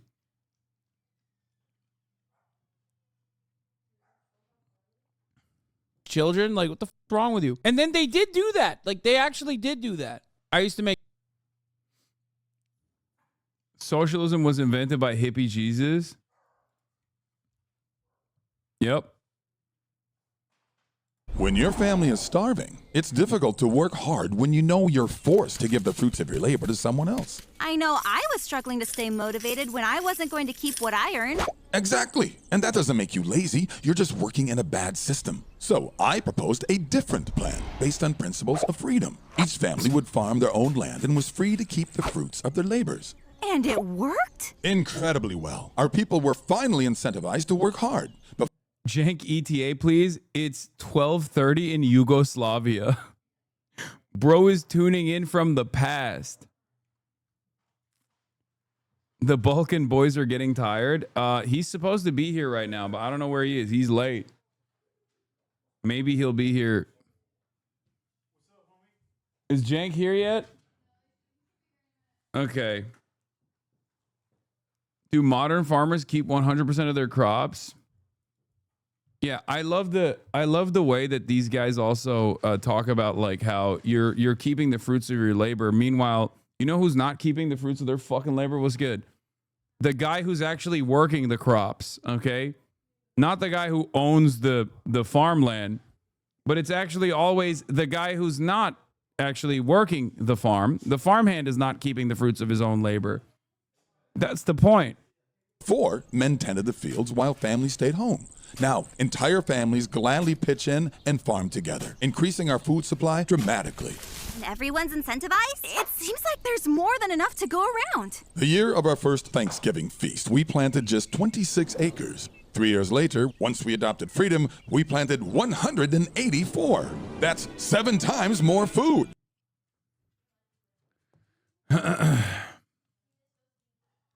Murat knows what he's doing when he just pops up on stream. Yeah, the farmhand being forced to give away 90% of his yield is communism. Abolish communism. We did family Thanksgiving over the weekend, and one of the MAGA people said, I think the government is still doing MK Ultra. That's why all of the mass shooters are trans and leftists. Even Charlie Kirk's shooter was a trans leftist. I feel like just lie to that guy. You know what I mean? Just lie to that guy. I feel like that's easy. You can dupe that person. He's already been so perma-fried by getting duped over and over again. You could jiggle some keys in his face and he'll be distracted.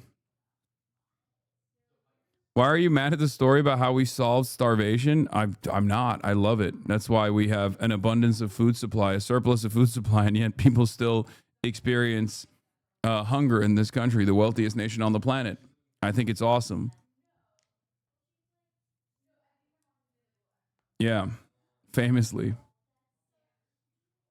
Zero starvation under capitalism, luckily, now that we solved it, right?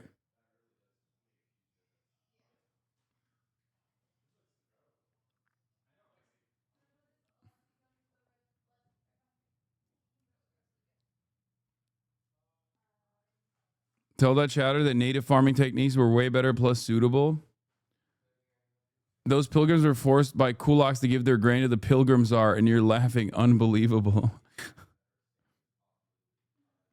Good morning from Kabukicho. Any cool recommendations? Everything. Just walk around. It's the coolest.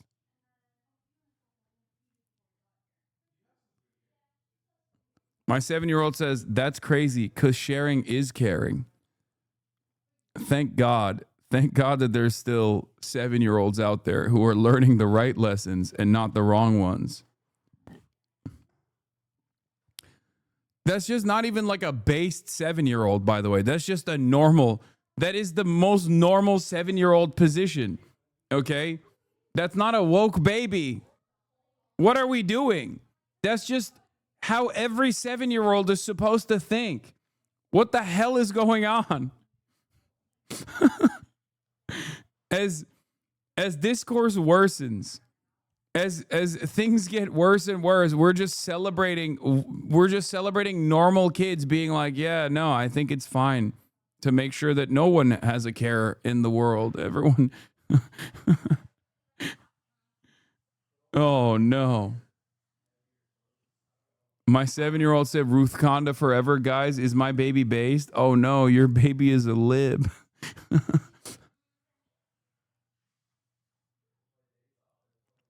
Child fell down the extreme left pipeline with sharing is caring. All right, let's watch more Perfect Union. Why Trump supporters are at a breaking point. Why I like President Trump is because he uproots everything and changes the dynamics. But when it comes to healthcare, it seems to be a very complicated system. A good portion of Hispanics, we all voted for Trump, so it's kind What is this? Sometimes I feel like such a hater when I'm around normie moms because they'll say normal things like, does your son like Miss Rachel? And I'm like, he's never watched her because I can't stand her or her performative politics. Or they'll be like, wow, the public schools here are so good. And I'm like, I don't trust the government. And at this point, I don't know how to pretend to be normal, so I'm just honest. And I feel like I come across as negative, but I just can't smile and nod. It's not in my nature. I'm opinionated and loud. Wait, what? Please tell me this is a fucking parody post. Please tell me this is a parody post. There is no fucking shot.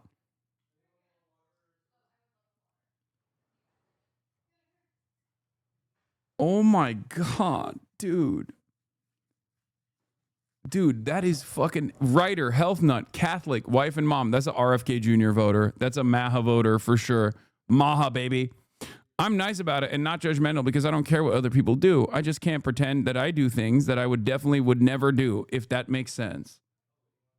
When is Sweaty Shaker coming on? I will donate to see Harry Sweaty Shaker Gurgi. Shaky Gurga is going to be here any minute now.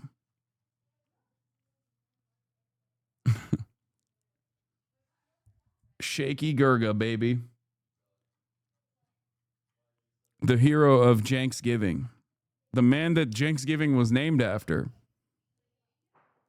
What the fuck are you talking about? Every year since like 2018, I've always had Shaky Gurga, Unk Chunk Weigert, also known by his normal name, Cenk Uygur, on the broadcast where we chop it up. And over the years, the dynamic has shifted as his politics have changed on some issues, and it has unfortunately resembled more of the common Thanksgiving back and forth that many of you have with your relatives, with your uncles, as a matter of fact. Hopefully this year will be different. But I don't know, because he literally said I was a communist when talking about me on his Twitter. So I don't know where he stands on a lot of issues. Where is it? Let me see. This is how he promoted it on his own Twitter. He said, watching Packers versus Lions with my son as our fantasy football season hangs in balance. My daughter baking cookies. Mom making the juiciest turkey in America. Who doesn't love this country? Hashtag happy Thanksgiving. Hashtag America. Going to my communist nephew's house later for Thanksgiving. Now also part of America. Almost even Americana now. God bless freedom of speech. Love living in a free country where we're allowed to think and argue whatever we want. He is literally becoming the crazy unk. This is the most crazy uncle post of all time. My communist nephew's house. I don't think he enjoyed your China trip as much as you did. No. Went to China and then straight off the bat, live streaming, shouting at an Uyghur. Yeah.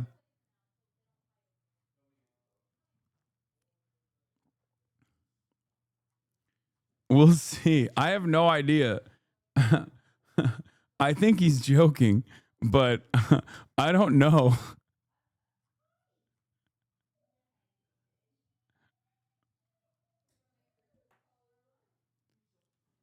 Every year, the Thanksgiving conversations evolve and resemble the normal American Thanksgiving conversations.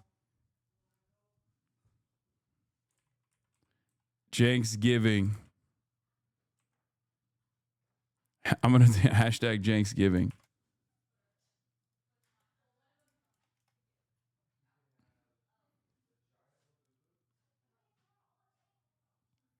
Being a member of a communist party is federally illegal. Boy, do I love freedom of speech.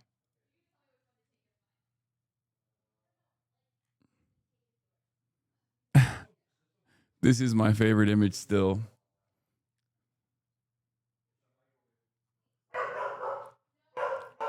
Definitely crime and LA homelessness will come up. 2022 Thanksgiving was prophetic, and you watch after October 7th. The one with the honkers is better. Yeah, I didn't post that one. I thought it was maybe too much.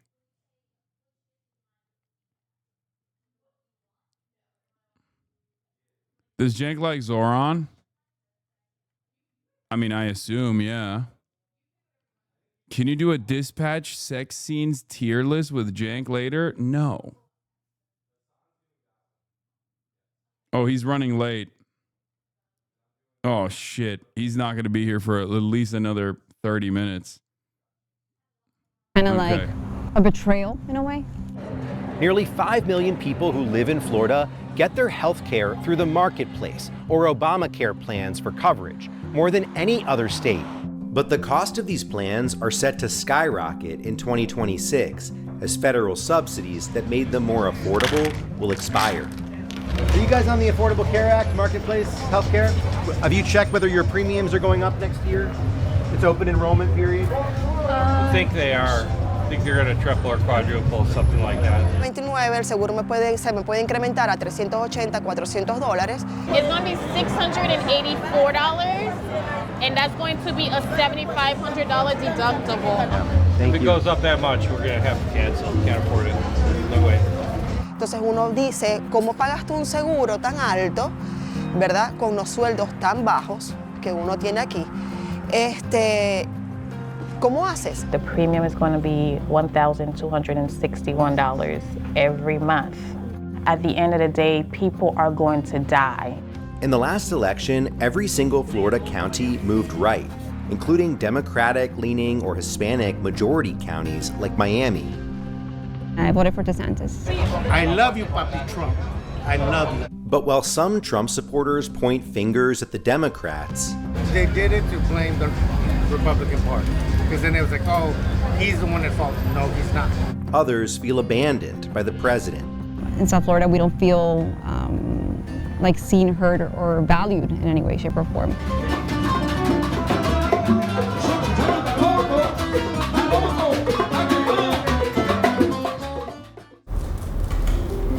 Catalina, who goes by Kat, is a freelance community mental health consultant.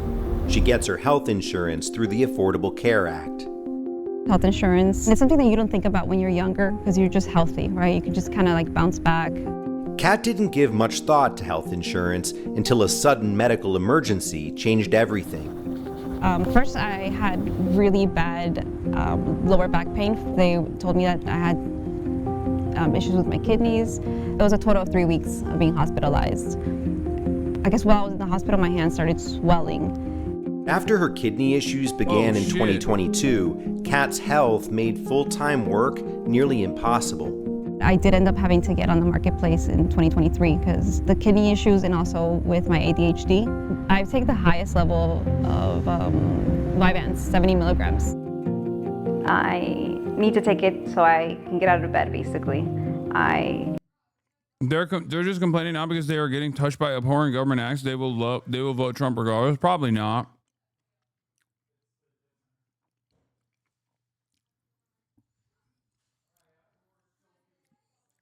Probably not. I mean, we'll see. 70 milligrams sounds like it would fry my brain. 70 milligrams of Vyvanse? That seems crazy. You need these medications to function. If you can't afford health insurance next year, what happens to your medication? Trump is never going to be on another ballot. You can't vote for him again, law.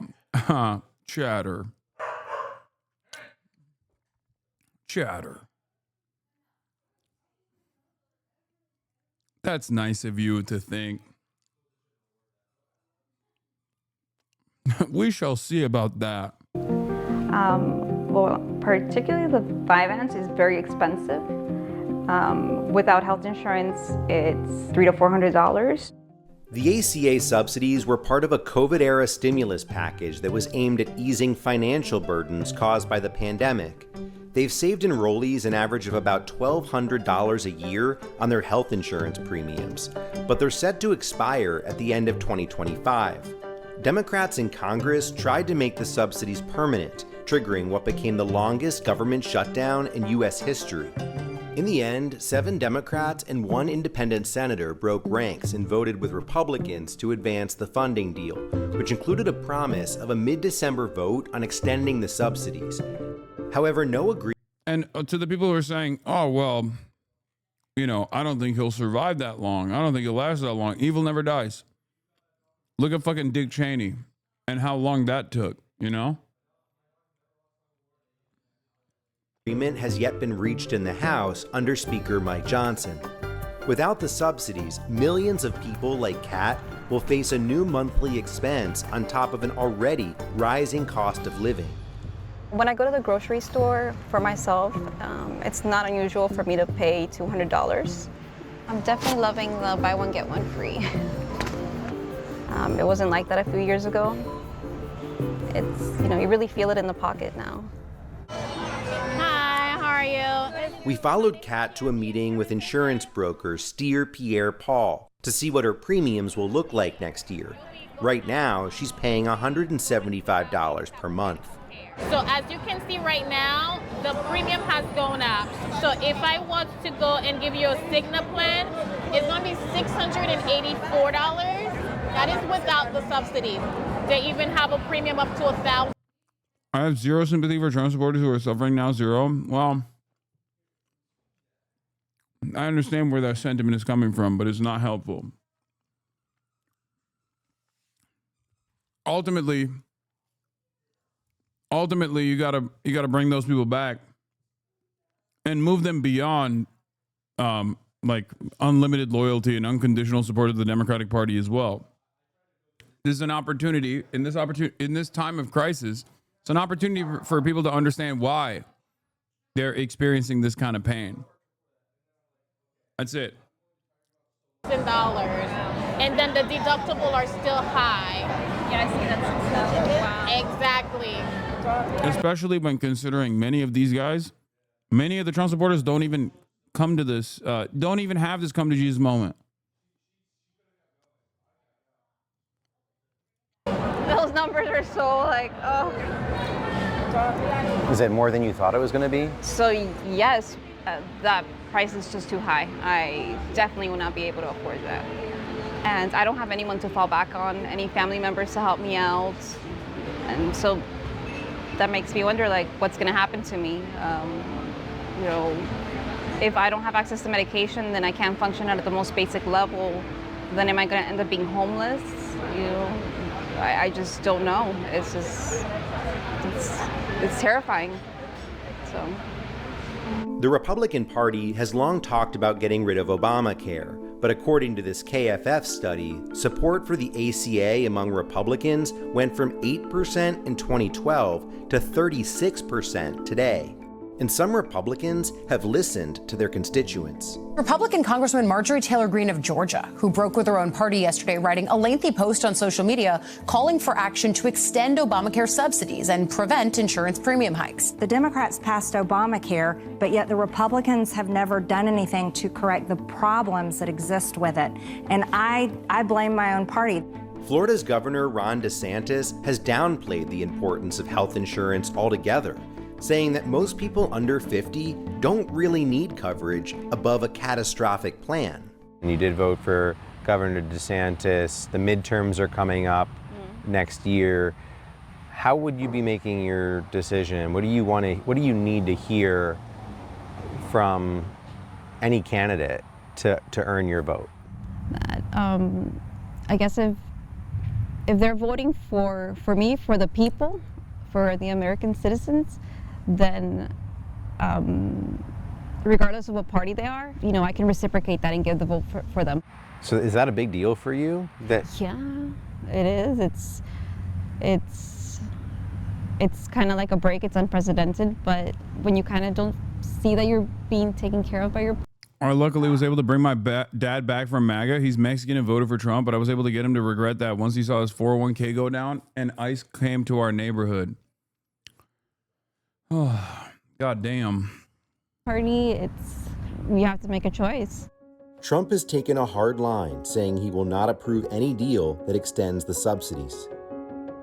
However the fight shakes out, neither party has presented viable long-term solutions to rising healthcare costs and the shortcomings. I want everybody, this is why I always say, I want everybody to have healthcare. Trump supporters, even fucking Nazis, Like, that's a given. That's a starting position for me. I don't give a shit what people say. I don't give a shit how much people hate me or my friends or people that I care about. I want every single person to have health care regardless. I want every single person, including Trump supporters, including Nazis, to be able to get a free college education. The reality of the matter is, and housing as well, the reality of the matter is once you solve some of these material inequalities, it makes it much more difficult for people to feel a sense of loyalty to a movement that seeks to take advantage of their vulnerability, of their weaknesses, of their angered state.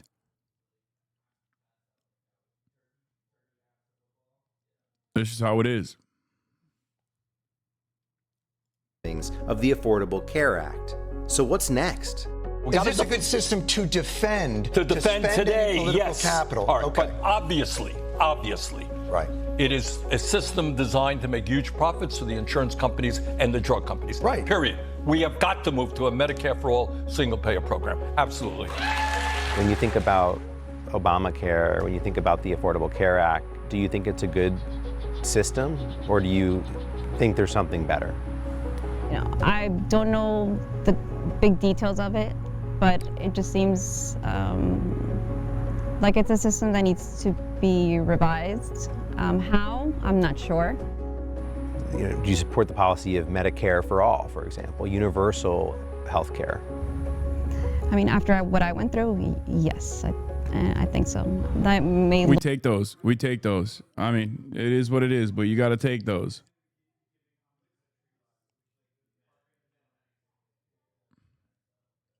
Look socialist, but it's just access to basic health care for all American citizens. I think it's essential, it's needed, and it's a human condition, so it's a human issue.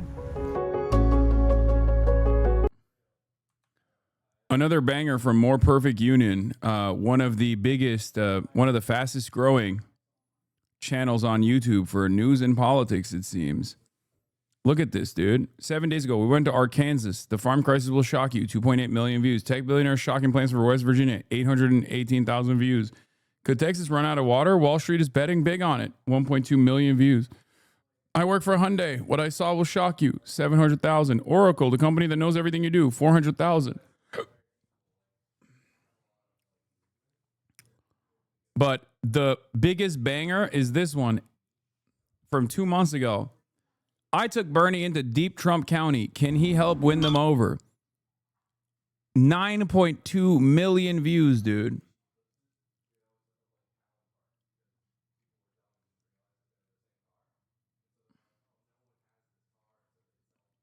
It's crazy.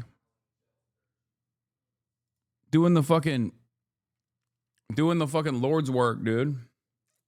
That's just YouTube. They post these on Instagram. Yeah, no, I know. Yeah, here it is. More Perfect Union is the 5th fastest growing. God damn it, I don't want to fucking have Grok explain this fucking post. I'm not. Oh my God, this shit makes me so mad. Oh yeah. Every time I click on a fucking Twitter link, do you want Grok to explain this tweet? Like, no, I don't. I don't need AI to explain a tweet with like 8 words in it. I don't have the I'm not that stupid. I'm a stupid guy, but not that stupid. To which I said, this list demonstrates how dominant right-wing politics on YouTube actually is. There are a handful of independent liberal / left content creators on here. We have much work to do. Okay. And if you look at the list, it's like the top growing in the last 30 days, news and politics channels is Turning Point USA, Sean Ryan Show, Tucker Carlson, Candace Owens, and then More Perfect Union. Then we got Johnny Harris, who is a lib. Then we got Hank Green, who is a lib. Then Tucker Carlson Network, Fox News, and then MS Now, which is not independent, right? And neither is Fox News. The Daily Show, Powerful Joe Rogan Experience, Piers Morgan Uncensored, Legal AF, not sure what that one is. Asmongold TV, also on the fucking list. Jack Cocherella, who is a leftist content creator, so that's cool. And Midas Touch. And Anton Daniels. Oh, Legal AF is Midas Touch? Okay. The scores just show how well their channel is doing overall.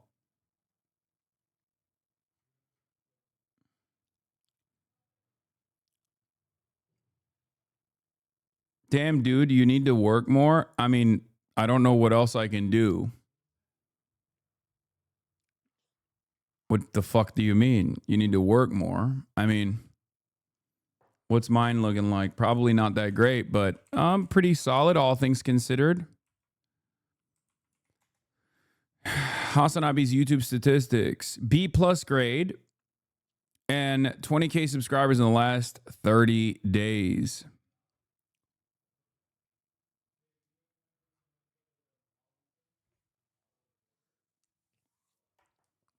Your editors need to learn from those titles.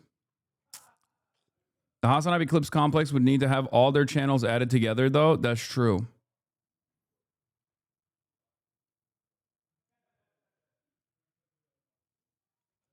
Clearly, the lack of hours you work. Yeah.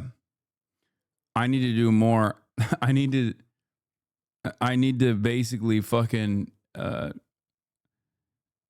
I don't even know how. I don't even know if there's more hours in the day. Ironically enough, I would have to do less hours streaming if I wanted to do better on YouTube and make YouTube exclusive content.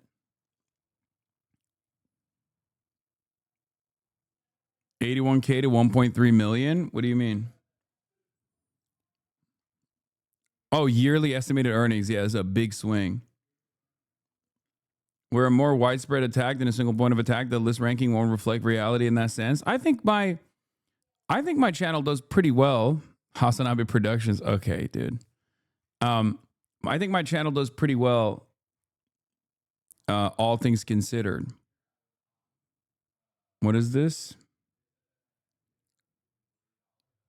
The views rank. Video statistics. You must be logged on to view this page.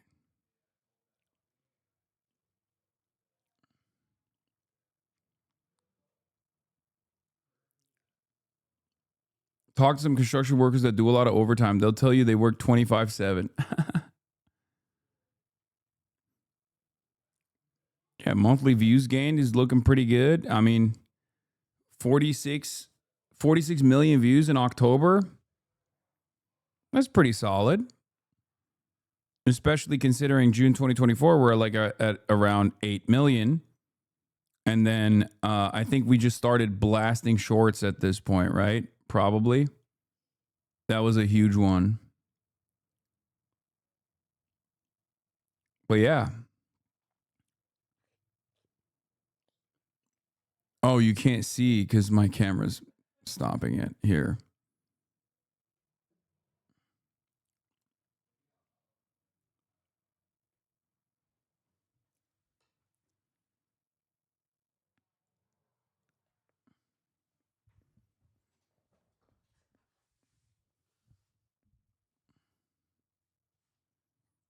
Where's Shaky Twofer? He's on his way. Did you see Gasparino maxing out on the dumb takes? I normally love Sugar Pop, but I had to turn off the episode with Sonpiker, not because I disagree with his leftism. This guy is adult. He almost admits as much as his half-truth about capitalism or his rationalizations about Luigi Mangione. That was at the end, so you didn't turn it off. You watched all of it. And yet you guys barely challenged him. I know you were aiming for dialogue, but it does no good to have him spew about stuff he doesn't understand, like the Chinese economy versus ours, how wealth is created, and a lot more without pushback. Huh. I like that these guys just go, oh, this guy is so stupid. Okay, why don't you just address what's wrong? It's odd. None of these guys only go, oh, I couldn't listen to him. He's so dumb. It's like, okay, explain to me what the wrong dumb thing is.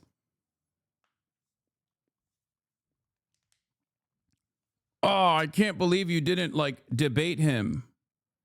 I can't believe you didn't debate him enough. Why would you do that? Okay, well, you have the opportunity. You have the stage, Charles Gasparino, Fox Business senior correspondent, New York Post columnist.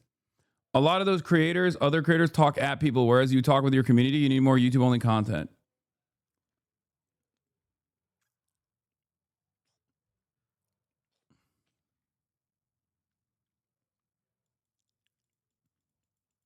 Yeah, the way trigonometry is apologizing for platforming feels like they're trying to equate the Nelk Boys and Netanyahu, except they did actually have Netanyahu on, apparently.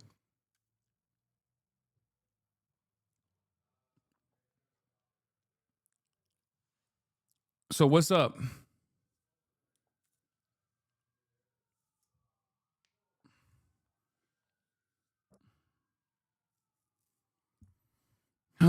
I do 100% think you should bring back the breakdown style content for YouTube and TikTok more regularly. No chat, just cooking.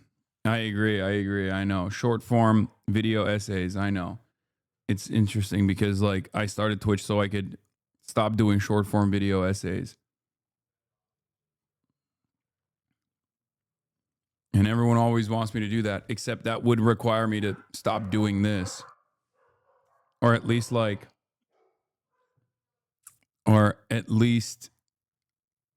stop doing this for stop doing this for the hours that I do it every day. See, HasanAbi is too scared to respond to my China knowledge. You don't even know that China's economy is about to collapse from being affordable to affordable, moron. Exactly. Yeah. Clearly, I haven't watched the 17 million different YouTube videos about how China's about to collapse any day now. You need to shut down the AI bot channel. They have another channel called Hasanverse. YouTube demonetized 4 of their HasanAbi archive channels. They literally upload your entire stream on their 2 channels. Your main YouTube channel will perform much better if you get rid of those bot channels. I can't. I have tried. It's either all or none. Okay? That's just how it works, unfortunately. Either I get rid of the entire HasanAbi Clips industrial complex, which, once again, I don't want to, because a lot of fucking people eat good off of that. I've literally paid for people's college education with that. Or, in order to tackle the bot channels. Or, I don't tackle the bot channels, but other channels also continue to exist. YouTube doesn't even want the other channels to exist either. They literally want me to take them out. They call them, they've consistently changed their policy. They say it's what do you call it? They say it's a copycat or something. They say it's basically reused content or duplicate content, impersonation. Yeah, duplicative content.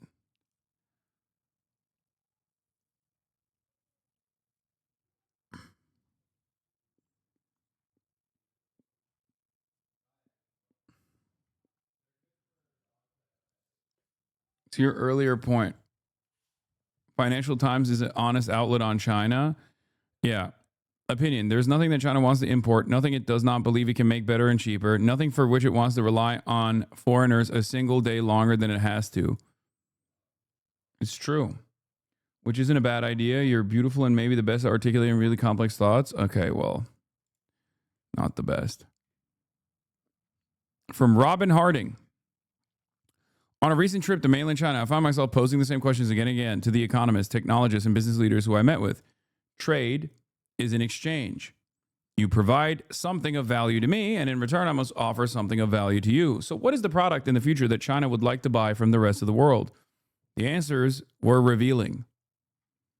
A few said soybeans and iron ore before realizing this was not much help to a European. Some observed that Louis Vuitton handbags are popular and then went on to talk about the export prospects for fast-rising Chinese luxury brands. Higher education was another common answer, qualified sometimes with the observation that Peking University and Tsinghua are harder to get into and more academically rigorous than anything on offer in the West. Several of the economists who had perhaps pondered the issue already jumped ahead to a different point altogether. This, they said, is why you should let Chinese companies set up factories in Europe. It's a train of thought that gives away the real answer to the question, which is nothing. There is nothing that China wants to import, nothing it does not believe it can make better and cheaper, nothing for which it wants to rely on foreigners a single day longer than it has to. For now, to be sure, China is still a customer. I only watched Hasan through clip channels for years. It's only after I met Hasan in China that I started watching on Twitch. That's crazy. Nothing for which it wants to rely on foreigners a single day longer than it has to. For now, to be sure, China is still a customer for semiconductors, software, commercial aircraft, and the most sophisticated kinds of production machinery. Commercial aircraft is also an area that they're trying to build out at this moment. Tsinghua. Okay, TS is CH. And the most sophisticated kinds of production machinery, but is a customer like a resident doctor is a student. China is developing all of these goods. Soon it will make them and export them itself. Well, how can you blame us? The conversation usually continued after agreeing on China's desire for self-sufficiency. When you see how the U.S. uses export controls as a weapon to contain us and keep us down, you need to understand the deep sense of insecurity that China feels. That is reasonable enough, and blame does not come into it. But it leads to the following point, which I put to my interlocutors and put to you now. If China does not want to buy anything from us in trade, then how can we trade with China? This is not a threat, but a simple statement of fact.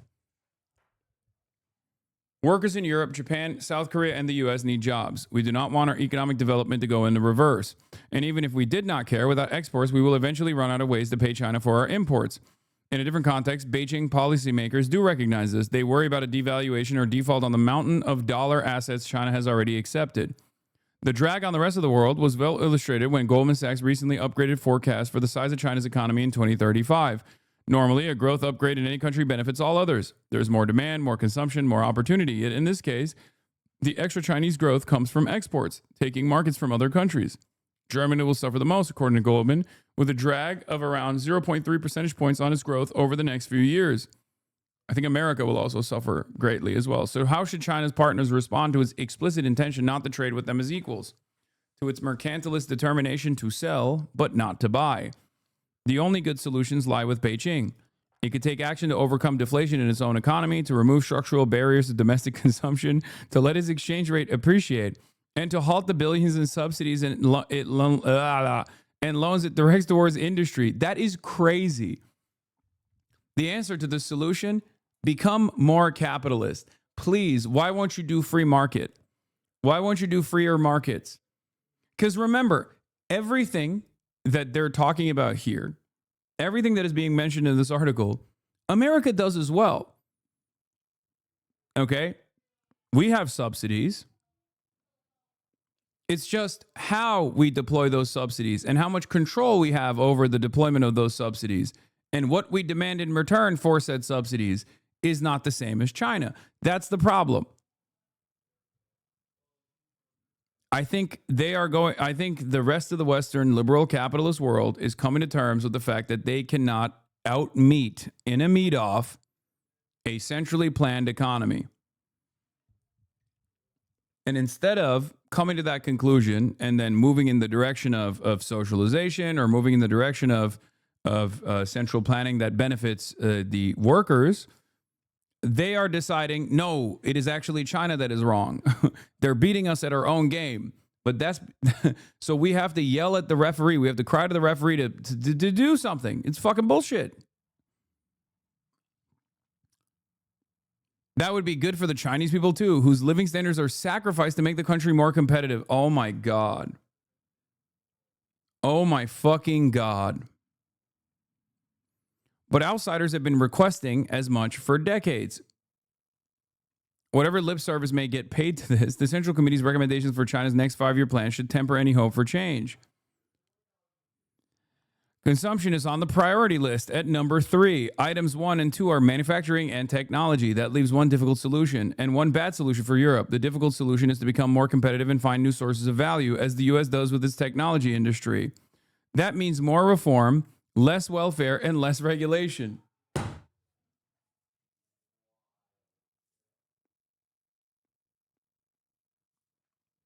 China is making us lean more into austerity.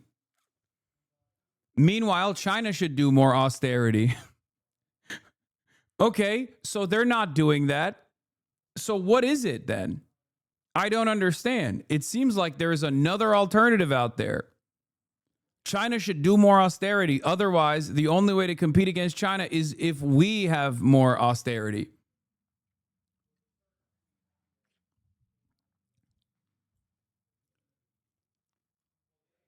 This is such horseshit, honestly. China wants to buy plenty of stuff from the West, but the stuff China wants to buy, they get banned from. China is forced into pursuing self-sufficiency. And then they have the nerve to write this bullshit that sounds like manufacturing consent for a third opium war. No, that guy factored that in, to be fair. He literally does say that the things that China wants to buy from the West actually stops China from buying, which is why China becomes self-sufficient. He did bring that up in the beginning of the article.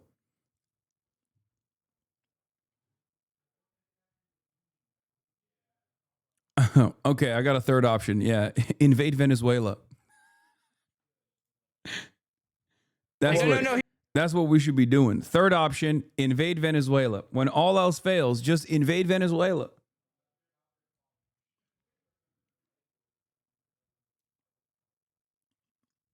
Not because welfare and regulation are bad per se, but because they are unaffordable given the competition.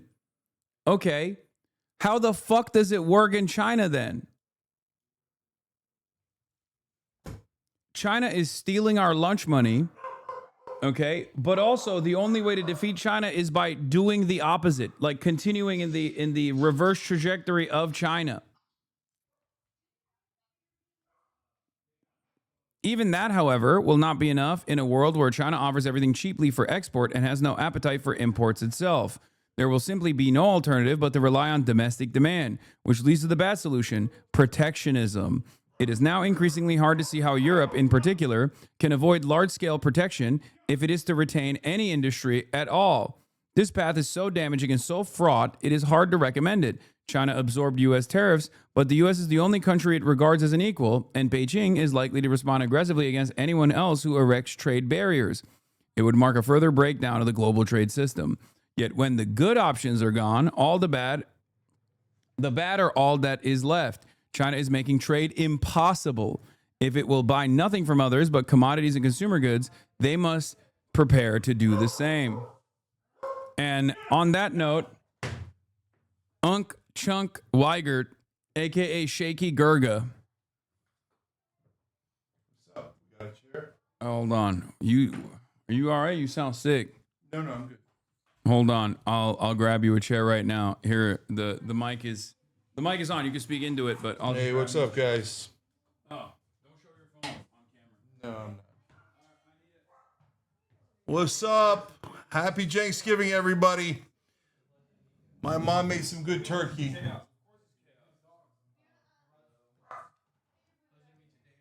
Yeah, right there, brothers and sisters, right there.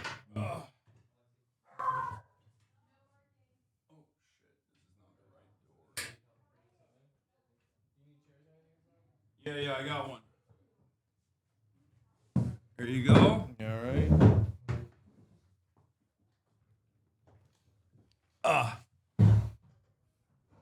People are spamming.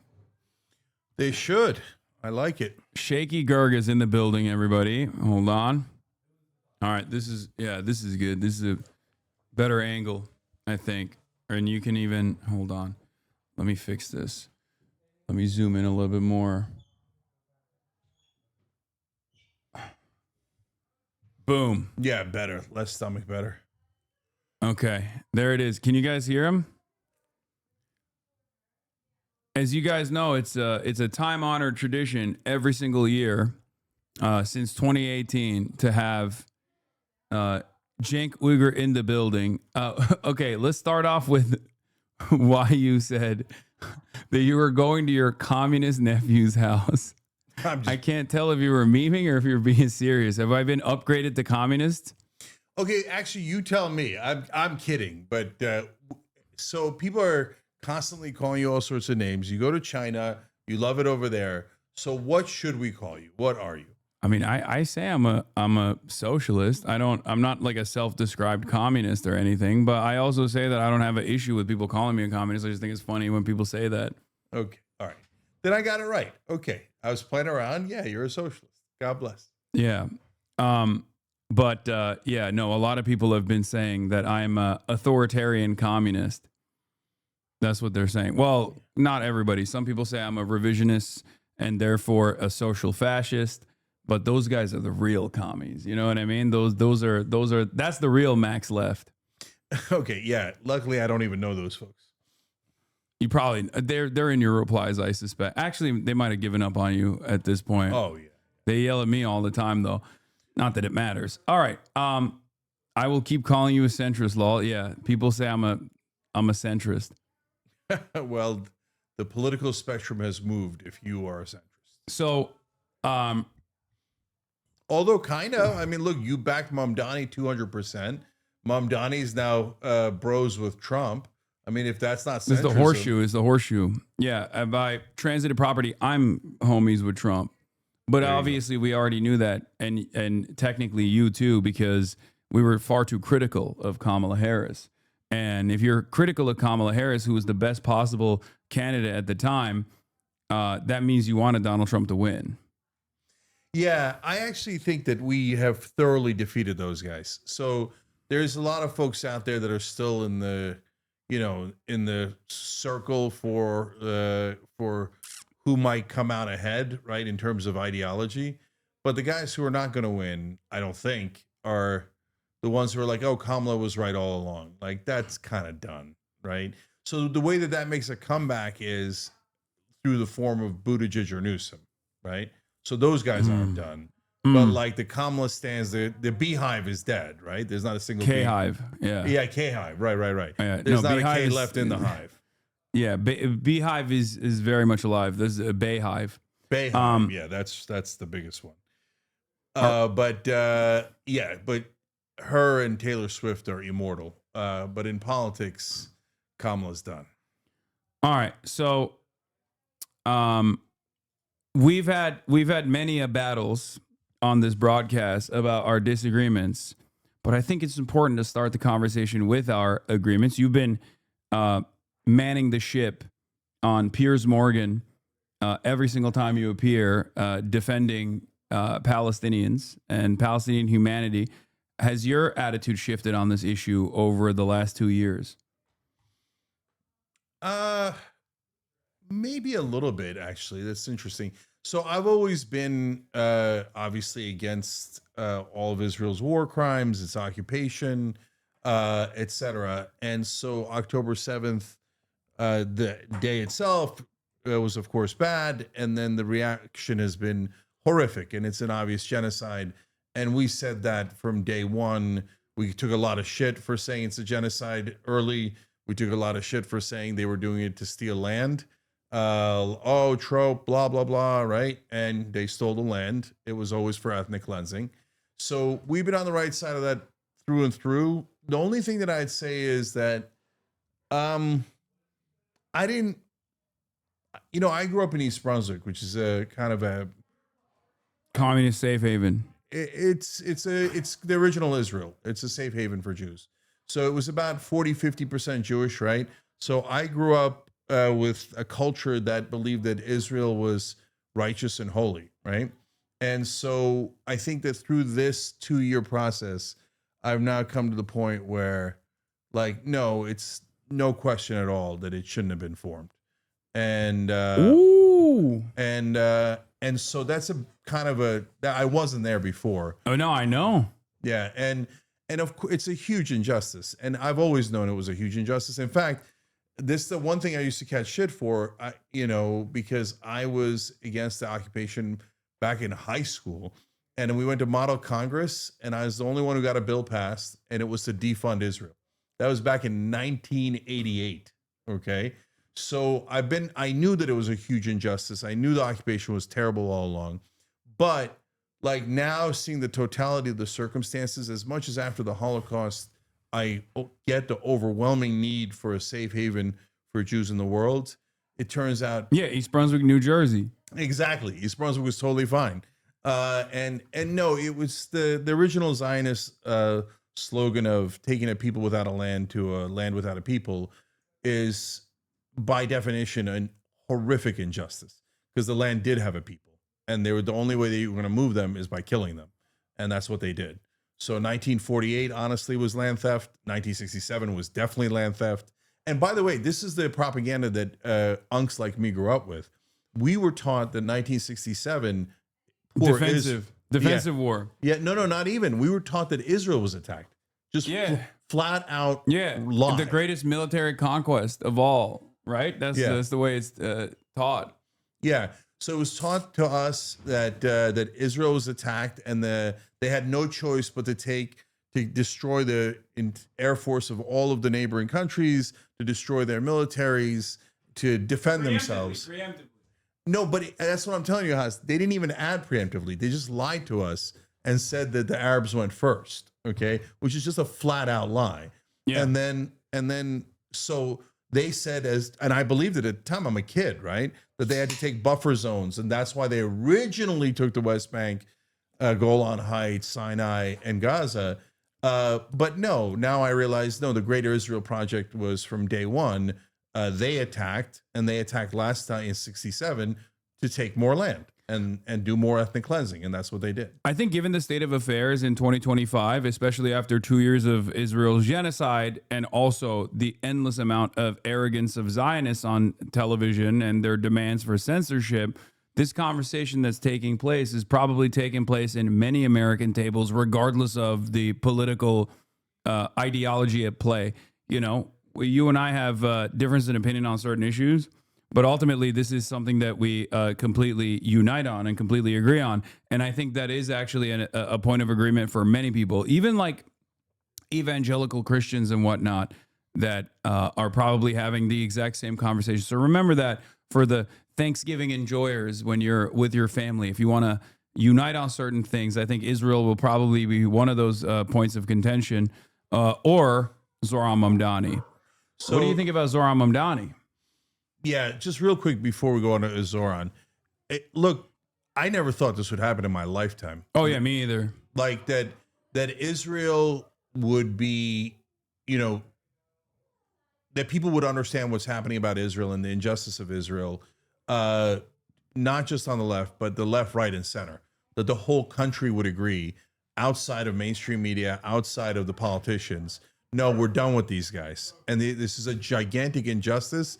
And most importantly, we all now agree we've all been lied to by legacy media, right? Corporate media is poison. It's the biggest toxic influence in America. Now the right, the left, the center, everyone agrees, fuck corporate media. They've been lying to us from day one. So look, that's another one. For 20 years I've been saying that. And to see everybody come around to that, I love it. I love it. So Zoran's to the left of me. So it makes sense that like he's kind of perfect for you, right? I think you tell me. But I love it. I love it because it's change. I love it because middle finger to AIPAC that spent $45 million trying to meddle in our elections, and fuck them. Why don't they go back to their own country? Okay, New York is in America. It's not in Israel. It's not Tel Aviv. Okay, and I'm proud that it's the largest Jewish city, and I'm proud that they voted for Zoran, right? So fuck this division on trying to divide Americans with Jew, Muslim, Christian, etc. No, we're America. They're not America, and that's that. And then he's for change, man. Fuck the status quo. So I'm thrilled that Andrew Cuomo lost. Why do you say he's more to the left than you?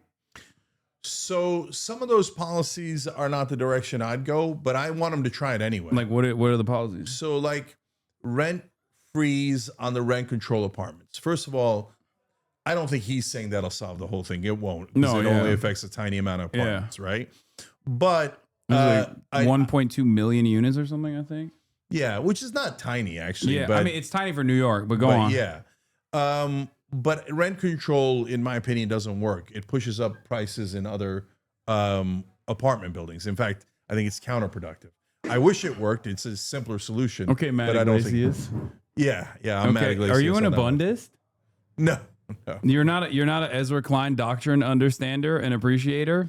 No, I mean, I'd have that conversation with Ezra, and I think he's probably at least a third right, but he's not right in the central thesis, which I think is misguided, right?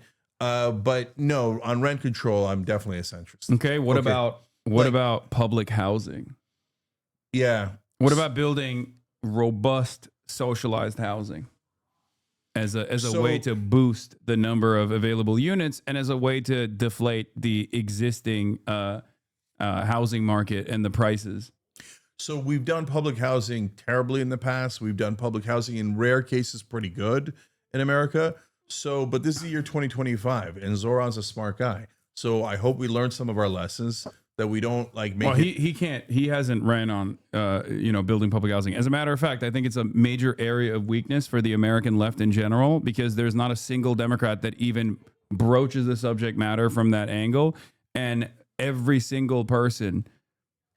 Even though it's the number one, like affordability is the number one priority, but affordability, as you know better than anybody else, brackets off into certain aspects, right? Healthcare is a part of the affordability conversation. And I think Democrats do have, or at least the left flank in the Democratic Party has a really solid approach to that. Socialized medicine, Medicare for all. But housing is another aspect of this that no one ever talks about. Or they do talk about it, but they don't actually have a simple, easy to understand policy for it. That's why we keep consistently going back and forth on Band-Aid solutions, which you're right. Rent control is a Band-Aid solution. I'm in favor of the decommodification of housing in general. So obviously this works in that direction. But yeah, I'm not for decommodification of housing, but I agree with you on public housing, and I think that there's a right way to do it. So the problem was that we concentrated poverty last time, right? When we didn't know what we were doing in the 1960s and 70s. So now we've done it right a couple of times, spread it out a little bit and make it more mixed housing, but it at least creates more units, helps supply and demand in bringing down, in creating higher supply, so bringing down prices. So there's a lot of logic in it.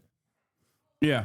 But he's not advocating for socialized housing, but I do think that this is the next initiative. If the Democrats actually do have this robust left flank movement and, start unseating establishment Democrats and put forward DSA candidates and things of that nature, I hope that there will be a more united message on that, where people will approach the subject of housing in a similar vein. Yeah, where they do talk about permanent public housing and better alternatives. Yeah. So the other thing that I don't necessarily agree with, but I want them to try, is the city-run grocery stores. So I don't get it. I don't know why that's the biggest among the biggest priorities. I get some food deserts. I get that there's some some more high-density minority areas where it could be helpful. On the other hand, it's like a Muslim unemployment plan in New York. All the bodegas are run by Muslims. So I'm exaggerating, but like I don't know that was a big pressing need. But I want them to try it. I want them to try the free busing, and if it works, great. If it doesn't work, so what?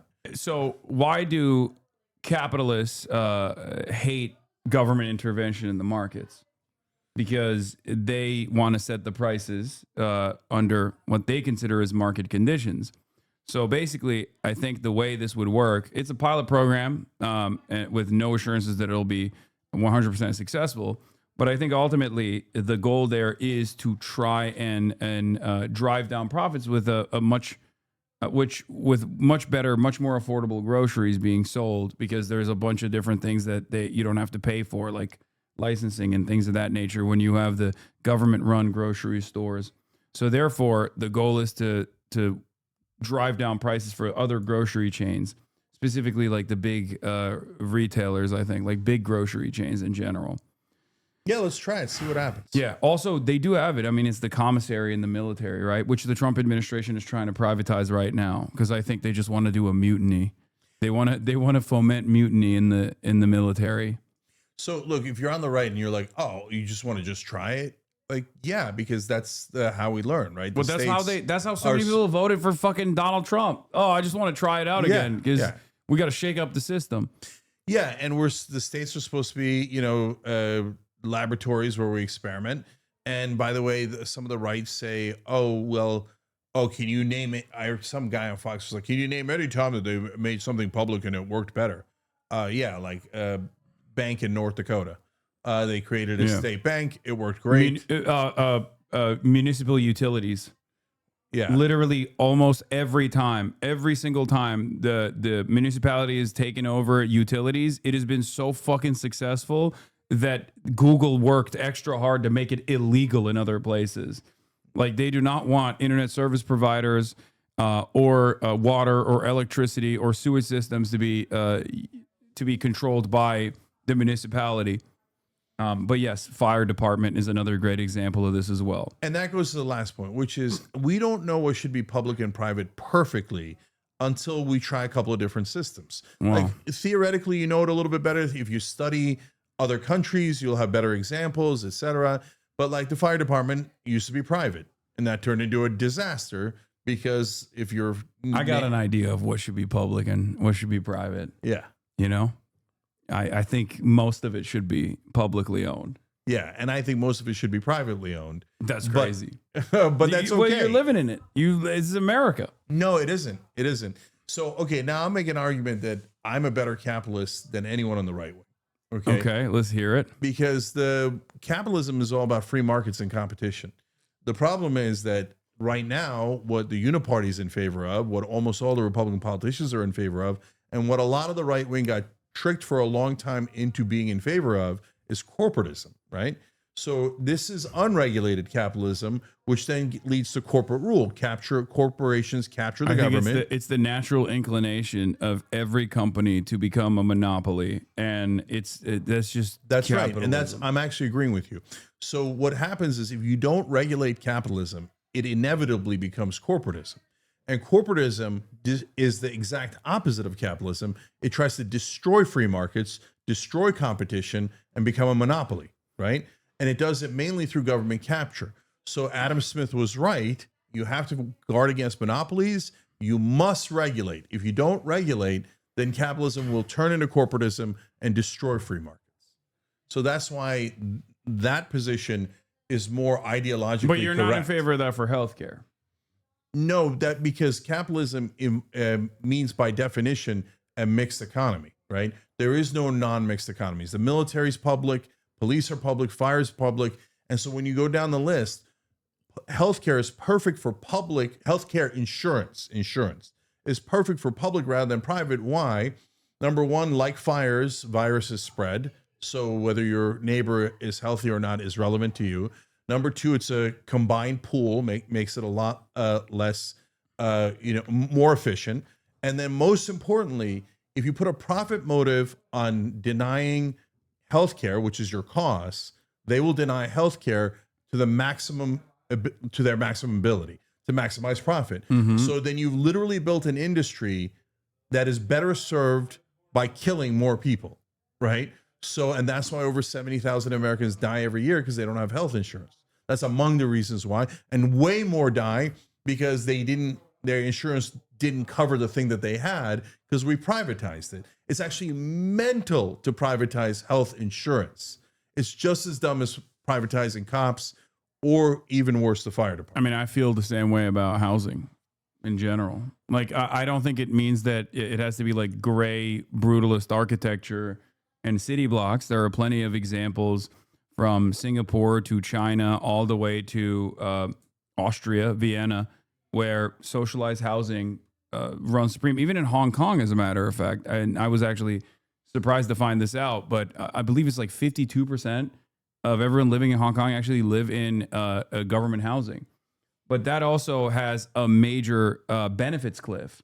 So that actually keeps wages relatively low or people unemployed in an effort to make sure that they're still in government housing, because every house that is not owned by the government, that is not public housing, is so unimaginably expensive. Like the price difference is like $300. Let's say the price difference is like $300 for government housing versus like $7,000 for a private unit. Like the cheapest private unit is so much higher that people would rather just like be unemployed than to actually get like that fiscal cliff would not exist under a universal program. And if people wanted luxury housing beyond that, they could choose to spend all the extra dollars and get taxed out the ass in order to have the luxurious privilege of having this mega mansion or whatever. Yeah. So look, I'm not anywhere near that. I think housing should be totally private, but not totally private. I'm willing to experiment with public housing in certain circumstances and see how it goes and how does it affect the market. Does it, like we talked about earlier, create more supply and hence help with prices, right? And, is there a bare minimum where we should help people not be on the streets? Of course, right? So then, in the lower levels, you're having a conversation is what degree is it public? Because if they're I think we all agree if they're homeless and they want shelter, we should give them shelter, right?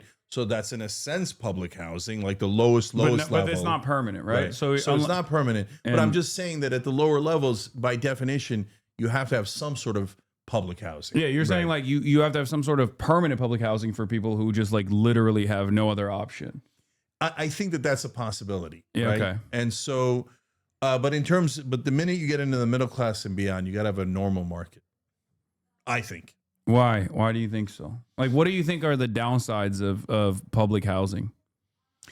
Anytime that we like I do believe in the markets. So if you're going to have public sneakers or burgers or jeans or even houses or cars. Okay. There's a difference. Okay. One is clothing versus the other is shelter, though. Right. Like that's why I say, like, yeah, you can have a private market or a free enterprise for small businesses, for, or even for certain goods that people are offering. And but when it comes down to the things that are necessary for survival, I'm a believer that the profit incentive creates a negative experience for people that simply need to get this thing to survive. And I think it would make the public overall much more productive. And the same goes for education. Same goes for housing, and the same goes for like basic necessities such as food. Even though there can obviously still be a private market on top of that. So, but it seems like you're saying all for like the bare necessities, which then makes more sense. Like at the higher levels, you're going to let wealthy folks buy whatever house they want, right? Yeah, I mean, but again, that needs to come with like that needs to come with a cost, so it's not as easily accessible. Wow. Like the reason why I went back to Singapore as an example is because like it's tiny, right? And there's not a lot of cars. And from what I understand, like in order to get a car in Singapore, you have to be incredibly wealthy.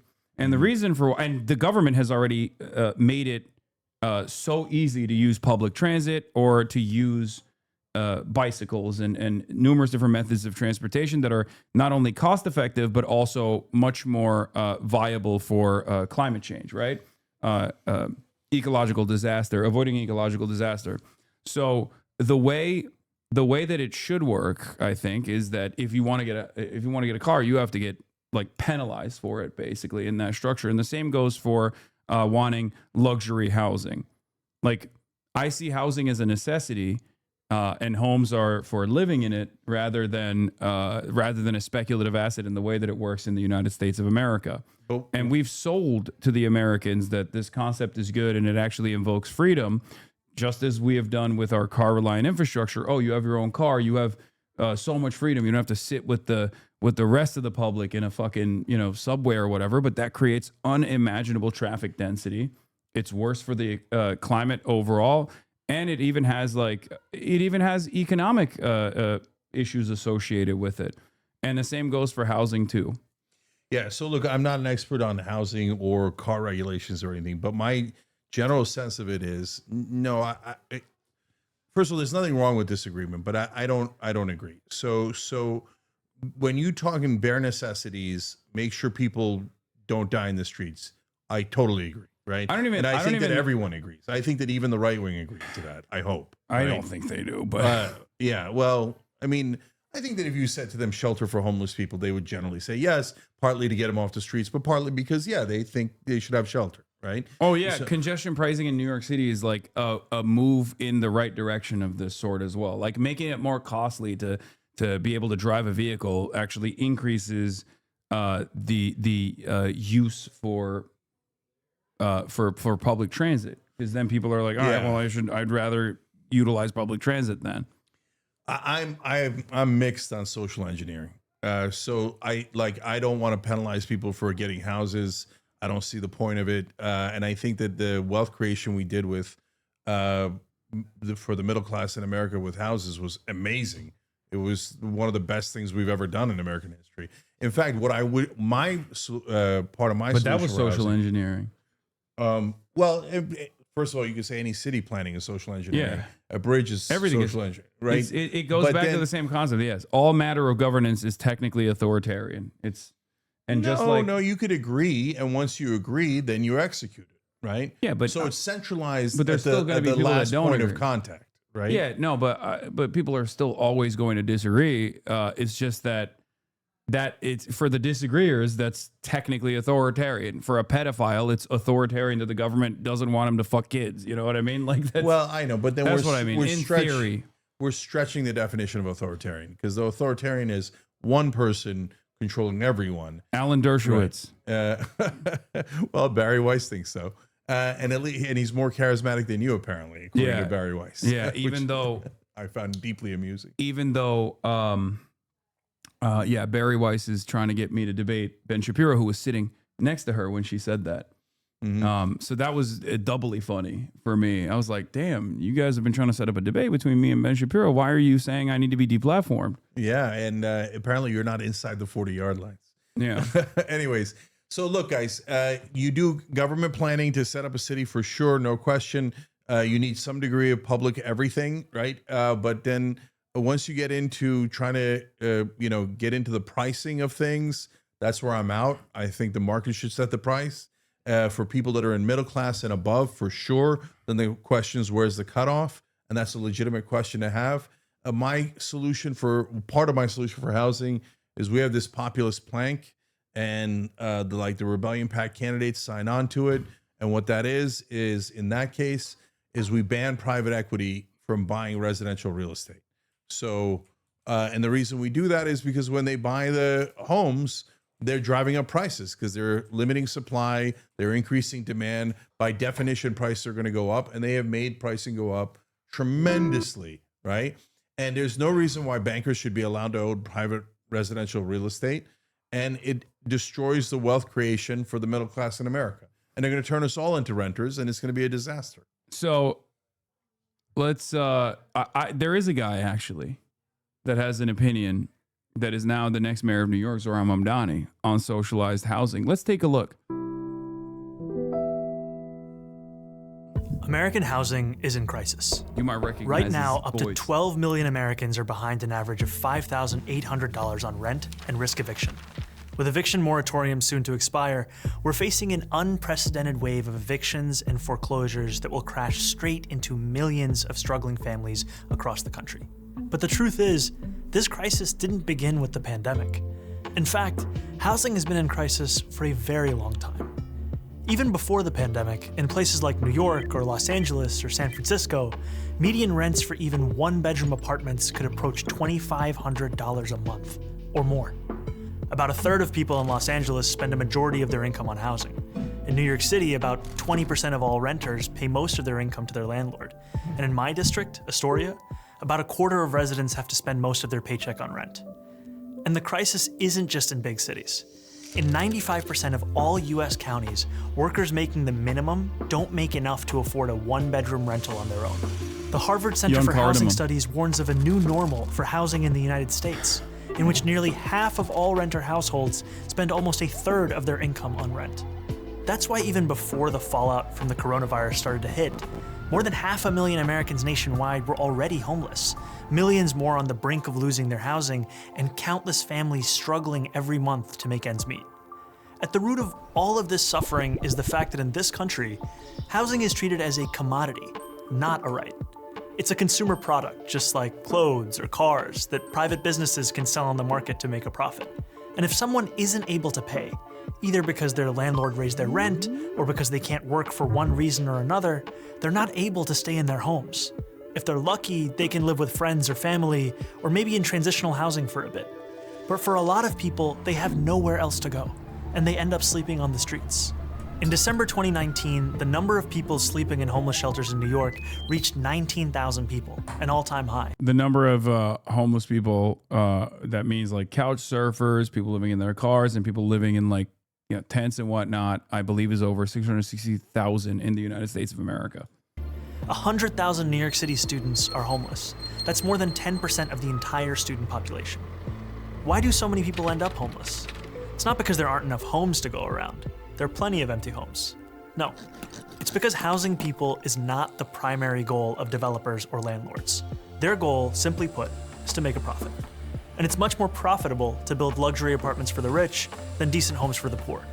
This gives us a big shortage of homes for ordinary working people. For every 100 households that are extremely low income, there are only 36 affordable and available homes. As a result, we have plenty of housing for the rich, but poor and working class people don't have nearly enough on the market. So we have people scrounging to make ends meet or sleeping on the streets right below luxury condos and uninhabited apartments. This is a terrible way to organize a housing market. It might be profitable for landlords and developers, but it's not efficient or beneficial for the rest. The argument is the same. If there's inelastic demand for healthcare, which there is, right? What is inelastic demand? If you don't, for those of you who don't know, inelastic demand is if a good or a service is impossible to avoid. You need it for survival. As in, if you're diabetic, you need insulin. So no matter what the supplier, if the supplier restricts the number of insulin shots that are readily available, and the price will automatically go up because it's an absolute necessity. If you don't pay for insulin, you're going to die. I say the same argument goes for housing. Housing is an inelastic demand good, because if you don't have housing, you die. Yeah. Again, at the lower levels. Once you get into middle class, this has not been that persuasive to me. Well, hold on. There's more to the video. Okay. There's 5 more minutes. Let's take a look. This guy seems like real charismatic. Got a real bright future ahead of him. I don't know. Hopefully he runs for something. I think he was an assemblyman here. I don't know. If Maybe you he'll told run me for a couple of years ago that this guy that made this video was going to become mayor of New York, I wouldn't have believed it in a million years. Yeah, well, it's good. It's good that you're recognizing that. Let's take a look. Let's continue going with housing this. doesn't have to be seen as a market at all. In other countries, housing is considered a fundamental right, like education or healthcare. That means the government goes to significant lengths to guarantee everyone has a home, and the market plays a much smaller role in the construction and distribution of housing. So let's hop across the pond and about 100 years back in time to take a look at just one example of how an alternative housing model got started in beautiful red Vienna. At the end of the First World War, the Austro-Hungarian Empire collapsed, leaving behind a number of successor states, including modern-day Austria, home to the former imperial capital of Vienna, the 5th largest city in the world. Despite being the seat of an empire, the chaos of the war and decades of neglect had left the working class of Vienna in desperate circumstances. Inflation was rampant, jobs were scarce, social services were non-existent, and hundreds of thousands of people were crammed into decaying tenements where overcrowding, disease, and violence were rampant. So it's no surprise that in 1919, at the first elections ever held in Austria where all adult citizens could vote, the Social Democratic Party swept into power at the municipal level on the promise of dramatic social and economic reform. And they delivered. The new government of Vienna implemented a huge range of services, including public health care and public child care. They built high-quality hospitals, schools, and recreational facilities. But their crowning achievement was an ambitious program of social housing, what Americans call public housing, that began in 1923 and saw 60,000 new apartments constructed in the first year of its existence, built by the government and financed by taxes on the How'd they do that without the profit incentive? It's just so strange. I don't understand this. But these weren't the kinds of apartments you might picture when you think of public housing in the United States. Drab high-rises plagued by chronic neglect and underinvestment. Residents could enjoy leafy courtyards, wide open spaces, and plenty of natural light. They had shared laundries, state-of-the-art kitchens, food co-ops, bathhouses, pharmacies, lecture halls, schools, and swimming pools. These apartments... Why are they not factoring in the moral harm of offering people housing at a cost affordable level and how that actually makes them lazier? It's a moral hazard. No, I'm not worried about that. But brother, do we have enough money for everyone to have a house like this for 350 million people? You know we don't. We absolutely do. We abso-freaking-lutely do. Federal jobs guarantee, a national initiative to build housing, localize it if you want. We absolutely do. 1,000,000%. So you're going to do the free housing. You're going to do, okay. It doesn't have to be. This is not free. No, this isn't free. So the government builds it. So we all pay for it. We're all paying for it. We all have enough money. Well, if we already all have enough money to afford houses like this, why don't we just buy houses like this? Wait, what do you mean? Like what is the government? The government has our money, right, in taxes. Collectively, we have to have enough money to build houses like this. If I was shown a plan where they said, oh, you can get all American people gorgeous houses like this with pools and gorgeous yards, etc., right? How'd they do it? Because they had enough money. For whatever reason, they had enough money at that time to be able to do it. I feel like they may have had more of an initiative to actually utilize the taxable revenue in an appropriate direction, because they seemingly had more interest in solving this issue rather than subsidizing corporations and the super wealthy, or even on the housing front, offering more and more tax breaks and continuing the current private ownership structure that we have in this country. But I want people to be clear about what I'm saying. Remember, I hate the current system. The current system isn't anywhere near ideal. It's corporate rule. Our government is completely bought by the donor class.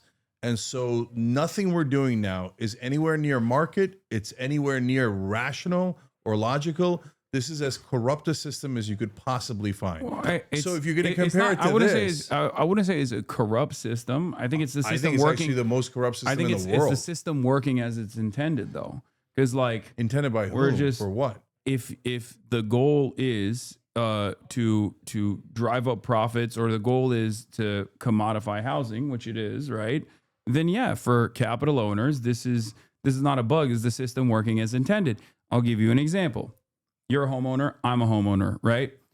For many of us, for homeowners such as ourselves, maybe houses are just to live in, right? But for the overwhelming majority of homeowners, as you also described, housing is their nest egg. It's their opportunity for upward social mobility for their next generation, and it is an asset that you can leverage against, right? To take out a mortgage, or at least that's what people used to do before the whole interest rates went up, right?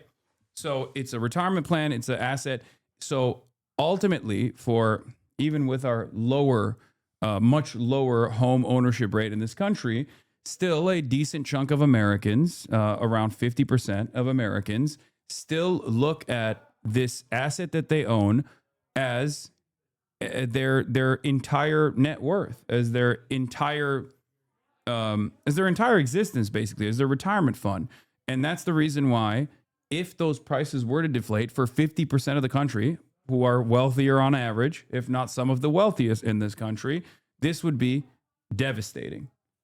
And that's part of the reason why we never deflate the price of housing in this country, because why would we even want to do that? So look, we're having an enormously theoretical conversation that isn't anywhere near I'm showing reality today. No. But what we're showing you is existent in practice, right? Because Vienna is still implementing social housing initiatives to this day. And not only that, but there are numerous other examples where the government actually does control the housing. And the government controls housing in America too. We just do it through property tax rather than just like having direct ownership over land leases like they do in Singapore, for example, or like they do in China, for example. And then on top of that, they control flows of capital in China. But Haas, do you see what I'm saying by how theoretical it is? Because first, we got to get money out of politics so we can get our government back. Like, that's step one, and we're not anywhere near step one. Once we get past I don't, I don't disagree with you on that. I do think that that's something that needs to happen. But if we're talking about a world in which, because like, you're not moving the needle in a more realistic direction, neither am I in that situation, because like we both agree on that issue, and that's a major hurdle. And we're not talking about that major hurdle right now. We're talking about a world in which, like, if you had the opportunity to make this grand design, which direction would you try to move towards? And this is what I'm saying. So I'll tell you this. If we got to this magical, beautiful place, which, by the way, I think we can get to, although it's super, super hard, where we get money out of politics, we did a constitutional amendment, we freed the country, right? Then what I would love is for Rhode Island to try more public housing, for Nebraska to try more private housing, and for everyone to try all sorts of different things. I think they're trying private housing in Nebraska. Yeah, right. They're not. But you see my point. They're trying private housing everywhere in this country. No, but you see my point that I don't mind an experiment like this at all in that better world, right? Where we've regained democracy, right? And some places people will be a lot more right wing, a lot more leaning into the free market. Some places people will be more left. I don't think right wingers are right wing because of the free market. I don't think so. I think rich right wingers are right wing because of the free market, but I don't think right wingers in general. Like you think West Virginia is what, plus 35 for Donald Trump? You think those guys are like, hell yeah, brother, we need more private housing in this state? No, they're just right wing because of their economic stances or their economic standing rather. And they've been pummeled by the Democrats, or they feel as though the Democrats are responsible because they're focusing on gay shit rather than building housing for them. And the Republicans take advantage of that weakness, take advantage of that anger and resentment, and redirect it towards gay people and undocumented migrants and the like. So there's two different things here, right? Right-wing ideology and what do right-wing voters in America actually think, right? And so we found out through Donald Trump that all the bullshit that corporate media was telling us about right-wing ideology wasn't really true at all. Oh, the right-wing voters are all free trade. Are they? First of all, they didn't know and they didn't care, right? And if they cared at all, they were against it. Yeah, no, yeah, they were against it. I think like Donald Trump picked up a lot of the NAFTA resentment votes from a lot of like formerly unionized workplaces and people that used to have like people that used to work in industrial output that no longer had that job. Yeah. So I think it's a little bit complicated because people grow up on corporate media, especially the older folks. So if you're above 45, you got brainwashed so thoroughly by corporate media that it's really hard to tell what you believe, right? And what you were told that you believe. Like, hey, you love Israel. Israel is a special ally, right? Our government is the best in the world. It's number one, right? All this, there's a million pieces of propaganda you and I have both fought against, and now a lot more people fight against, right? So yeah, some of them might have, if you asked them in a poll, are you for free trade? They might have said yes back in 2008, right?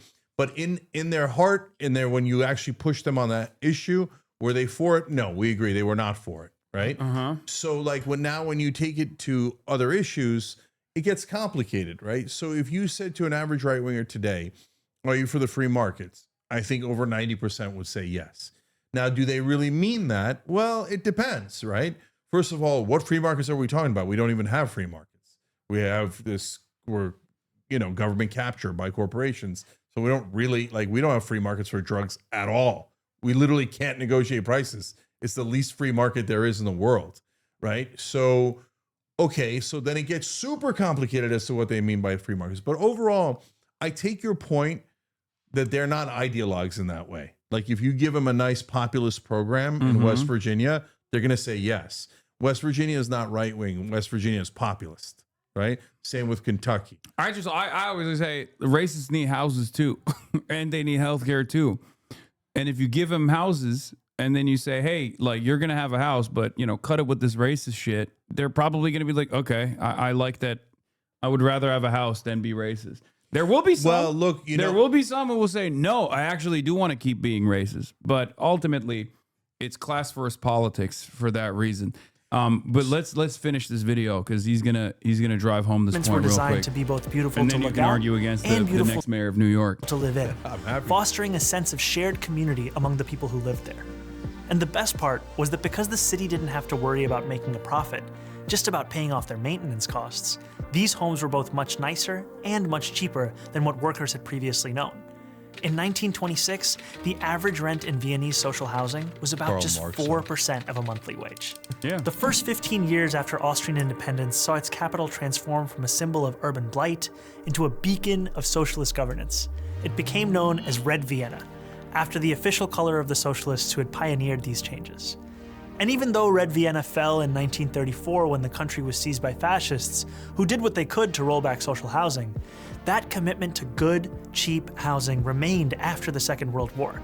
Today, an astonishing 62% of all city residents live in social housing. What? With the average monthly rent falling How'd they do that? That's crazy.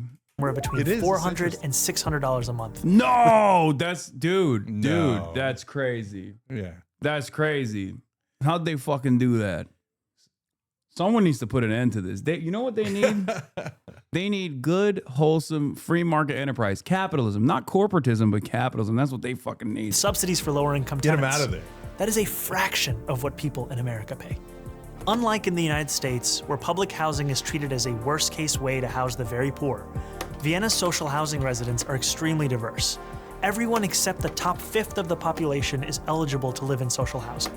This means there's broad appeal across many segments of society, which creates the foundation for its political popularity. That is how the majority of people in Vienna enjoy something that's considered almost utopian here in New York. Affordable housing that isn't just cheap, but desirable. Housing that isn't just four walls and a roof, but a real home, with a sense of stability, safety, and community built in. Now, of course, this is only one example of an alternative framework for housing. And Vienna has not fully removed housing from the domain of the market. Residents still pay part of their earnings in rent to cover operational costs, and a sizable chunk of the population lives in private housing. But it's an actually existing alternative that shows us what a step toward a better world could look like. If we want to end the housing crisis, the solution has to be moving toward the full decommodification of housing. In other words, moving away from the status quo, in which most people access housing by purchasing it on the market, and toward a future where we guarantee high-quality housing to all as a human right. So how can we do it? We can start by making sure people who access housing on the private market have ironclad protections against abuse and exploitation. But to go further, toward the Vienna model, we'll have to go beyond the market. So not only is the government a major market competitor that keeps prices relatively low, but there is regulation beyond that as well. And some version of this exists not just in Vienna, but like I said, in China and Singapore and numerous other places too. So it's already being implemented in many places around the planet. It's just unheard of in the United States of America. It's like not even considered. Yeah. So, first of all, they got all that free public housing and it made them so soft they lost the war. Well, yeah, that's probably what it was. Yeah. Okay. Now, in all seriousness, So listen, I'm not opposed to it. In fact, I think that we should study every model out there. So we should study the Finnish education system. We should study the Norwegian prison system. We should study how they legalize drugs in Portugal. And they're not all magic fixes, but they're interesting to incredible, right? We should study the what they did in Spain with I mean, I think these guys studied it before they implemented it and their existence or the continued existence of the system. Don't be simplistic. Just because it worked in Vienna, sorry, I don't mean it that way. It's just because it worked in Vienna doesn't mean that it's going to work everywhere. By the way, but because it worked in Vienna, it means that we should probably try it somewhere else too, right? So, and see if it works. So I don't mind all of those experimentations at all.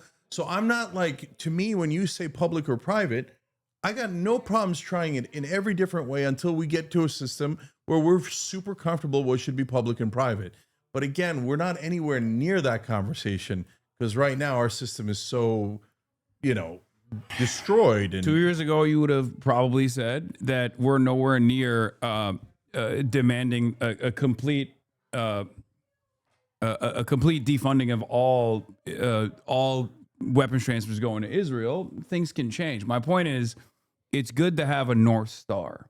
And that's why I have no issue saying that this is my North Star. This is what I'm working in the direction of, instead of conceding ahead of time, knowing that, there's going to be naysayers no matter what happens. No, I think we could have massive change. That's why I started Justice Democrats. And I mean, we beat Crowley with AOC how many years ago, right? Yeah. And so do I think huge change is possible? Definitely. That's why I started Rebellion PAC. That's why I started Young Turks. I think enormous changes, not only possible right now, we're in a moment of potentially awesome change, right? For me, that's not the question. The question is, how do you get there? And the difference, Haas, and you saying that's your North Star, no problem. That's great. There's nothing wrong with that North Star. It might not be my North Star, but so what, right? So to me, what's important is step by step, right? So we all got to, now this is where we could have the much bigger disagreement. I don't know how you feel about it these days. Step one, throw Ezra Klein in prison. Okay. Right. Step two, question mark. Step three, decommodified housing. I'm joking. Ezra Klein, if you see this, is a joke. Okay. Okay. So I think you are fine. Okay. But now, like, the way more controversial thing is these days, I think we should unite with the right to defeat the establishment. So, because we can't defeat them on our own. And if we unite, we can actually win on Israel. We just kind of won on Epstein files. And we could even win on paid family leave. We might even be able to win on healthcare, because to your point and to my point, West Virginia and Kentucky, they want healthcare, right? They don't want money in politics. They actually agree with us on almost everything. They're anti-war, anti-corruption. I don't disagree with you. I think the major disagreement that you and I have, to a certain degree, is, and I say this all the time, that you need people. If you want to unite the people, you're going to have people that you disagree with in your movement, no matter what happens. The point is, you don't actually go to their side on, social issues or whatever, these things that are wedge issues that are used as a distraction to make it seem as though the uniparty consensus is actually not there on the issues that matter the most to every single person: healthcare, housing, and the like, and foreign policy. But to make them come to your side because you are offering them something, right? Offering them free healthcare, offering them housing. And that's how you bring them to your side. I don't have a disagreement there. I'm not saying like we just cut out, whoever has voted for Donald Trump and shoot ourselves in the foot regardless. Yeah. My point is always that we bring them to our side without having to concede on these other things. Like we don't concede on being unnecessarily cruel to undocumented migrants, or being unnecessarily cruel to trans people and constantly talking about trans people this, trans people that. We just call it as it is. This is just a distraction. And I think the Trump administration's failures on affordability after winning the election against an administration that came across as old and unable to solve the 1.5 years of negative real wage growth that people experienced under the Biden administration, and the inflation crisis that people were experiencing. And then hyper-focusing, which is what the Trump administration did, hyper-focusing on trans issues and things like that, actually present a unique opportunity to show people like, oh, guess what? Turns out it wasn't trans people that was making your rent more expensive. Turns out it wasn't a Guatemalan migrant that was the reason for why your healthcare is expensive. And, and that's what I try to do all the time. So look, maybe it's an issue of timing, but first off, on should they come to us or should we go to them? It's kind of a false framing because since we agree on 70% of issues, neither side actually has to go anywhere. But if you're talking about traditional left-wing policies, that's literally what I've been doing the last 2 years. I've been saying yes to the right wing who are coming to our traditional policies, right? So you're anti-war, that's traditionally left-wing, right? You're anti-corruption, that's traditionally left-wing. You're for paid family leave because you want more babies and you want, et cetera, right? We want to treat American moms better. Great, that's traditionally left-wing. You want lower drug prices, higher wages, all traditionally left-wing, and I'm super happy to take their alliance in it, right? And what I'm saying is, okay, we just leave out the social issues in terms of our debate when we're working together, right? So we want to work together on banning private equity from buying up our residential real estate, or we want to work on anti-corruption.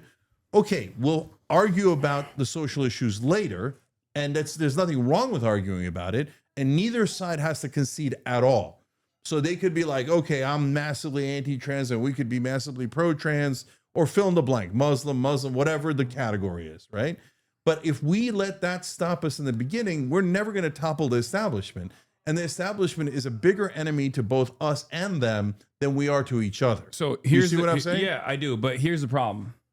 Josh Hawley is a great example of this, right? Like I think or Tucker Carlson is a great example of this. I think there are a lot of people who understand that left populism, real populist economic policies are actually extremely popular amongst the base, right? Across the board, regardless of whatever ideology they slot themselves into, most people find themselves in agreement with these policies. And the problem for them is that they have a higher priority for either the nationalist sentiment, and that's actually the goal that they're advancing or the goal that they're working towards, which is, I think, in Tucker Carlson's case, that's the point, or they're just lying, but they recognize the popularity of these left populist policies, and they're trying to maintain a base of support. But when push comes to shove, just like with Josh Hawley, they will still be servants of capital.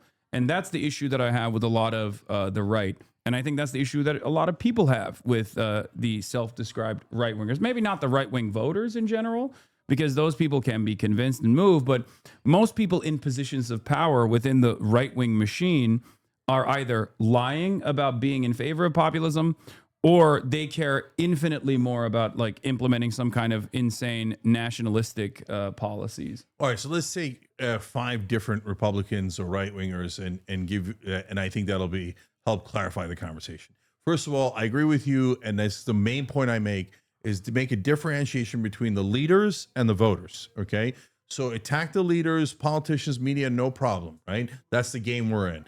Don't attack the voters. They actually agree with us on 70% of stuff.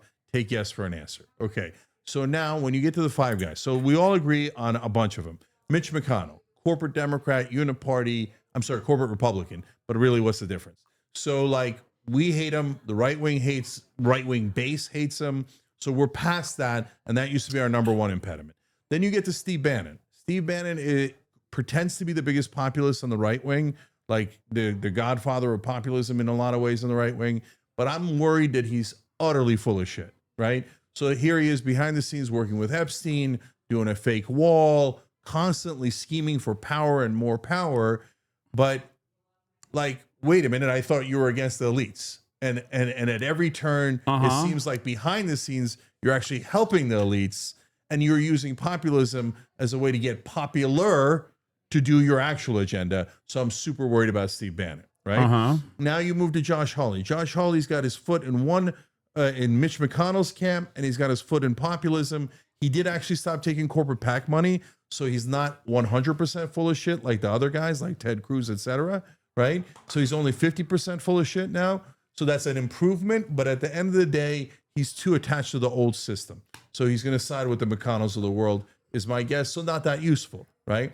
So now we're left with 2 guys that are left, Tucker Carlson, and yeah, I'm going to say the word or the name, Nick Fuentes. Okay. Yeah, no, it's I have stopped censoring that Nick Fuentes mentioned since he's getting fucking profiled by the New York Times, you know? Yeah. So Tucker Carlson, I think, has a shot at actually meaning it. And so I'm not sure that I agree with you. You and I have had a private conversation about this many years ago, and I think I've been vindicated on this. I think I've been vindicated on it, but we can have that conversation in a minute. So to now you go to, we'll come back to Tucker. You go to Fuentes. And so he seemed to be a classic guy who's, to be fair to him, not hiding his nationalism, right? So he was like, I'm going nationalist. I'm going Christian nationalist, white nationalist. It appeared to me, right? That was my original read of him. But now he's also changing. And so now I know we all cancel him to bejesus. And I mean, okay, Barry Weiss, if you're watching, which you obviously are, Holocaust right? denier. Right. So no problem. You deny the Holocaust, you say all these things. He's against race mixing. Well, Yeah. I'm married to an Asian woman. What am I going to agree with that? Right. So obviously we're against all that. But even now he has realized that's not actually where his audience is.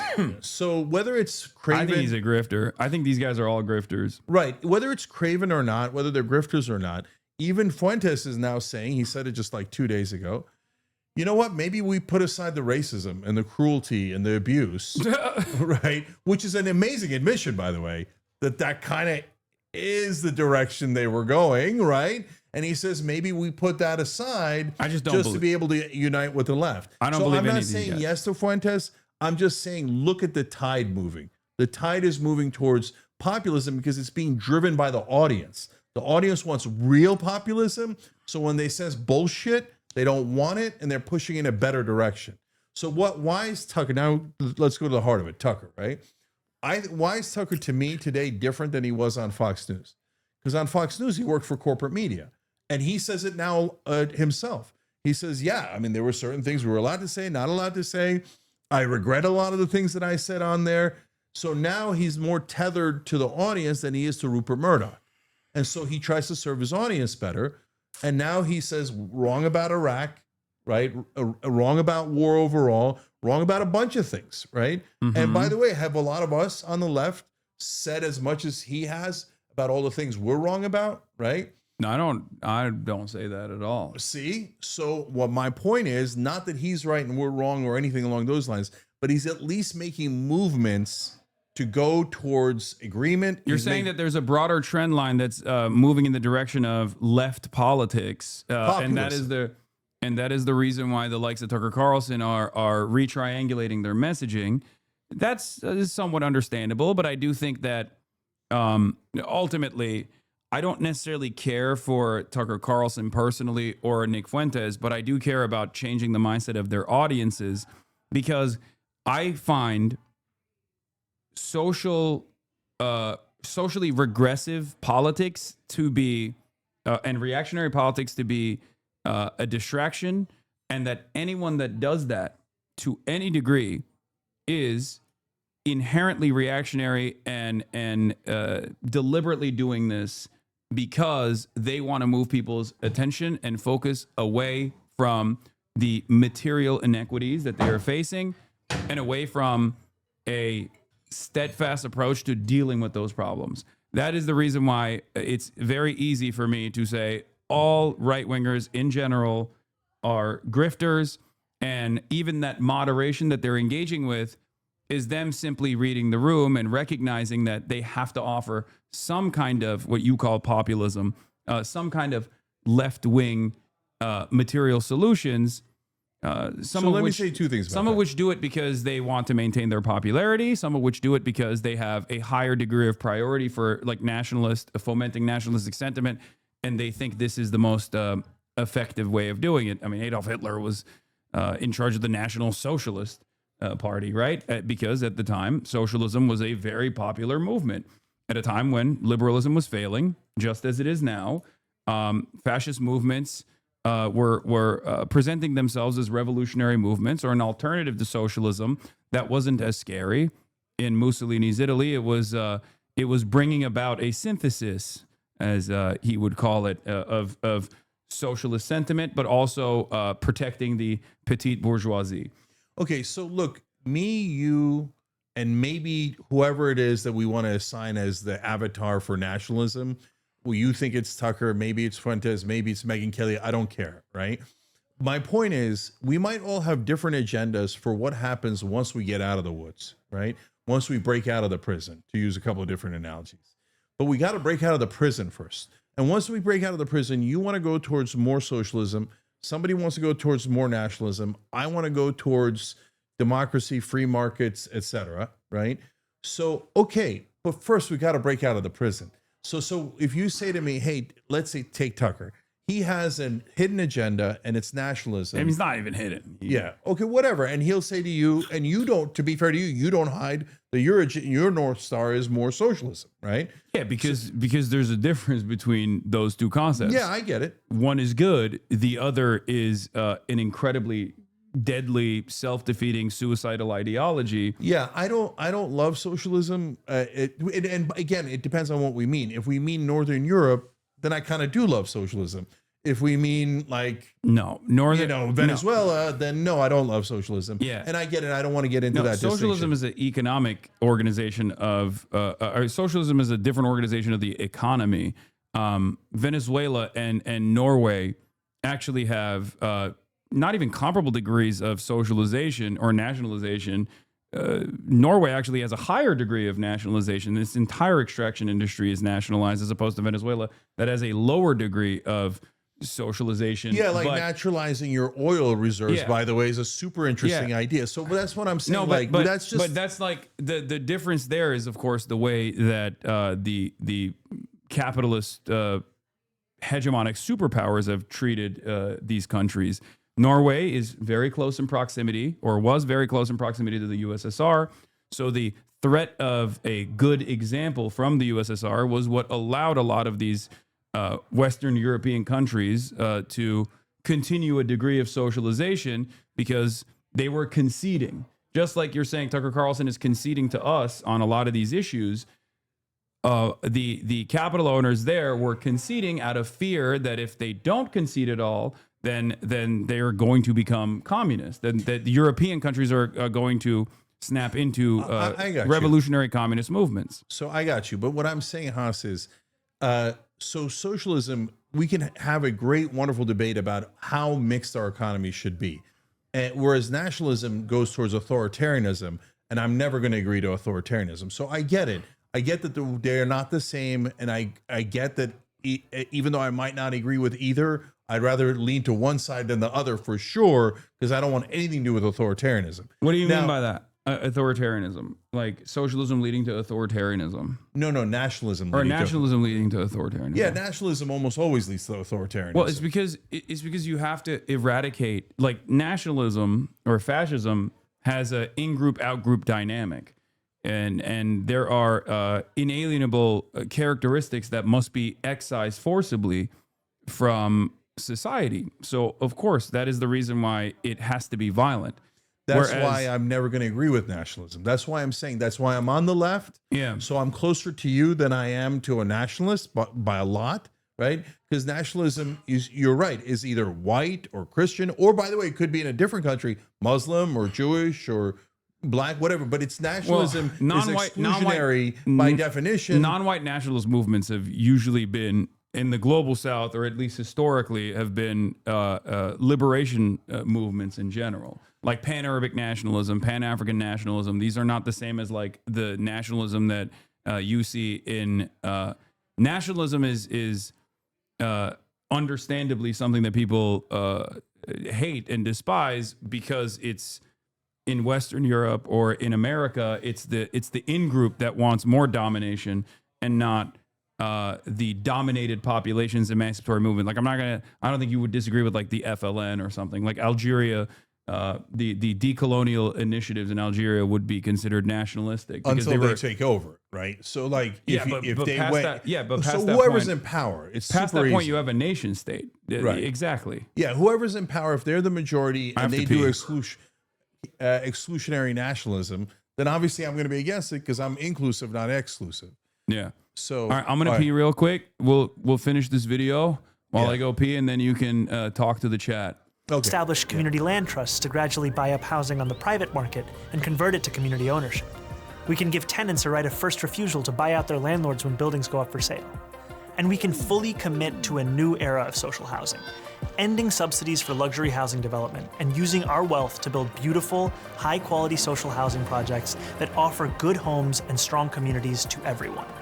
We won't decommodify housing overnight, but we know what we have to do, and we have history to guide us. And we know how we'll get there, through a movement of the multiracial working class organizing for the better world we know is possible. And we've already begun. I'm Zohran Mamdani, Assemblyman for New York's 36th Assembly District in Astoria, Queens, for the Gravel Institute. All right. By the way, guys, Young Turks is turning 20 online. So December 21st is our 20th anniversary on YouTube. So we'll do something on air on the 22nd, which is a Monday on December. But it's kind of neat. We're the first YouTube partner ever. So that makes me the original YouTuber. So we're turning 20 in that regard. We also had 3 years on radio before then. But it's kind of neat, and it's kind of interesting to see the evolution of all of us here, left, right. And I'll tell you, like, from my experience, having been here since kind of the beginning of time when it comes to online video and the internet, is that this is a breakthrough moment. We're finally getting to a place where people are becoming populist and are beginning to realize how corrupt the whole system is. And I've never been so excited. So, all right, to finish the thought. What you say populist, I say is class politics. Yeah, that's okay. More and more people are self-identifying as socialist than ever before. Yes, we're going to wrap up in a second. More and more people are self-identifying as socialist in comparison to years prior, and I think that is what is good, because populism is too. Populism can go in either direction. It just means that you're like anti-neoliberal, you're anti-establishment. That's fine. I'm anti-neoliberal, I'm anti-establishment, but I think I call right-wing populists slopulous for that reason, where it's just like fake populism. No, but don't do that. So number one, their voters aren't fake. They actually do want the same things we want. I'm not talking about the voters. They appear to be going to the left, but they're actually in the same place they always were, right? They always wanted those things. It's just the establishment lied to them.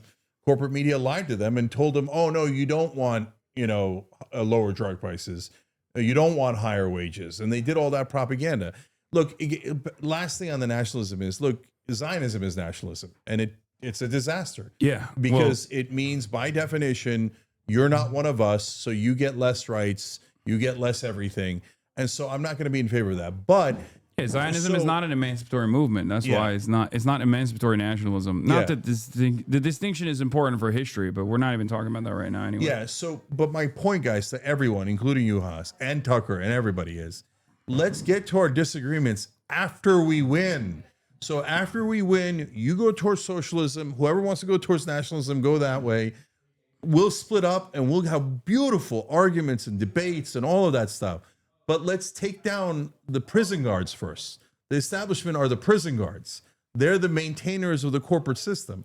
So let's knock that down first. Let's unleash populism on both sides. And then let's go have elections and let's figure out what's more popular. Let's have democracy. I just don't. I think that historically speaking, given that socialism is an abolition and reconstruction of the capitalist hierarchy, whereas fascism is actually a mechanism of control to reassert the capitalist hierarchy. This exact dynamic that you're talking about has played out in the past, with fascists winning. When liberalism is failing and contradictions worsen, and people recognize that they're desperate for new alternatives, most people, or not most people, but capital owners who still have their remaining crumb of power will then align themselves with fascists. So I think that there are two paths to fascism that I want to avoid. And the way to avoid it is to fix the system. So number one path is people get so mad at the injustices of this current corrupt system that they go in the, Fuentes direction and beyond Fuentes, right? To whatever is beyond Fuentes. And so at that point, if that becomes popular enough because of suppression, And that's what's happening now. The Barry Weiss of the world are suppress. Don't let them breathe. Don't let them breathe, right? And so they're helping Fuentes and beyond Fuentes more than they realize. So that's one path to fascism. The other path is the path we're on now. This is the establishment is the path to fascism. Because what's going to happen next is Palantir. Palantir tested all their technology in Gaza. Now Larry Ellison and the guys at Palantir are saying we now know how to control a population. So they're going to bring that here. If populists on the right or left don't win, or some sort of combination don't win in 2028, then the Ellisons and the Peter Thiels and those guys, the Palantirs, are going to turn this current establishment into a fascist establishment. I think do you see what I'm saying? I think, well, one, I do see what you're saying. I think that we're already there in many ways. I think that the new iteration, like the Republicans have already become a post-liberal party, and Donald Trump is doing that right now with the type of populism that you're talking about, with the sloppyism, if you will, where liberalism has been an abject failure, and that's the reason why one of the two major parties is basically evolving beyond, and the other one is always in a consistent conciliatory or conceding tone towards the other party that is restructuring itself as a fascist one. And my point is that the normal evolution beyond that point would be Tucker Carlson. I don't think J.D. Vance is going to lead the Republican Party in the future. I think Tucker Carlson. I think is it's the going most to be the likely Tucker win. Carlson that leads the party. But I don't think. But do you think Tucker Carlson is going to go in there and actually fucking take out Palantir and corporate capital? I don't. I do not believe. No, those that are two at different all. things. Two different things. Palantir and corporate capital are different. I don't think Tucker Carlson does that at all. Look, I don't know. I can't speak for him at all. But to me, what you're describing, I don't think that the right-wing voters, best exemplified probably by Tucker Carlson, and we agree with that, right? That he's probably the best avatar for the right-wing voters, right? Is I don't think they're fascists. I don't think that they necessarily want to go towards fascism. I think they're populists. And so we can disagree about that. I think right-wing populism is fascism.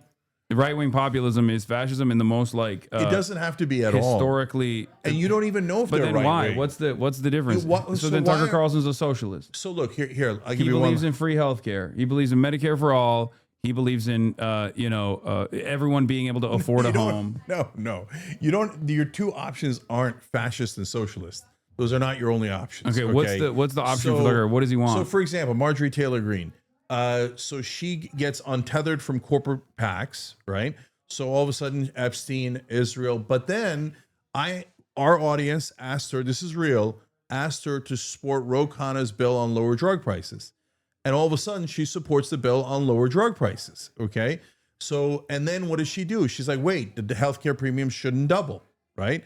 So she's now headed in that direction, ideologically. And now she's headed retired. in that direction. No, I got you. But so that's not a person that was secretly fascist. That was not secretly heading in a fascist direction. The more she opened her eyes to populism, the more she realized we agreed, right? So instead of saying, no, I think you're a secret fascist and I'm going to hate you, well, my point is, wait, maybe we should open our eyes together and go, oh, we have a common enemy. The common enemy is the establishment. Let's go get those sons of bitches. I think the common and then enemy we'll have is- a democracy, and then we'll see, well, do people want to go right or left? And they don't have to go all the way to socialist, and they don't have to go all the way to fascist. They could find a nice place somewhere on the spectrum that is right for America. Yeah, I guess I don't have the same level of confidence that you do in any politician, really, because it's not like I have this degree of confidence in even Democrats, really. But I certainly do not have that for the healthy skepticism and scrutiny that I have for Democrats is even twofold, if not tenfold, for Republicans who have spent their entire political careers harming the working poor. So let me ask you the last question. So I want someone on the populist left to win, Ro Khanna, Jon Stewart, someone along those lines, right? Mm-hmm. I don't want Tucker and Marjorie Taylor Greene to win. They're on the right. So we don't agree on a whole bunch of stuff. And some of the stuff that's really important. Right? Marjorie Taylor Greene is like, oh, why are we funding Ukraine or Israel? We should be bombing Mexico instead. I think that's fucking ridiculous. So we can get into all that. But my and that's question not to like you, like a minor disagreement is what I'm saying. I think that's an insane thing to say. Okay, but if you had to pick between Tucker and Marco Rubio, right? Marco Rubio being more classic establishment uniparty. I'm not voting for either. Like no, I'm putting a gun to your head, and you're going to decide who's the president, Rubio or Tucker. Pull the trigger. I'm dead anyway. Right. Both will, if given the opportunity, both will end me, because this is no different than like, well, gun to your head, establishment Democrat versus establishment Republican. They are both in the margins. The difference between Tucker Carlson and Marco Rubio on some issues might actually favor Tucker Carlson. Let's say he is genuine when he says, every American should own a house. What's going on? Maybe he is real about that and he wants to solve the housing crisis. Sure, that's good. But he might be more reactionary than Marco Rubio, at least in the way that he's talked about things when he saw his legacy Americans, and that we have 65 million immigrants that need to be deported, which happens to be the number of Mexicans and Latino people in this country, right? The Hispanic population in this country. So maybe he might be even more reactionary than Marco Rubio in terms of an initiative that designs concentration camps. So the surreal scenario that you're presenting is technically no different than the harm reduction voting narratives that the Democrats that push for as well. Then what's the answer, brother? The answer is you continue organizing, you continue building external pressure mechanisms, whether it be the union. But that's what's happening right now. Yeah, exactly. And it's pressuring Tucker to go towards us. And you continue. Okay, good. Then we keep fighting, and then we keep pushing Tucker further and further until he's running around saying he's a fucking socialist. He still would be a nationalist socialist, but I think... No, the problem, super last thing. The problem is you're worried they're going to turn into fascists and you start concentration camps. I think that they are already. They're worried that you're a communist and you're going to start concentration camps. Mm-hmm. Whereas I'm saying, guys... Who would I put in the concentration camps if I were to make them? Okay, I don't want any piece of that. So, okay. I'm just saying. Okay, so my point is...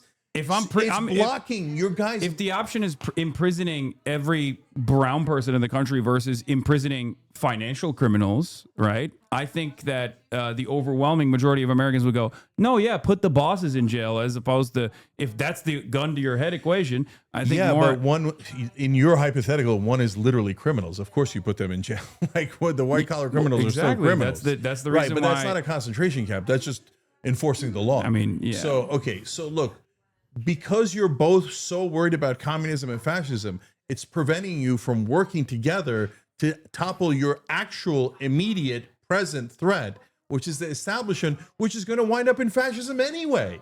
So Mike, let's topple them first, get rid of the most immediate fascist threat, and team up with populism. So if you put a gun to my head, I'm not saying I'm going to vote for Tucker, period. No, I'm going to vote for someone on the left, a left-wing populist. But gun to my head, Tucker or Rubio or Ted Cruz, that's not close. I'll take my chances with Tucker over Rubio and Cruz, which is certain oppression and disgusting and also nationalist and the worst of the abuses and corporatist and just every terrible thing that you could imagine. I don't want the status quo. I mean, I think voting for Tucker over Marco Rubio, who would inevitably yield Tucker as the final evolution of fascism, is basically jumping on the fascist line and cutting. You're making you're going enormous. I think Tucker Carlson is more of I think Tucker Carlson is more of a principled fascist than even Marco Rubio is. Marco Rubio is an establishment Republican that is responsible for unimaginable amounts of violence all around the world. Who wants to start the war in Venezuela? Rubio does, not Tucker. I agree. Who's more pro-war? Tucker Carlson. No question. Tucker Carlson, outside of the confines of establishment media, now says he doesn't want a war with Venezuela. I agree with you. Except when he had a crumb of power, when he was within the confines of mainstream media, Tucker Carlson was still very much in favor of all the wars. What makes you think that when he has a crumb of power, he's not going to snap back into being a wonderful servant of the same capital-owning masters, the military-industrial complex that is demanding war with Venezuela, or Exxon and Chevron and numerous other industries of extraction that want to take as much of the Venezuelan oil as possible without any sort of government intervention. So he would do the same exact thing and be also worse when it comes to even, and this is not even an argument for Marco Rubio. Fuck them both. Like I said, kill me instead. But they're both the same side of the evil fascist coin. One is just more ideologically grounded in fascism, I think, and that is Tucker Carlson.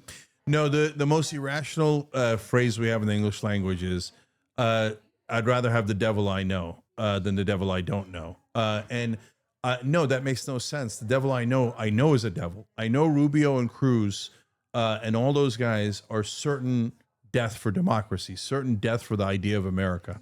And we have to get off that road as soon as possible. So, and you are making a whole heap of assumptions about Tucker and MTG. Hold on, maybe you're right, and maybe you're not right. The difference between Tucker Carlson and Nick Fuentes is that Tucker Carlson is much more media trained after doing media for as long as Nick Fuentes has been alive. So he knows what not to say. That's it. That's the big difference. All right, that's your assumption. But for me, I have to partner with populists on the right. Okay. Otherwise, we will never, ever, ever defeat the establishment, and we'll both be defeated by them, and they'll laugh their ass off at us, right? So what form does that partnership take? I don't know. Again, I don't necessarily care about Tucker in general, but I do care about his audience, and I think that he is leading them, I guess. In some ways, he's leading them in an anti-Israel slant, which is good. Yes, very much so. And whenever he leans into left populist sentiment, that's a good thing that his audience is like, oh, I actually do agree with that. That is good. However, I think he's doing that to win favor with people like yourself and many others who are in the margins who go, why am I not hearing this from any liberal in mainstream media? Why am I only hearing this from Tucker Carlson? I kind of like him. But I think his ultimate ambition is not that dissimilar from whatever the fuck Marco Rubio would do or whatever the fuck Donald Trump is doing currently. Can I get agreement that even if it's a ruse, if he helps stop the genocide, that is a massive good thing and would never be done by the Rubios and the Cruzes of the world? So, like, can we take that win? Yeah, isolated by itself. But I don't think he would do that. Is my point. But he's he's trying to end the genocide now. I know, but I think if he was in a position of power and not like because when he was, but forget the hypothetical, Haas. But when he was, I'm not even talking about the different hypothetical. issues. When he was at Fox News, he was pro all of America's wars. That's when he had a closeness to real power, and he was again a servant of capital, but more directly. And in that moment, that was what Tucker Carlson was doing. There is no indication that if he actually came to real political power, that he would do anything different than still serve the interests of capital as he has his entire career. If somebody like Tucker, MTG, or Massey doesn't win on the right, and someone like Ro Khanna, Jon Stewart, Nina Turner doesn't win on the left, then we're in a world of trouble. And, that path is super dark. I think so in general, to me, I'd rather take populists on both sides and see which. I mean, the perfect dream is populists on both sides. Okay, but Donald Trump, go to an election and see if the country wants to go populist left or right. You are relitigating. But Trump is an obvious fake populist. Okay, but that's like, my that's point. The most but obvious he thing didn't run in the as an world. obvious fake populist. He ran as a real populist. I got you. And that's my Trump point. Didn't do anything that. So, like, for example, right now Tucker says end the genocide. End the funding of Israel. Mm-hmm. Trump never did anything real like that. Except Tucker is saying that because he is no longer in the same rooms as he once used to be. Good, wonderful. He's not in those rooms I know, anymore. but if he were to actually secure power, I don't think he actually had a genuine change of heart. I don't believe that at all. But it doesn't even matter to me whether he had a genuine change of heart. I care about his output because he's a media figure, and on that front, I'm glad that he is anti-Israel, okay? Having said that, I think that the real reason why he's doing that is because he has to read the room, and he no longer has a higher priority of being a servant of capital, at least for now, until he gets to a position of power, at which point I think he would still advance the same exact agenda that Donald Trump did. Donald Trump came in with the exact same sentiment. You think Tucker's going to work for Israel like Trump is?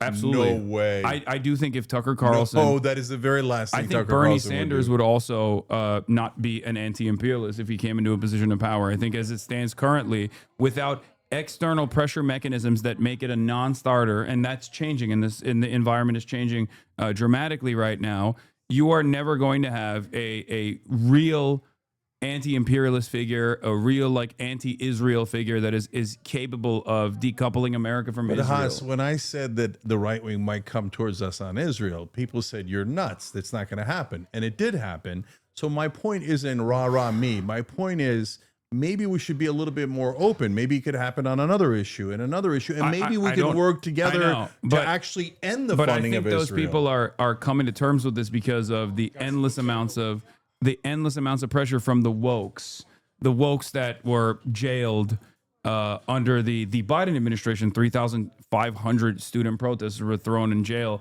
for protesting against Israel, for example. It's the wokes that are unironically carrying this conversation, paired up with a barrage of pain and violence that people actually saw all over their social media feeds. And that is the reason why a lot of people inevitably came to that conclusion and realized that, paired up with Israel's arrogance as well, and endless demands for control and endless demands for fealty. But ultimately, like I said, that was an external pressure point that actually caused a lot of people, a lot of voters, to finally come to that conclusion as well. So it's the conversation that we're having still has to be about continuing to build external pressure, like external pressure movements, and not care about Tucker Carlson necessarily, but care about winning and convincing Tucker Carlson's audience. Just like not caring about the Republican Party in general, but instead caring about convincing the Republican voters. And the only way to do that, and I think you and I agree with this on this, is by offering them something: housing, healthcare, an end to corporate corruption in this country. These are the things that we can actually win the attention and the loyalty of the right-wing voters on, without having to concede on any of the social issues whatsoever. Yeah, let's end on agreement. Yeah. And my daughter's doing this to me on about dinner. Anyway, so everybody, God bless, man. Hey, happy Thanksgiving, everybody. This was a much more agreeable Thanksgiving, ladies and gentlemen. You got to flex for the camera for the purpose of, you do it every year, for the purpose of continuation. Here it is.